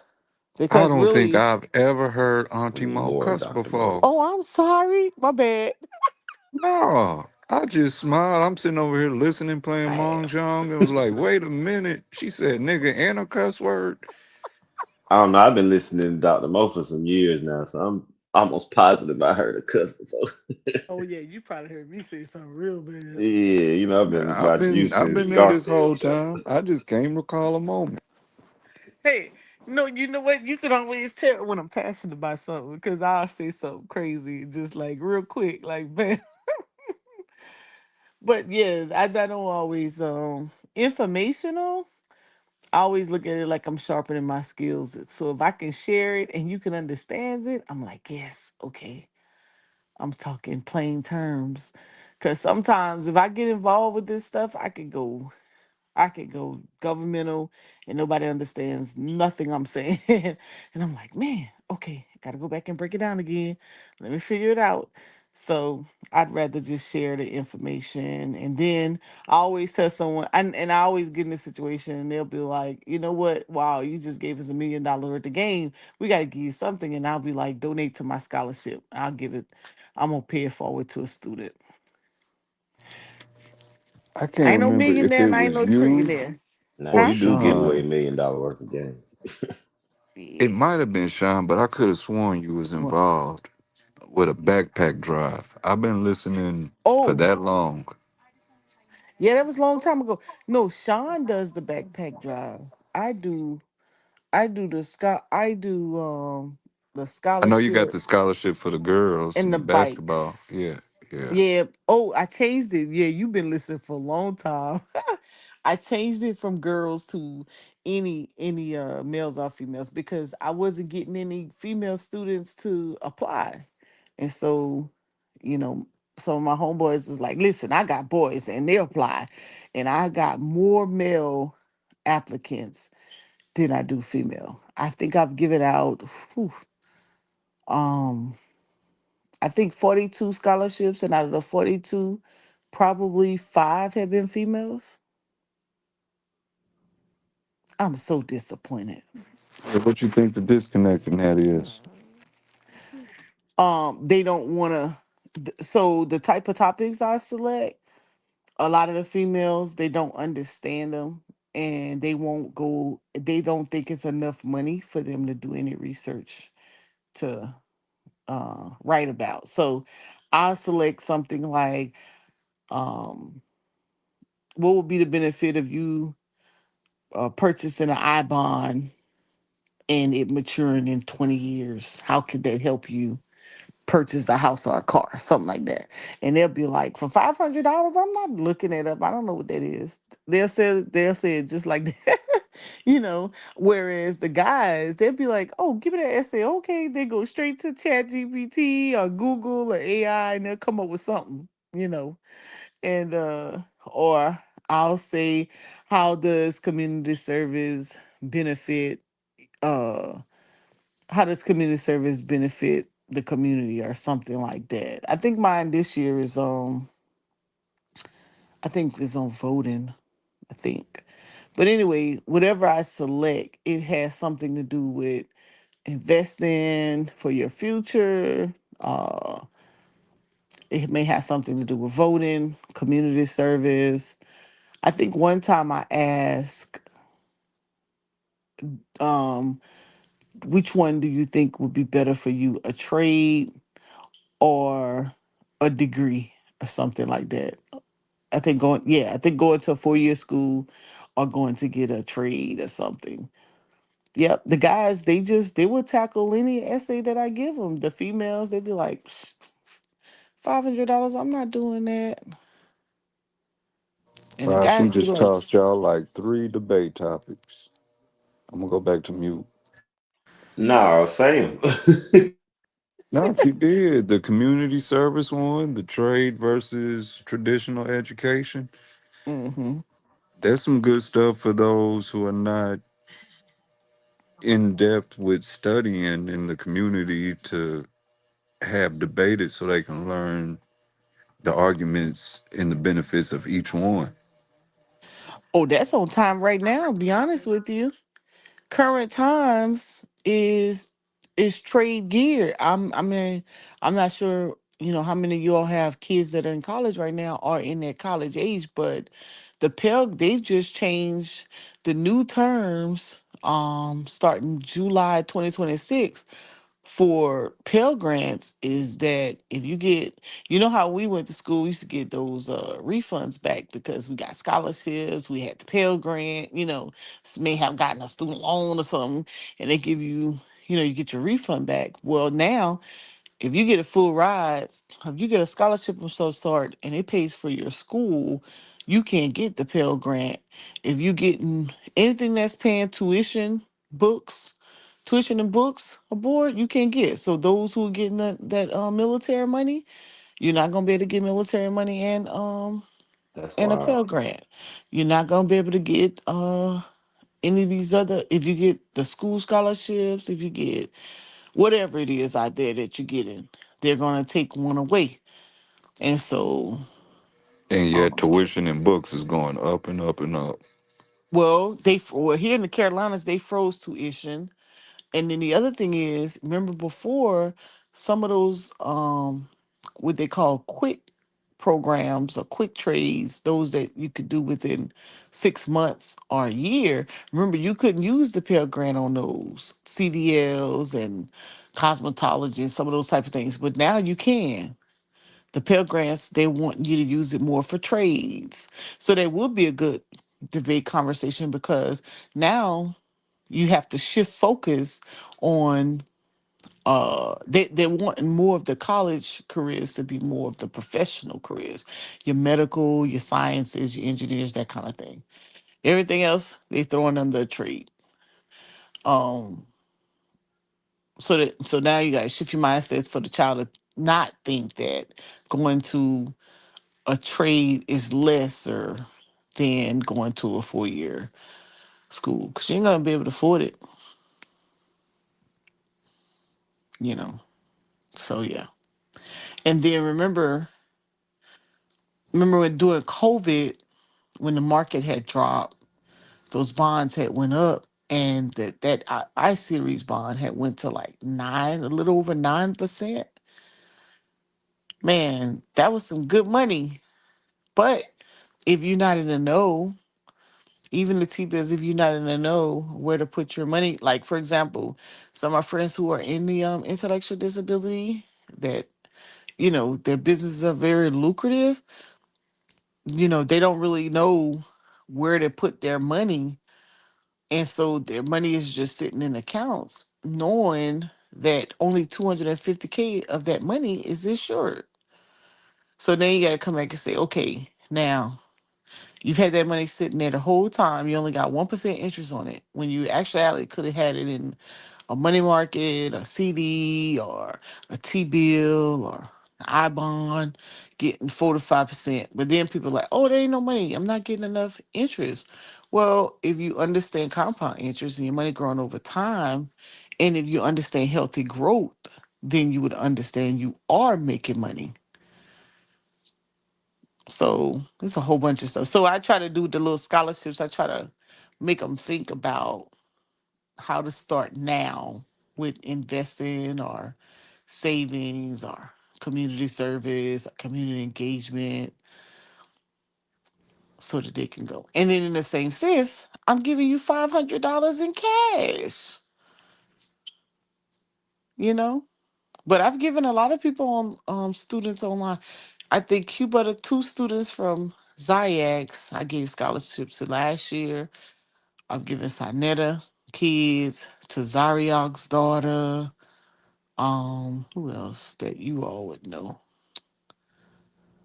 I think that's it. Then I've given to students out of Texas, California, Alabama, Kansas, yeah, Louisiana. It was intended for Louisiana, but they weren't applying. So You need to let Five write you a book, Auntie Mo. I The got Auntie one. Mo's book on how to get shit done. Ah! I actually got it. Look, I got it in the queue, and I said, when I see Fire's book, I was like, I'm motivated. Let me go and finish this up. You know, it's on. I have a little slightly different approach to business, but the only reason I haven't actually pressed it is because um the government changed up a lot of their sites, and so I needed to change up the approach a little bit. But yeah. And then I have to keep in mind concepts don't change, just systems. Hmm. But I Yep. think that might be beneficial, especially throughout the black community. They may not all read, they may not all watch YouTube, but the intersectional parts of it, we do need a book that helps us understand these grants and scholarships the way you do. Yeah, so I've been listening for years. I'm learning. I'm just not in the position to do nothing with the information you disseminate yet. But I damn sure listen. someone said, what is intellectual disability? Those are your artistic individuals. Some are high functioning, some are highly aggressive, some are mild and mellow. You got the adults, and so sometimes the families, either their parents may be getting older and they may not be able to handle them anymore, and so they send them to a residential space, and someone else takes care of them. Sometimes the parents come and see them, or sometimes a family member. They may go visit them on weekends, and sometimes not. It becomes their permanent resident. So you become like their overseer, their guardian. Yeah. See, my son, he just crossed the threshold into adulthood. He's Yeah. 21 now, but he's nonverbal, autistic, and when he was diagnosed, he was probably almost 10. But even then, they had his cognitive abilities at 24 months, and Right. nothing has really changed. So it's it's been a journey with him. So now that he's an adult, I can handle him as far as just handling him in his existence, but the hmm financial burden is there due to so many years of not being able to work and those things. yeah, I might look it up real quick because I think you can. People say it all the time. I just hmm haven't found the programs, and I know a lot of that is you got to know exactly what to ask for and who to ask. And Oh yeah, these buckaroo around here ain't trying to help me. oh yeah, you definitely got to have it. And that's another reason I like to share. Even in Uh, his upbringing, like I had an aunt with Down syndrome, and I remember people used to come to the house and help her with, little small tasks. I couldn't even get that. it's a science to it, that for sure, but it's not unachievable. Let's see. It says, I thought so. I think I found one. I want to say it was the Oklahoma DDS. It's got something to do with disabilities, and their idea of helping me was giving me a little debit card with $20 a month on it. It's like I don't know what kind of help this is, but all right. Yeah. Um. Yes, because now your son is an adult. Um. I know when my uncle passed, my mom took over my cousin, and he's a repeater. So, um, and we had to. We just thought it was just a simple guardianship document, but when he turned over 21, we had to do a whole different type of legal paperwork or whatnot. We had to go to conservatorship, legal guardianship. Um, Not a parent don't, but if someone else takes over, you have to. I'm gonna look that up for you. Is that Well, all through his SSI and all that stuff, or is this something mm-hmm. else you're talking about? Where the SSI was easy, they allowed her to take care of him with the SSI or just become a guardian. But like when she had to do some other things, once he became 21, we had to go through the lawyers and do um conservatorship to cover some of the other things. So the Social Security wasn't a problem, but then when it came to some of the other stuff, they were like, you know what, just go ahead and file that paperwork and try to get it done because it's gonna turn into a problem later on. Hmm. Yeah, I had to do his SSI at 18 and 21. It is Hmm. better to stay ahead of the curve if you can, due to how long it take that stuff to get filed and them checking in on it if they do. For those who Yeah, ain't aware of it.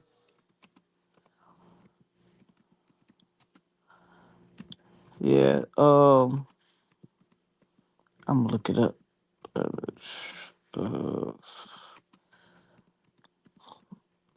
the good thing about it, um, this is being for profit, and the fact that these are, uh, like my buddy always say, crazy ain't going nowhere. That the Medicaid part of it from the state is still available and it hasn't been threatened yet. So, and then same thing with the veteran side, hasn't been threatened yet.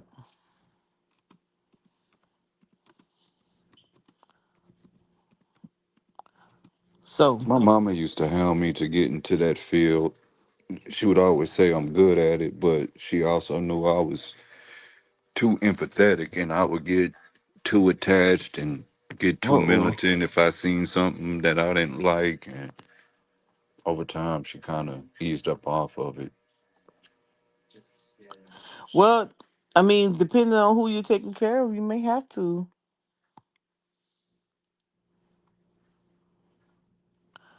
Okay, it says legitimate ways a parent can benefit from or use intellectual services of an adult child, depending on the situation. Let's see. Well, we know the adult child. Okay, your adult child is nonverbal.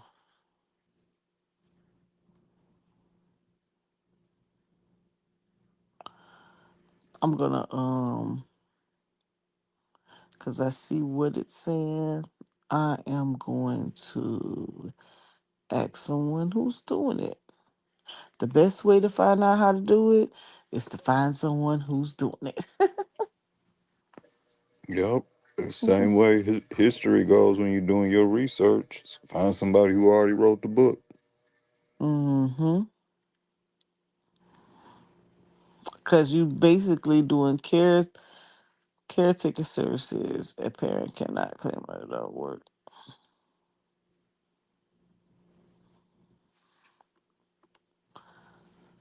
and that's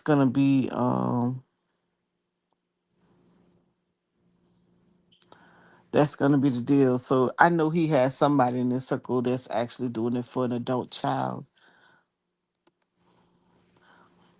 because you turn from the parent now to a caregiver Yes. service. Yep. And so once you get to I done that, seen this stuff divide homes, Auntie Mo. Like I done seen marriages split because of this burden that these children or individuals present. One doesn't want to quit work and somebody has to be there with them. The emotional pressures of do you send your child to one of these facilities? Like I've seen it literally divide homes. yeah, and I think that's why this service actually exists. It says a parent can become a caregiver for an adult child, and in many cases, it is fully legal, recognized, and even eligible for payment through state and federal programs. Yeah, we know that part. Let's see. Informal. A parent can always care for an adult child without a formal program. Yeah, we know that, but we want to get paid. Many states, including South Carolina, Louisiana, allow parents to be paid caregivers for adult children if the adult child qualifies. So we have to find out if Oklahoma does it.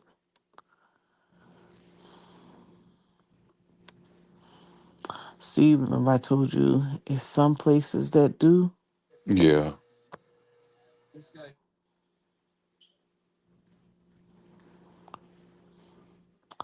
And then depending on the verbiage, that's another thing.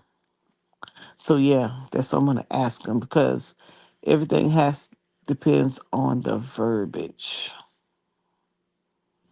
We may know of one verbiage, but then the actual wording that gets you the payment may be something else. That's another thing. They play on words, and so you gotta be careful and make sure that you know. So we know what we're looking for. Let me see. What about in Oklahoma? That's why I say every state is different. So I'm in Carolina, and of course I have family in Louisiana. So I already knew you could be a caregiver for an adult because those are the states I'm in.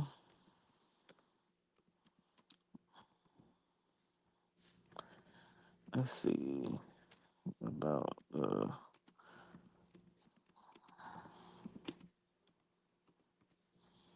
but these are the type of business ventures that we should be exploring. Oh, see, Ebony says you can in North Carolina. See, Ebony may be able to offer you some info. Let's see. Yep, they say in Oklahoma, yes. There are programs under the Medicaid and waivers that may allow a parent or family member to become a paid caregiver for an adult child or child who qualifies, but qualification specific and not all situations are eligible. I would be sure that yours would probably be eligible, provided that your child is nonverbal. Yeah, I'm gonna have You to should add my con revisit this quest and start searching again. After getting so many closed doors in the past, I kind of left everything alone and learned to just deal with it. Sometimes the best place to start is an advocacy Hmm. of that agency. Um, Yeah, I used to be in one. They wanted me to be a spokesman, but I was married at the time, and that boy's mama was abusive and jealous, and that uh, got in the way of that. But it was Autism of Oklahoma. It was like a parental mhm, advocacy group, mhm. but that was in the bigger cities. I've moved since then. That was in Tulsa and Oklahoma City. Ooh, Vasa, yeah, you need to look into that because they say y'all pay up to almost 2,000 a month. Yeah, I need that. Let me see. Caregivers. Here's That beats August. everything I'm finding part time. Here's an article from August. Caregiver support Oklahoma.gov. Need help caring for someone? Unpaid caregivers. Let's see. This is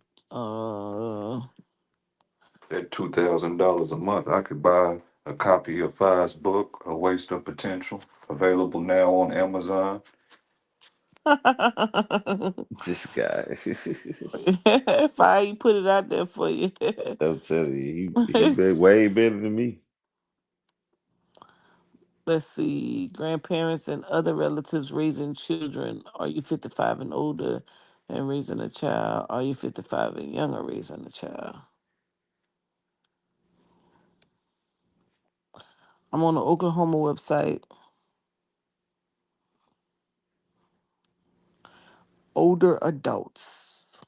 Help for seniors. Yep. It's just I bet. And you know what? If you run across this one person in that agency that's just nice and sweet and just loves her job or his job, and I want to walk you through the packet. Or Yeah, sometimes I be wishing I could code switch. If I could sound like one of them, make them phone calls, I'd be in the mm-mm. game. No, you don't have to. We got some us's out here. You know what? Another way to find. Let me see. Let's look for an association.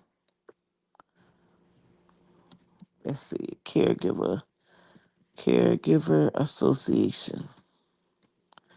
That's another way. You could look up caregiver conferences.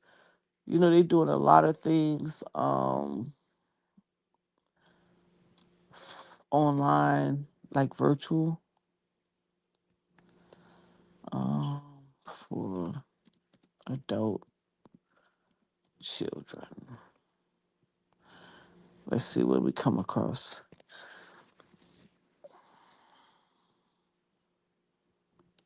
That's how you get a lot of the association's conferences. Like, I would encourage you to locate a conference that deals with whatever it is you're trying to deal with. Let's see, support for caregiver. This is a foundation, family caregivers. I'll mess around and find you some money.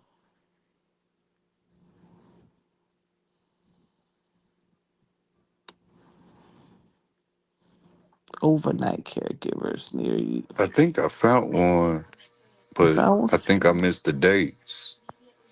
It was November 6th. Oh, So what's the I name of it? just missed it. The 2025 Oklahoma Family Caregiver Conference. Look at it. Look at it. 2026, 25th. Yeah, so that was this year, but I just missed it. It was let me see. Yeah, Thursday, November 6th. It was titled The Caregiver's Compass. Look at that. That's okay. We can see who. Look, well, But it's got a phone number. I can call and see if they're gonna have any more. there you go. Find out if it's once a year. Is it some type of And it looked like it was in multiple places. 'Cause it says Stillwater, McAllister, Ardmore, Enid, and Oklahoma City. oh, look, and they have virtual.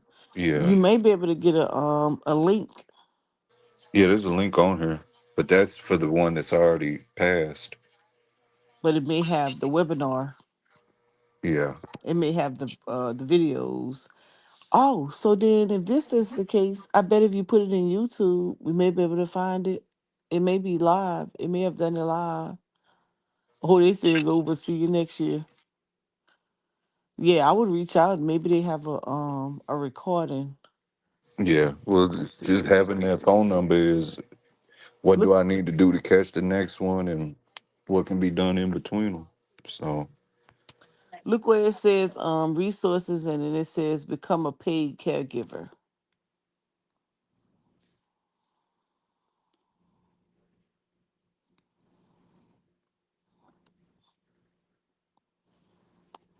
And then yours would be more of paid caregiver for veteran.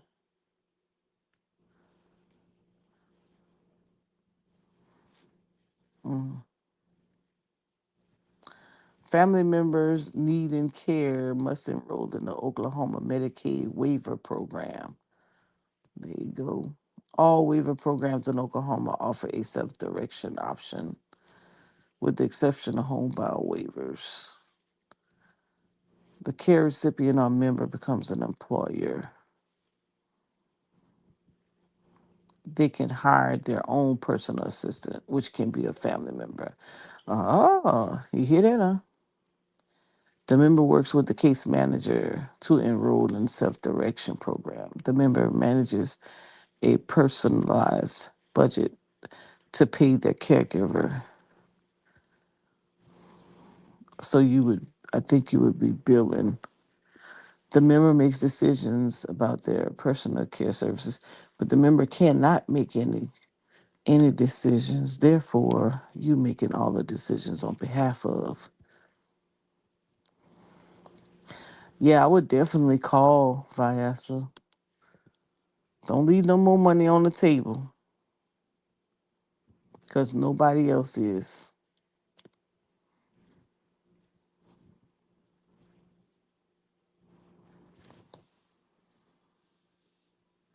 It's looking like DDS, the program I was telling you about. I got that for him when he was probably 12. It looks like they've updated, so I'm gonna start there. Yep. And they're gonna get somebody to walk you through it. And it's probably much more, it's probably quicker to get it done than it was in your earlier years because everything is automated now. True. Yep. And I'm sure you have original birth certificates and things of that nature.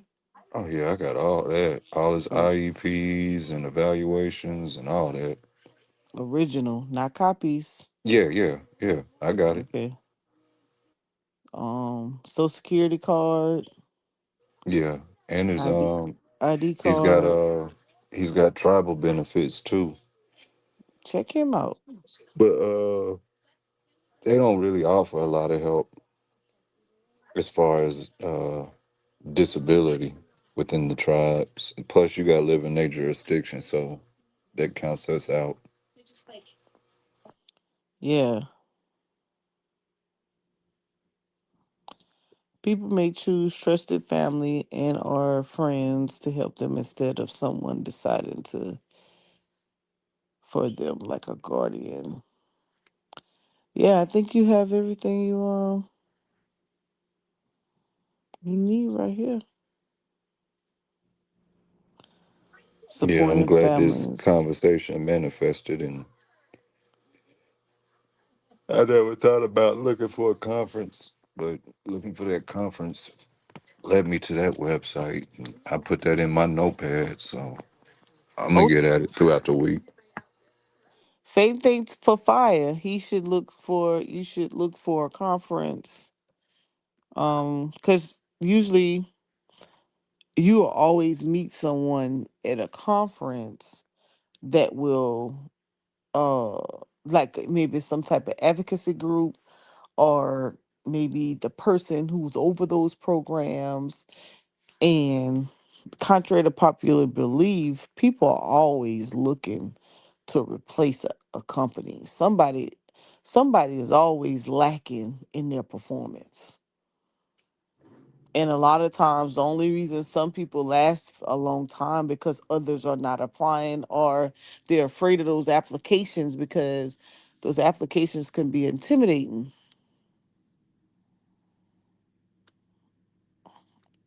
Hmm. Matter of fact, Fontaine, that was a huge event in the spring, I think in Atlanta. Let me see if I can find it for veteran housing. And basically, what they were doing was connecting the housing and then also connecting with the person who can get that veteran a benefit. And so, what made programs so beneficial was that if you had someone who's eligible for Medicaid, Medicare, then that means they were receiving income. And if they needed help, some type of support and services, or they needed housing, they would have the benefit that could pay for that. And so when it comes down, when you think in terms of programs and cutting to Medicaid, Medicare, those demographics or that demographic of individuals is where there's going to be a lot of lacking. It's going to be a huge problem because those people are the ones who can't fend for themselves, or they've gotten too old, or they have some type of impairment. And that's where the Medicaid, Medicare benefit came into play. So cutting would mean that someone would have to take up the slack. And many people already don't have enough money to take care of themselves, let alone, take care of another family member or elder. or an intellectual disability individual.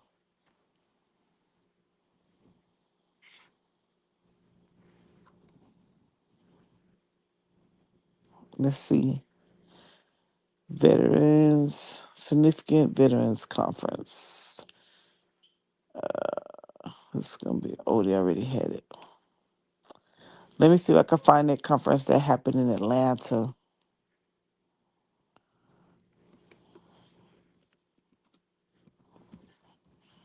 Wait a minute, are you directly in Atlanta, or well, you might not want to see on here. Yep, Who, me? there was. Yep, y'all had a. It was a coming up in February, so get ready. 13th annual is a 3-day veteran recruiting conference and premier professional development event for veterans talents and management. Well, that might be a hiring. There was supposed to be one for there was supposed to be one for benefits. Yeah, Fire, I was talking to you. Okay, yeah, nah, I'm in Jonesboro, but they I know where that's at. it's probably gonna be the house. Well, we don't really care particularly where the house at. I'm the only one that's based in Jonesboro, though. The rest of them is like North Side. Let's see.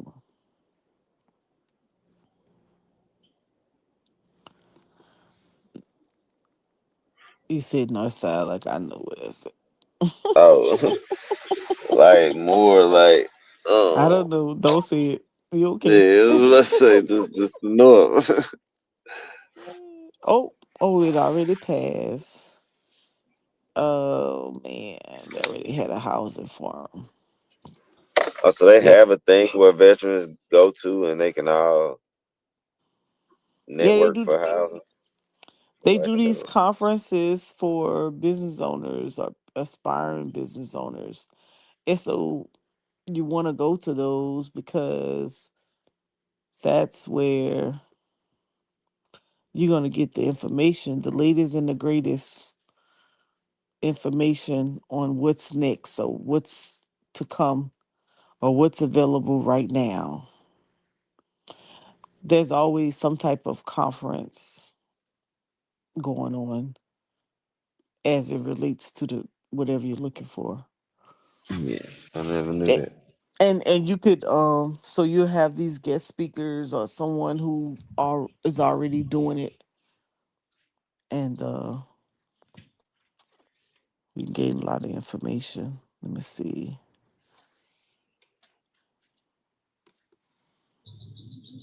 Yep. It's so many ways to get this information. Sometimes I have to, like, somebody has to ask me a question for me to like go Think directly about to it. what we're looking for. Yeah. Yeah, you Cause got it's all so that much. information in there. I know in that little bitty head. It says in 2025 the Atlanta Veterans Village was open. So they opened a Just veterans put that name village. in the Atlanta Veterans Village.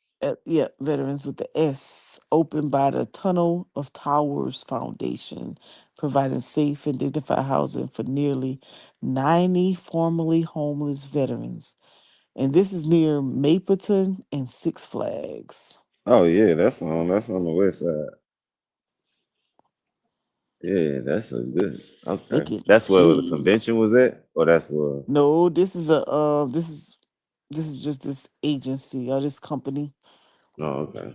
Atlanta Veterans Village. Uh, Where- 90. I'm looking at that. Tunnels of towers. Let me see what it looks like. I bet there's tiny houses. Let me see.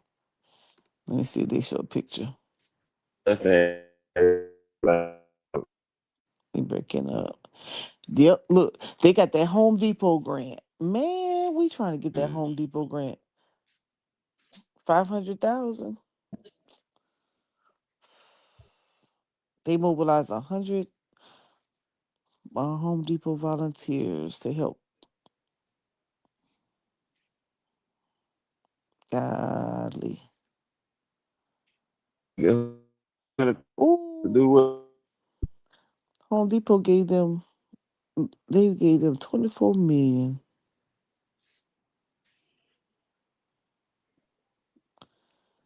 Mortgage free smart homes for combat veterans. Hmm, ain't that something? 24 build those. Yeah, for this organization, they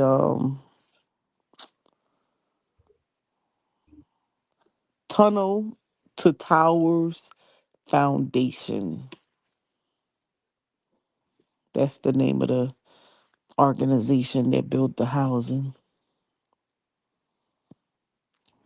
They got smart homes, fallen first responder homes, Gold Star family. They got all kind of homes. Veteran. Yeah, this is a pretty large organization.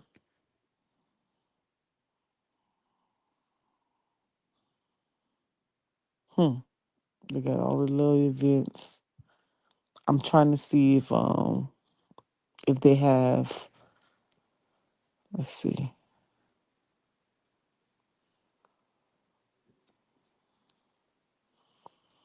See, that Home Depot grant is available, but they want you to have a partnership with HUD. That's the first place I'm Mm, trying to send you to is HUD. yeah. Um, but HUD's gonna want you to have a place. So like if you're gonna be renting out a home, then um, they're gonna say, okay, you could be a landlord, and then they're gonna come inspect the place. Hmm. Getting a veteran into that house is going to be easy because you just connect with the VA HUD VASH program. And once you have the landlord application filled out with HUD, then um, the VA will send you some clients because I think the payments come through HUD. I don't think the payments come directly through the VA.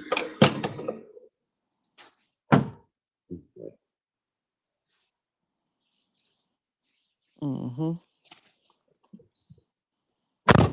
And I guess it would be best to do business with the VA versus doing business with, like, doing business on the veteran side versus doing business with Section 8. Because on Section 8, they just tear your stuff up.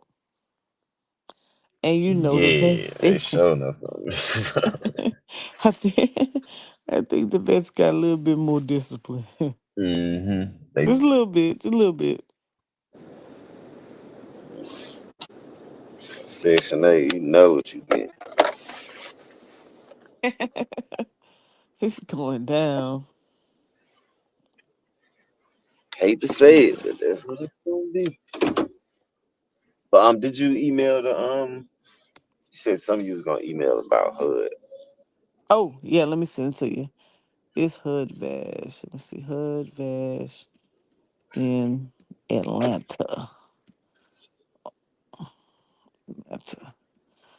Atlanta, GA. Let's see. Let me give a website for you.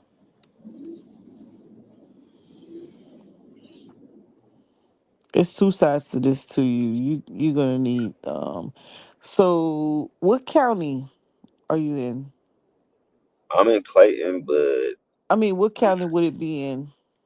probably Fulton or Gwinnett, most likely. Okay. So I should say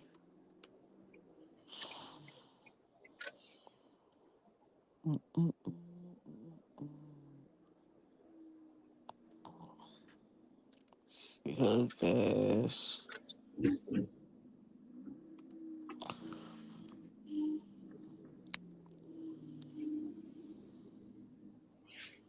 Okay.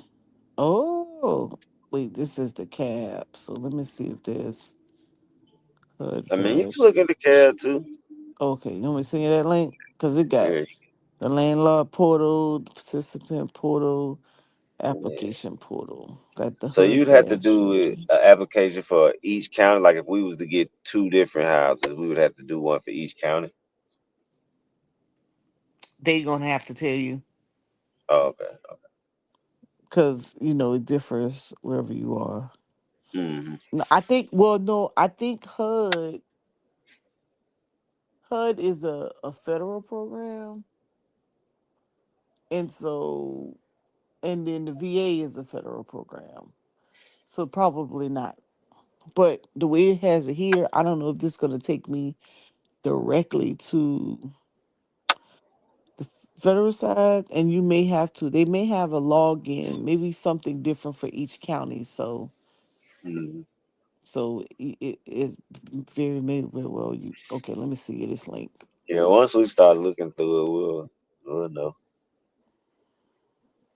Let's see. Let's see now. Where did I have you email me? I had you email me somewhere I could find it. Tri City, I think. Yeah, that was it. Hey, Fi, I put you something in the back.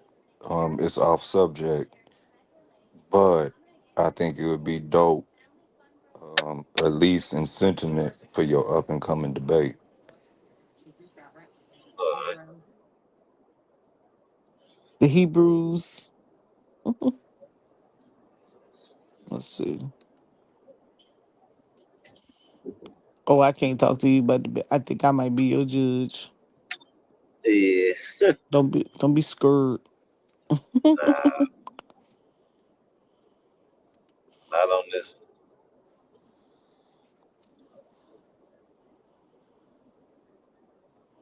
It's all just fun for me anyway.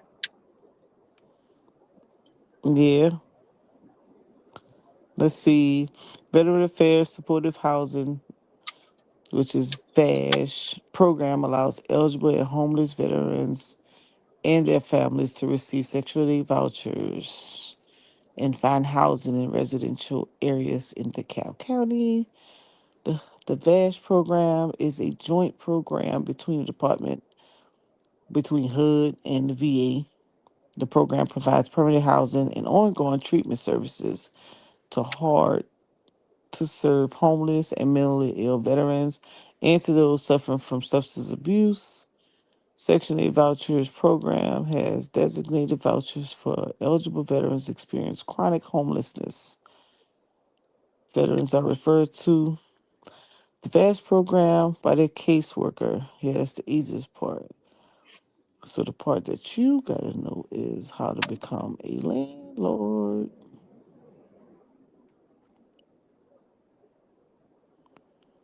Hope for Atlanta. So it said Hope Atlanta programs of travelers aid.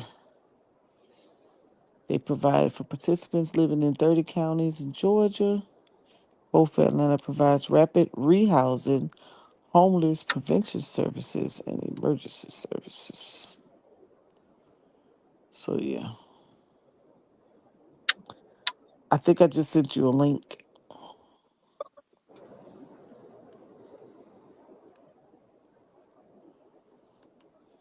Make sure I check.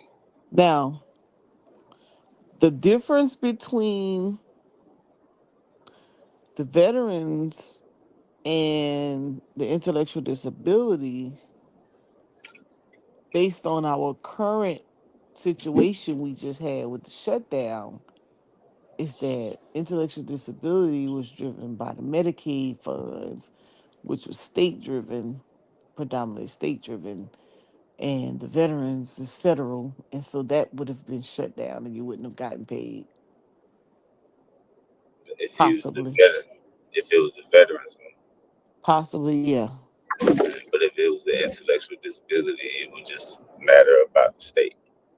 Yeah, it's just, yeah, it's running under the state. Um, and so that usually have funding in it. So some of the service from the veteran side may have stopped. It just depends on what year that shut down is occurring. But they look like they just put money into the vets, and so I know people gonna be cussing us out, upset and mad. they always say they always put money in the Department of Defense. Yeah, they installing a we was just talking about all this. They installing a dang what the thing called? Electronic charging station right here off Tar Boulevard. I've Man, been you see wondering that what they was doing GQ? right here. Yeah, we was just talking about Where Aaron at? Aaron owe us some information. that. Cause they've been building right here, like right in between two of the accounts I service. And I'm like, man, what are they doing? Cause it's in the middle of a parking lot. So I'm like, what are they doing? I thought Hmm. they was like about to put another building or something up. But now I see they throwing up them charging stations. Look at that. Nice business business plan opportunity. When they I, said it, I was like, what? That mobile one too. That was good one. oh yeah, I've been looking into it. I'm waiting to talk to Aaron again. He usually pop up around these hours. I He know. was, he was around earlier. I know he in these streets somewhere. I know this was 20 minutes ago.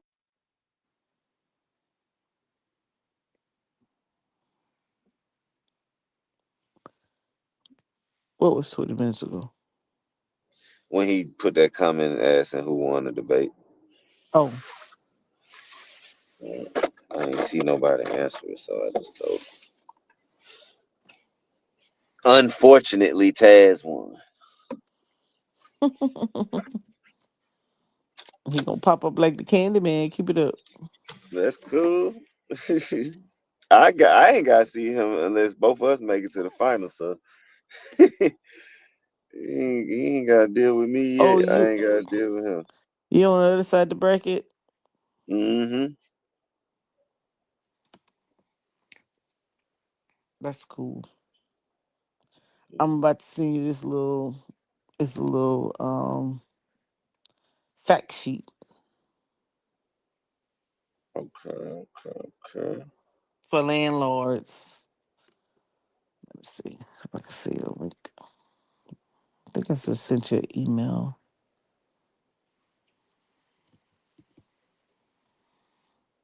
Let's see your two emails.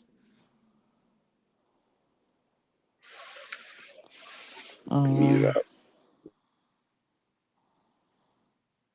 yeah, and it let's just send you this page right here,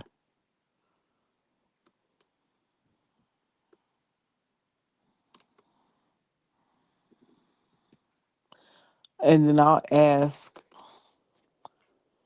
if they wouldn't going through these darn audits. I'd probably be able to get somebody. I'm gonna be able to get them probably tomorrow though. Try to see if we can get them on the phone.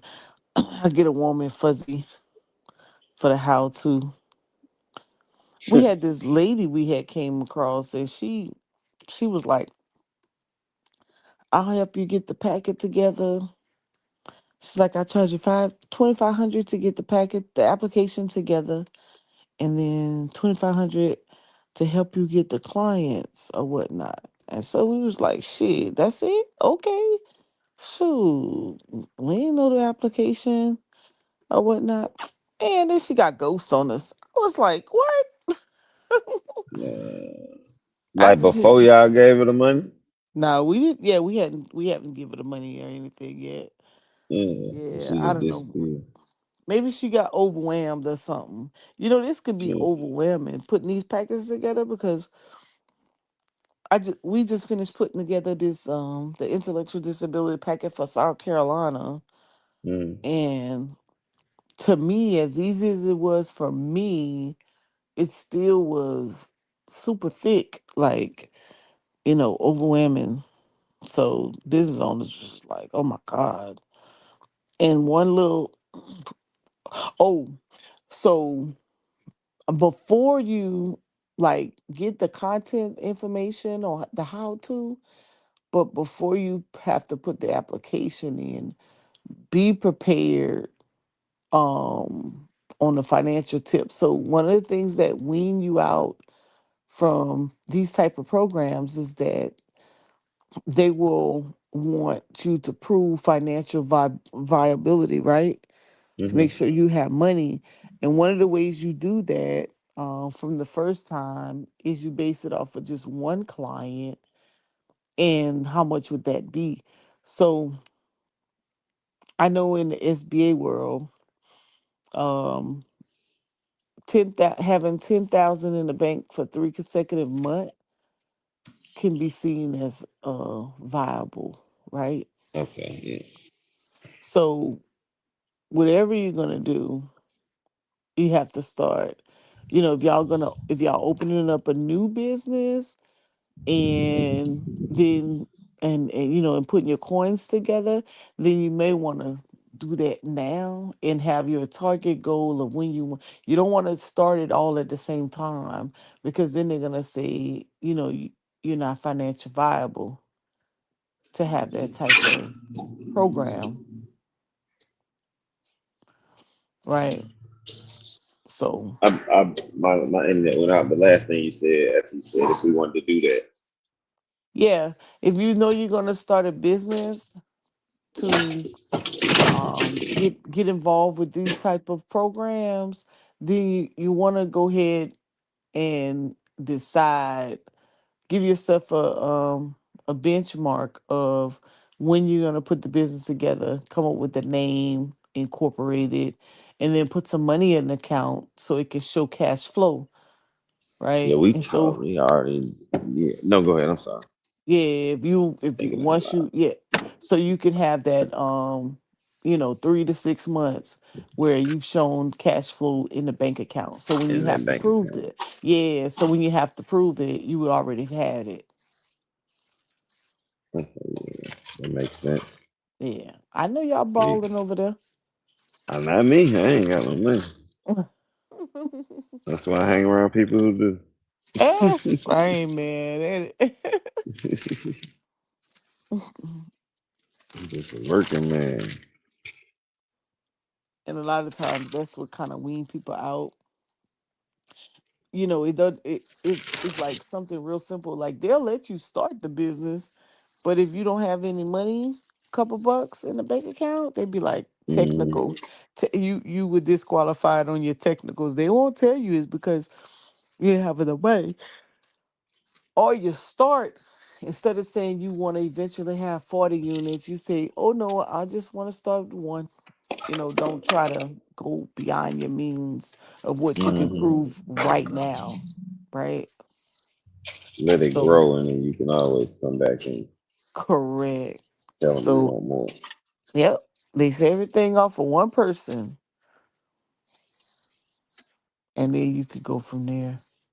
Because you got to get in the program. Like they used to tell me in the PhD program, you know, get the degree first, and then you try to change the world. Don't be trying to change the world while you in while you Mm-hmm. in getting your education. That's worthless. Nobody wants to hear your story. They just want to know that you can research. That's all. That's it. So yeah.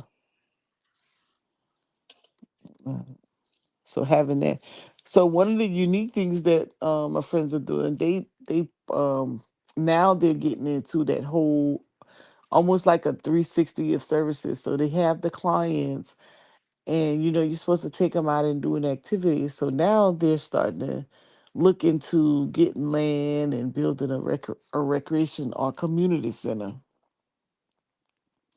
So For the they're veterans or for the intelligently any either one, both sides, smart right? though? Yeah. Yeah.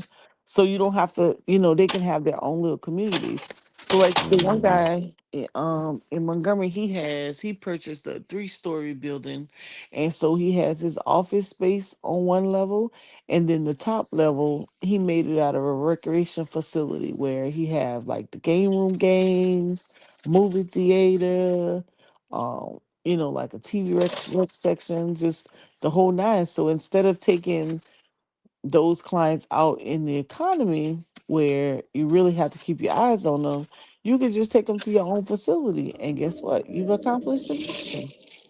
Yeah. And then you take them right back home. It's smart. Mhm. Now, my friend who's going to do the veteran center, she's building a community center with her housing units, and she's doing farming. She's coming up with this farming initiative. For the veterans to do the farm. Yep, That's it's smart. Yep, it's therapeutical. Yeah, I was just about to say it's therapeutic, but Matter of it's fact, also making you self sufficient. So it's like you can correct. either sell the stuff out of there or they can Yes, eat from the farmland. yes. Now you're thinking like a winner. That's the Yes. ecosystem.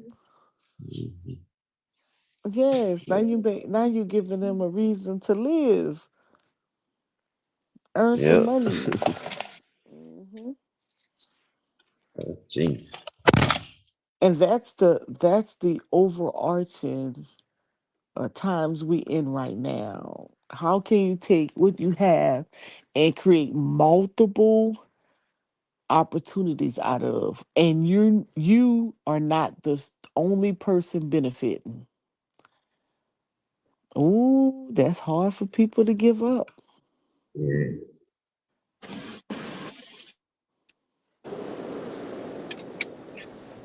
That when it makes sense. Everything you saying makes sense. Mhm. Because people want to own the building, they want to own own the services, they want to own the transport, they want to own the recreational, they don't want to give any of that up. They want to do it all, but in the same sense, the staffing is not ideal. Their current staffing is not ideal for all of those services, and so therefore things get slipped through the cracks. You fail audits, somebody gonna come see about you, or you don't get funded because they're like, how you gonna do all that by yourself? Or maybe you got a 3-man team, or maybe you got a 4-man team. You still can't do it all by yourself.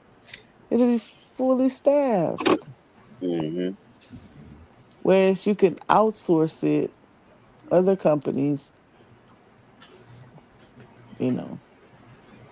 If we can grasp that concept right there, man, and not one person be the catch all be all, we could be powerful. Yeah. Mhm. But I think people have to see more successful examples of it, and it kind of got to be what's the word I'm looking for? We got to be conditioned in that. And I would say that the example is there. You just don't know it actually exists True. because you have never um witnessed who's doing what. Mhm. We just see things get done, Mm-hmm. and a lot Yep. of times we just assume it's white people. Yep. Exactly. Because I was Exactly. looking up the developers who's doing all this because they've been changing Old National. Well, I don't know if you know about Old National, but it's a long strip Mm-hmm. on the south side in College Park, like cross between College Park and Atlanta, and they like changing it up a lot, like making it like kind of where you can't make U turns, all type of stuff, and you can see that they're about to do a lot more remodeling. So I was looking up the developers, and one of the people who got the contract for the development was a black man. Look at So that. I don't know if he Look, still got it or not, but he definitely was one of the people over it. so now watch. Now you said okay, so that's all infrastructure or construction projects. So one of the crazy senators, Linda Graham, just released here that all of the infrastructure projects that they're getting ready to do, renovate, and it's geared around the fire department. So they're giving a lot of money to all the different fire departments across the state, and it all Mm, has to do with infrastructure. So a lot of the funding has to do with infrastructure, construction, manufacturing, or cybersecurity. So you think in terms of okay, what's the next wave? What's going up next? Um, Outside of these data centers, it's a matter of they're here. I know, man, they done mixed up the bridges so much here. Bridges, turnaround, circles, you name it, broaden the oh yeah, they streets. putting a bunch of them circles out Yep. here. because that's where the money is at. That's the money that they shifting down from the feds. It's construction and infrastructure money. So with that being said, even if you don't have a company to do that type of work, you could staff, because if your community is lacking in employment, and you are aware of where those jobs are located, or those different industries, you can provide the transportation and you can provide the staffing. And if you're really savvy with the company, you can do the training orientation for them. Be that Mm. middle person for hiring. So you may not be able to land the primary contract, but guess what? The primary contractor need employees. Maybe you can staff for them. Boom. I don't know if that's me or you, but Now it she sounds. started break. Now she breaking up. Uh-oh. Yeah, you breaking up, Doc.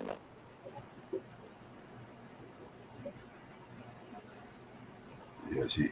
I I don't don't know know if if she was yeah, I don't know driving if or she be something. Yeah, she a dead spot or something. she be cooking.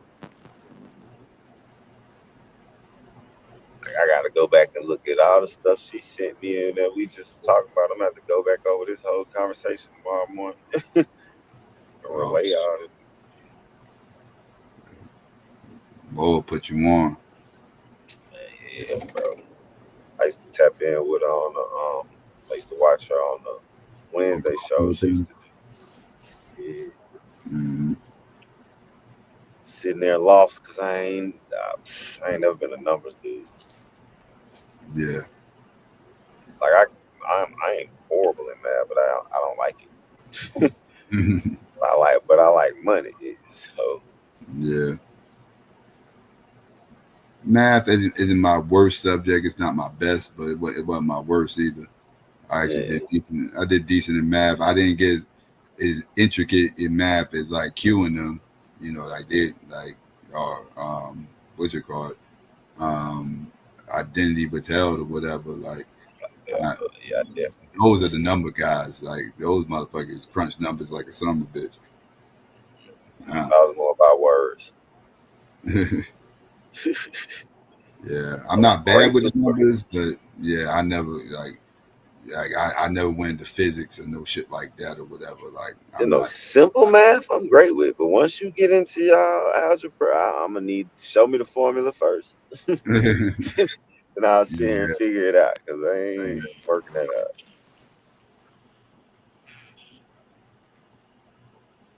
My bad. Okay, there you it's go. all good. I couldn't hear what you said because my phone had died. Oh no, you good, you good. We want to talk about nothing but just who's good in math or not. Oh, Mm. You I just think it's saying how somebody. you be cooking with the information. A little bit. I got a bone for GQ. So I had a buddy who was recently incarcerated. So that when they got out, they had received their diesel mechanic license, and of course they weren't gonna get no job because they had felonies, and so they started savaging dump trucks, and they would go. Where the wife would go to construction sites and get subcontracting opportunities.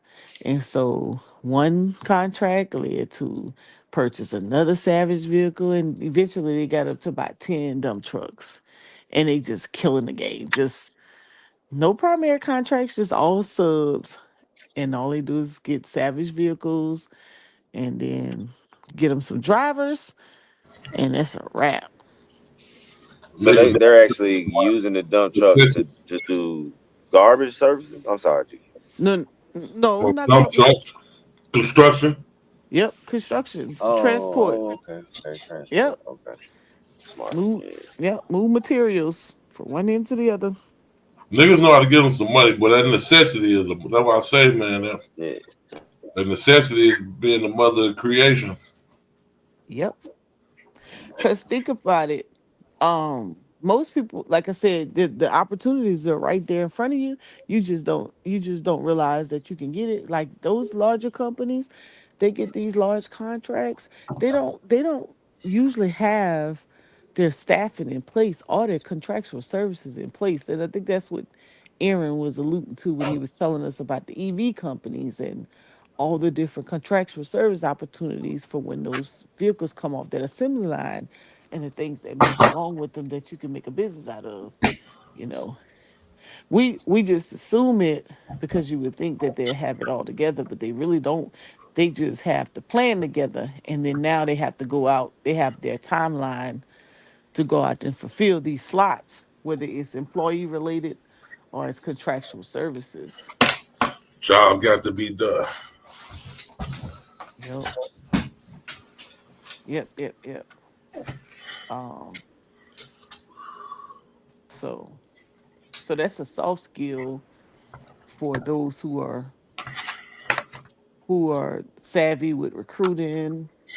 HR is a staffing, go to these larger places, find out who they, because these larger staffing companies, I mean, that's always opportunity because the way I look at it is like our people are more likely to be comfortable with us and coming to us for employment and trusting us to get them where they need to be than they are these other companies. Mhm. But because these other companies are in place, we just don't tap into that market,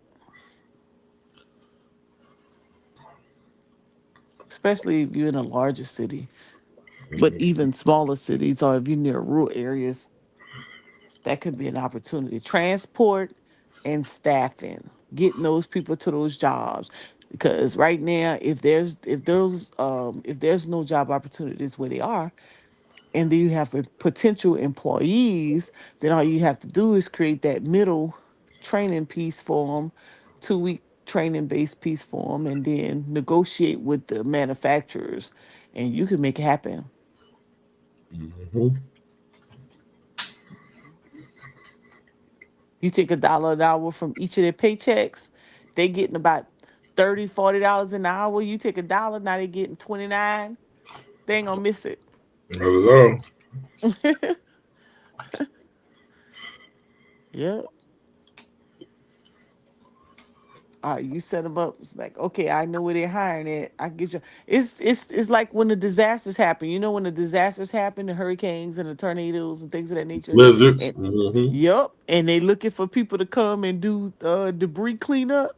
Yep. It's the same concept, except for now, instead of looking at it from just a disaster, think about it from manufacturing. And the manufacturing always have job slots open. They just don't have enough people in the area because most of those people are doing other type of jobs. Facts. Yeah, yeah, you can turn your economic status around. Mhm.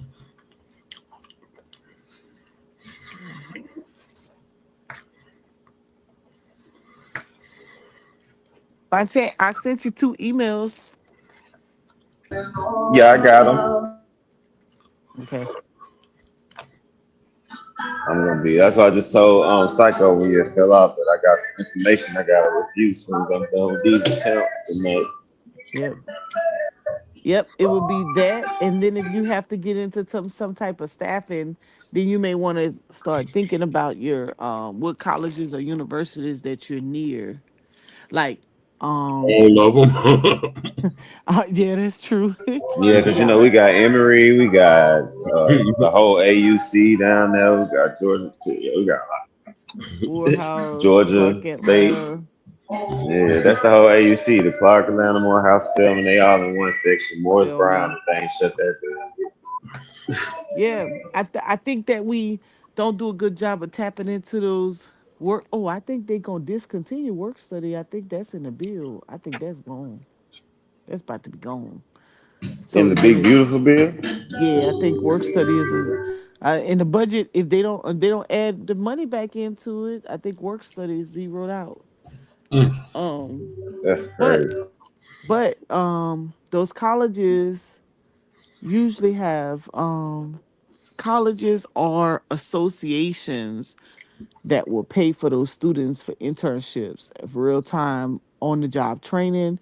Your social services um, have on the job training, um, things of that nature that you can use as a, or your work experience programs where they will pay you half your payroll back if you hire through their program, and then you pick them up if you hire them and pay them a certain dollar amount, and then they'll give you half the payroll back for 6 months, and then you pick them up as a regular employee. Like those type of programs, if you own a business, man, that's where you make out. And then they have the reclass program where if you, let's say you have 5 employees, and you have one do a reception work.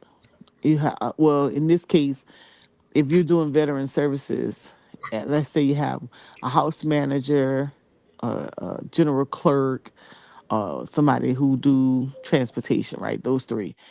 And you wanted to run them through the program, then you would reclass them all. You would retrain them all, just cross train them, and they will pay you back that payroll up to 6 months at the workforce office for you to cross train your employees, and that makes that employee more valuable.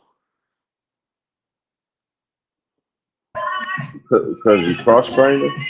Yeah, because you cross train them. Yep, that's a program. So you got the on the job training program, and then you have the reclassification program. Reclassification just means that you're cross training them. So they already working for you, and you want to elevate their skills. Then you cross train the receptionist to be the house manager to be the logistics person. Oh, I get it. So they can do multiple jobs at the Yes. facility. Okay, they Yeah. functionality. Okay. Right. Right. And that's the way. But now for them, it would be developing their skills. For you, it would be a way for you to um, gain funding, because they would be giving you half that money back for 6 months. So that could put, you could have that in your reserve cash.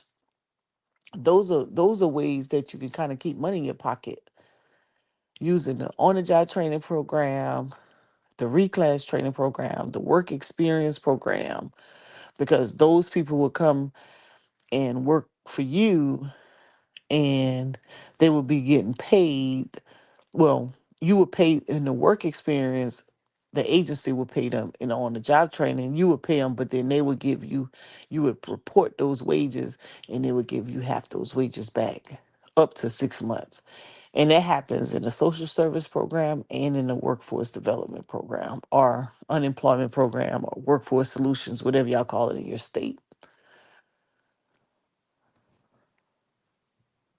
This is why sometimes when people are like, well, we need resources and we need things in our community, and they be like, well, you already got it.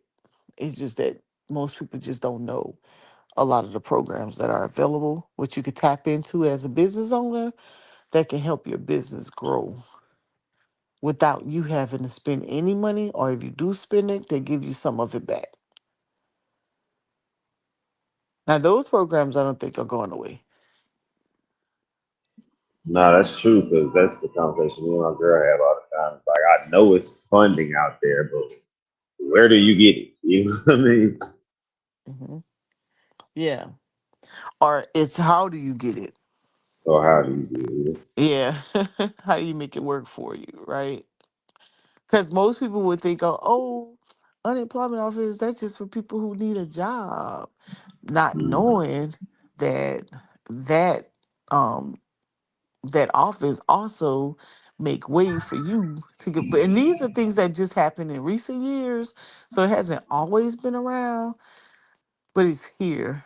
Um, Same thing with the um like Goodwill. Like our Goodwill here is they open up training centers They opened up training centers for employment because they tapped into that DOL grant, kind of like GQ them doing down there.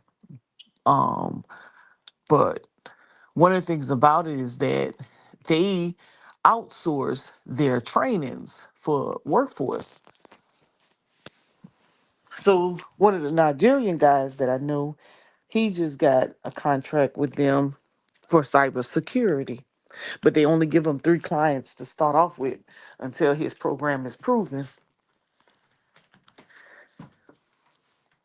So if you take your book, Fontaine, and turn your book and create a workbook out of your book, especially if it's meant to train, you can take it, you can make it out of a workbook, and it can become a soft skills training or a workforce training for either business or person. And you could pitch that to Workforce Solutions and get a contract. Me and Chat GPT gotta have a conversation. Yeah, that would be dope. Then I'm Yeah. Yep. convert the wasted potential to a workbook, Yep. or have the And wasted potential, or have the wasted potential workbook. Or, check it out. Now, so you have workforce, you have like the juvenile centers or reentry programs. Those are the agencies that you want to pitch it to.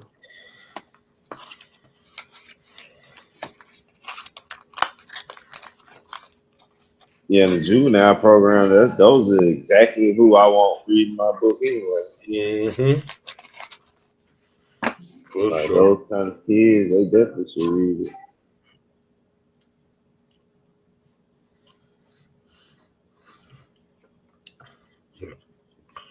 I'm about to get some and donate them to the Julie. Yeah.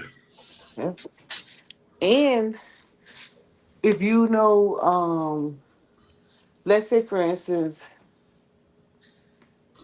like that organization I just told you that has those veterans that just did those 90 houses.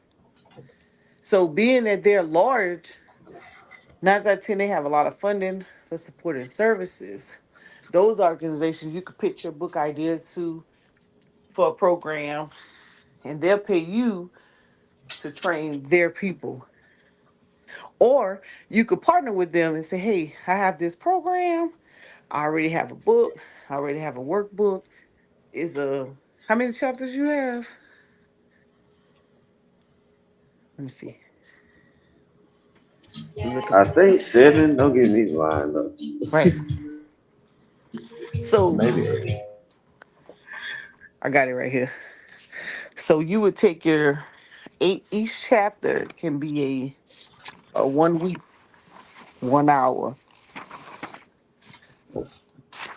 And then all you have to do on the back end Mm-hmm. is create a graduation. So anybody who come through your program, Mm. they gets to they graduate. They Uh certified with wasted potential. that's right. Bam. Create your own certification certificate. If Mm. you do this for 2 years, Damn. you can go for CPE accreditation with the tech schools. And then now you just gave people who maybe didn't graduate out of high school, maybe got a GED, things of that nature, opportunities to get through get to college, because now they get continuous education credits, and it will help them enroll in any school. When I read through your book, That's dope. I'll tell you who your audience is gonna be. Yeah, that's dope. So your book should turn. So now you got the hard copy. Now you need to make it out of a workbook. Yeah, you gotta get that Yeah. paper back so we can get them into the institution. We Oh got to yeah. get them an Yeah, I started interview working on on Kofi that channel, shit, Auntie Mo. that editing. And then you could when you do the workbook, when you do it, you could create your own little conferences and use your book Bingo.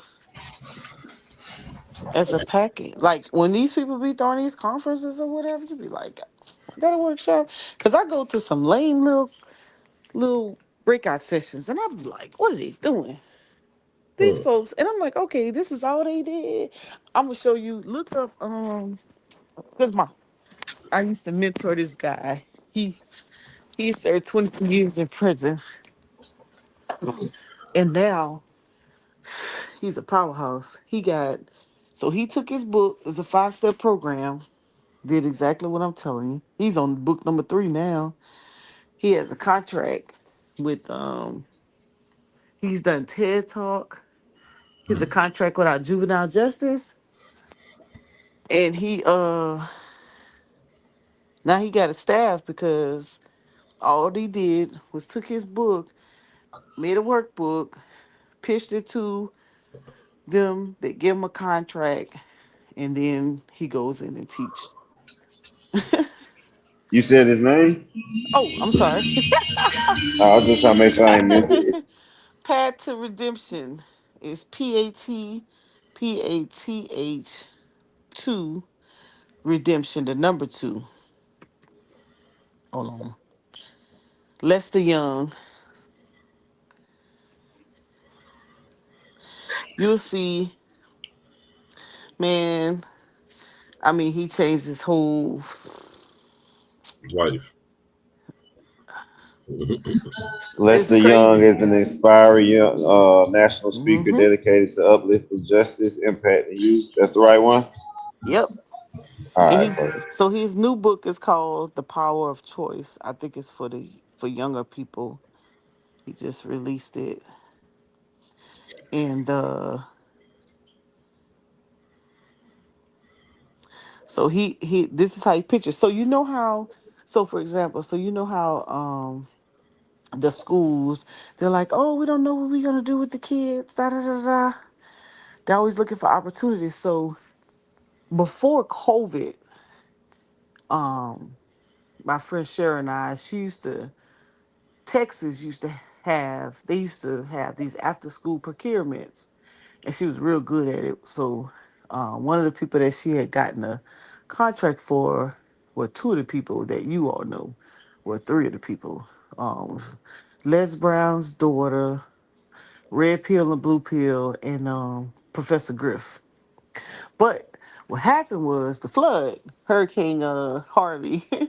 So when they had gotten awarded, the flood happened, and all of the schools that they were going to go into had got flooded out. So, of course, there goes the contract because they're at this point it was hard to get into other schools. But I say that to say this: so once you have a book and a workbook, you can pitch these type of training, your workbook to anywhere where they're offering some type of where they have groups. Let me say that where Yeah, groups his are. workbook popped up on the website. It pop Hmm. up, so yeah. You see it? Yep. So he first started off. Now he has youth programs, but he originally started off with training adults who had been recently incarcerated. That was his 5-step program. Um, 5 steps to incarceration, and I'm behind because he got all the kind of stuff going on now. The 5 stages was the very first book when I first met him. Looked like he must have did an upgrade to it, and then he started doing workbooks and things of that nature. Then he got a whole packet. So you could take this one book, you could use him as your example. He made a journal. You see how he did the journal? So he created a journal. He got it in a combination combo packet, 3 books. He up to 4 now. Yeah, so you should be able to do all types of stuff with this one little opportunity you created. Yeah, I'm responding to you. I'm just on mute because I'm in his account and he got this music playing. Oh, you're fine. And this is for anyone who has so like GQ. So you say you have an auto mechanic business. Mm-hmm. So you could do a book on like the introductory to vehicle maintenance. Something as simple as that. Right. Um, select what you think should be the most important things that you should Be able look to into. do. Yep. And I'm gonna tell you who your audience should be. Who you think? Yeah. For vehicle maintenance, Yeah. high Women. schoolers. Nope. What? Women. Women. Okay. You know why? Because we tear it up every time. Somebody just give us an idea what we should be doing. Not just that, Dr. Mo. Y'all can say we get taken advantage of in the We Yeah. cannabis do. field. We do. And I just got taken advantage of, I think. I just spent $1,600 on some damn wheels. And For, I know they got over, but for I, some you know, tires. for some tires. That's No, yeah. no, no, They they charged me. ridiculous right now. My tires were warranty, but they charged me for mounting and balancing. $400 a wheel. I was cussing. Hmm. Yeah, but knowing what to do. So the introductory to vehicle maintenance or something of that nature, right? Something basic to start off because you can actually build on it, right? And do like a quick little, you know, the the the checks and then, what to look for and what are some, what are the best places for maintenance or tires and things of that nature. But I'm gonna tell you, I had a friend of mine, he did uh what's his name? His name is damn it, what's that boy name? Why I can't remember. He gonna kill me. Oh God. He gonna kill me. I got it right there at the tip of my tongue.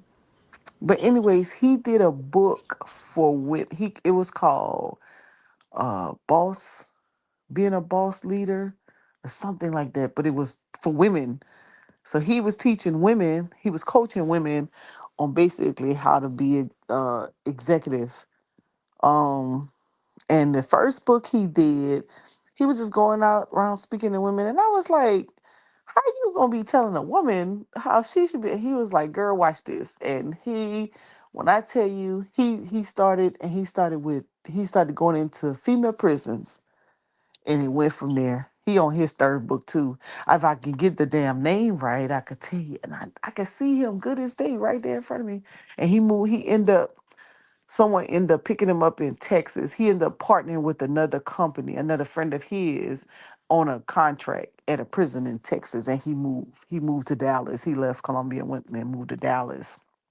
Um, but these are things like I think once you get over the age of 40 and you have knowledge and you become a subject matter expert, especially if you own a business, these little how-to tools and books and creating a workbook to it, you always have an audience to be able to facilitate or train, and you can make a couple bucks off of that.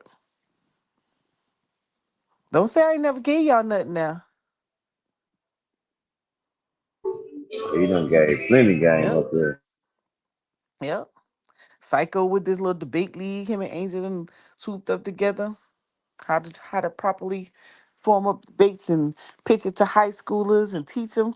Let me tell you, that's because if you think about the Zigglers and the Maxwells, John Maxwells and David Goggins and all of them, even E.T. Eric Thomas, Dr. Eric Thomas and them, you would see that they all have some type of book workbook. And what they do when they go out and speak, they'll they'll solicit people to participate in their trainings. And they'll say after they speak, they always say, sign up. If you want to sign up for my training, go to the back. You can sign up for it was this price, but now it's this price. And boom, everybody after you'd have motivated them, everybody raising their hand because they want to sign up. Either they signing up or they buying your books. And you put them in a I always say 4 to 6 weeks because people get bored after that. Hour and a half. Listen, especially if they're getting some lucrative information. And that's how conferences are made. That's how, people create that side extra income by taking what they know, putting it in a book, create a workbook, and then go out and train. Bam. Viasa, you could do one on how male single parents can uh caretake for intellectual disability kids. What are some of the coping mechanisms needed to care for an intellectual disability child from a male perspective? Ooh, For social us services, children keeping it together. social services will be knocking at your door. I'm just saying.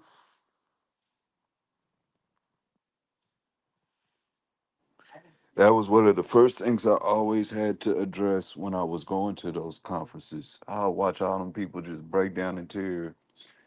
What I'm gonna do with a special needs child? My child is special needs. My child is special needs.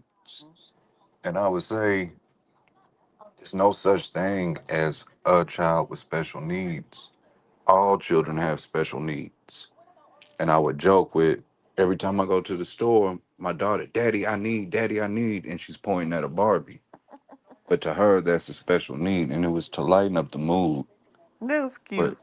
but at the same time, is that's true. I mean, just because we get quote unquote cognitively assessed and placed in the world, that doesn't Hmm. mean that genes don't have special needs. Hmm.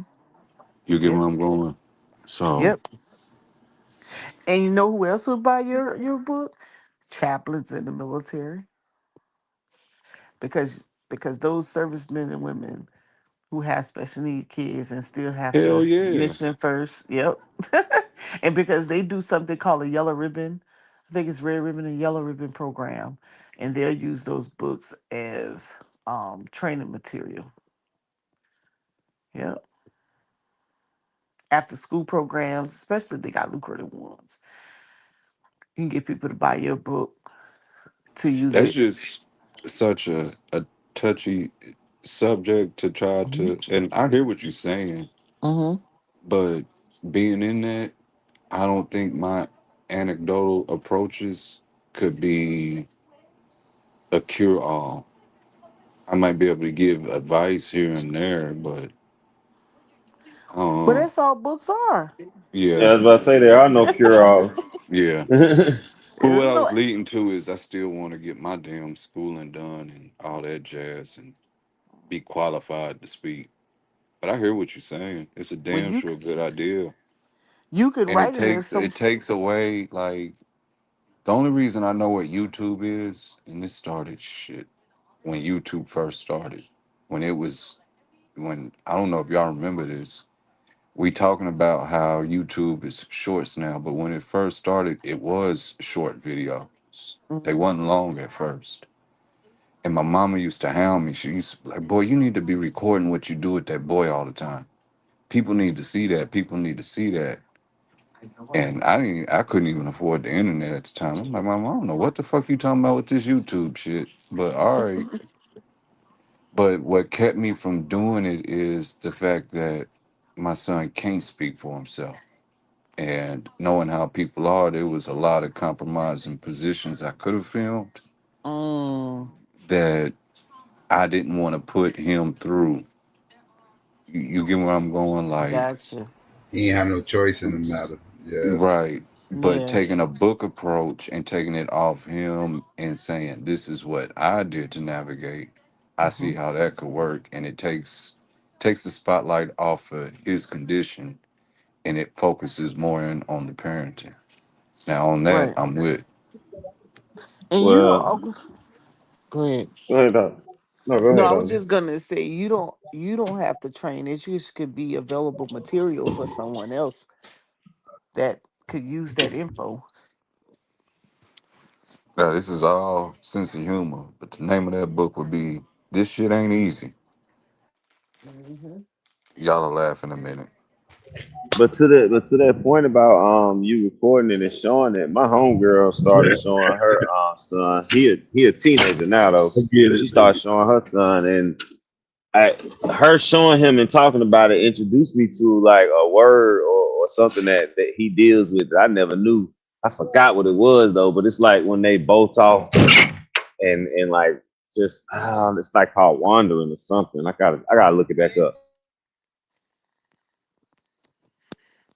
Yes, that's something you got to deal with I forgot autism, what and it's called. a lot of them are highly attracted to water. So they, you got a demographic of them that you got to worry about drowning. Mm. But yeah, that's highly, highly plausible to when you're dealing with autism. And because they're so impulsive, you could be in a vehicle and them not knowing, they'll open up a vehicle while it's in motion to get Eloping. where they going. My bad, y'all. It's called eloping. I still Mm. couldn't hear you, Fi. I said it's called eloping. Eloping, like getting married. GQ Well, told me it's not the to do same that. word, but it's the same word, but that's not what they doing. They like, let me read it directly. Hold on. What you don't know is GQ called me and had an 8-hour conversation with me about eloping and told me not to do that. No, this says wandering, also called elopement, is when someone leaves a safe area or a responsible caregiver. Wandering is an important safety issue that affects some people with disabilities, their families, and the community. Mostly with Alzheimer's. But see, that's almost Yeah, word for same as word what he that. said. I was like, man, I'm thinking about eloping. He's like, boy, that's gonna leave you with a disability. You better off just wandering off. Oh wow. Wow. Nah, I'm teasing. It's You in nobody said you going to loop. no. GQ told me not to. Yeah, In no, fact, no. Julie Jones told me You didn't not to. find you a boo? Oh, Julie.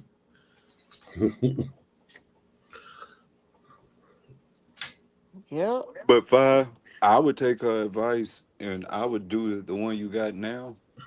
I would center it towards making a workbook for the students and then flip it right around in volume 2 on how to attack unemployment.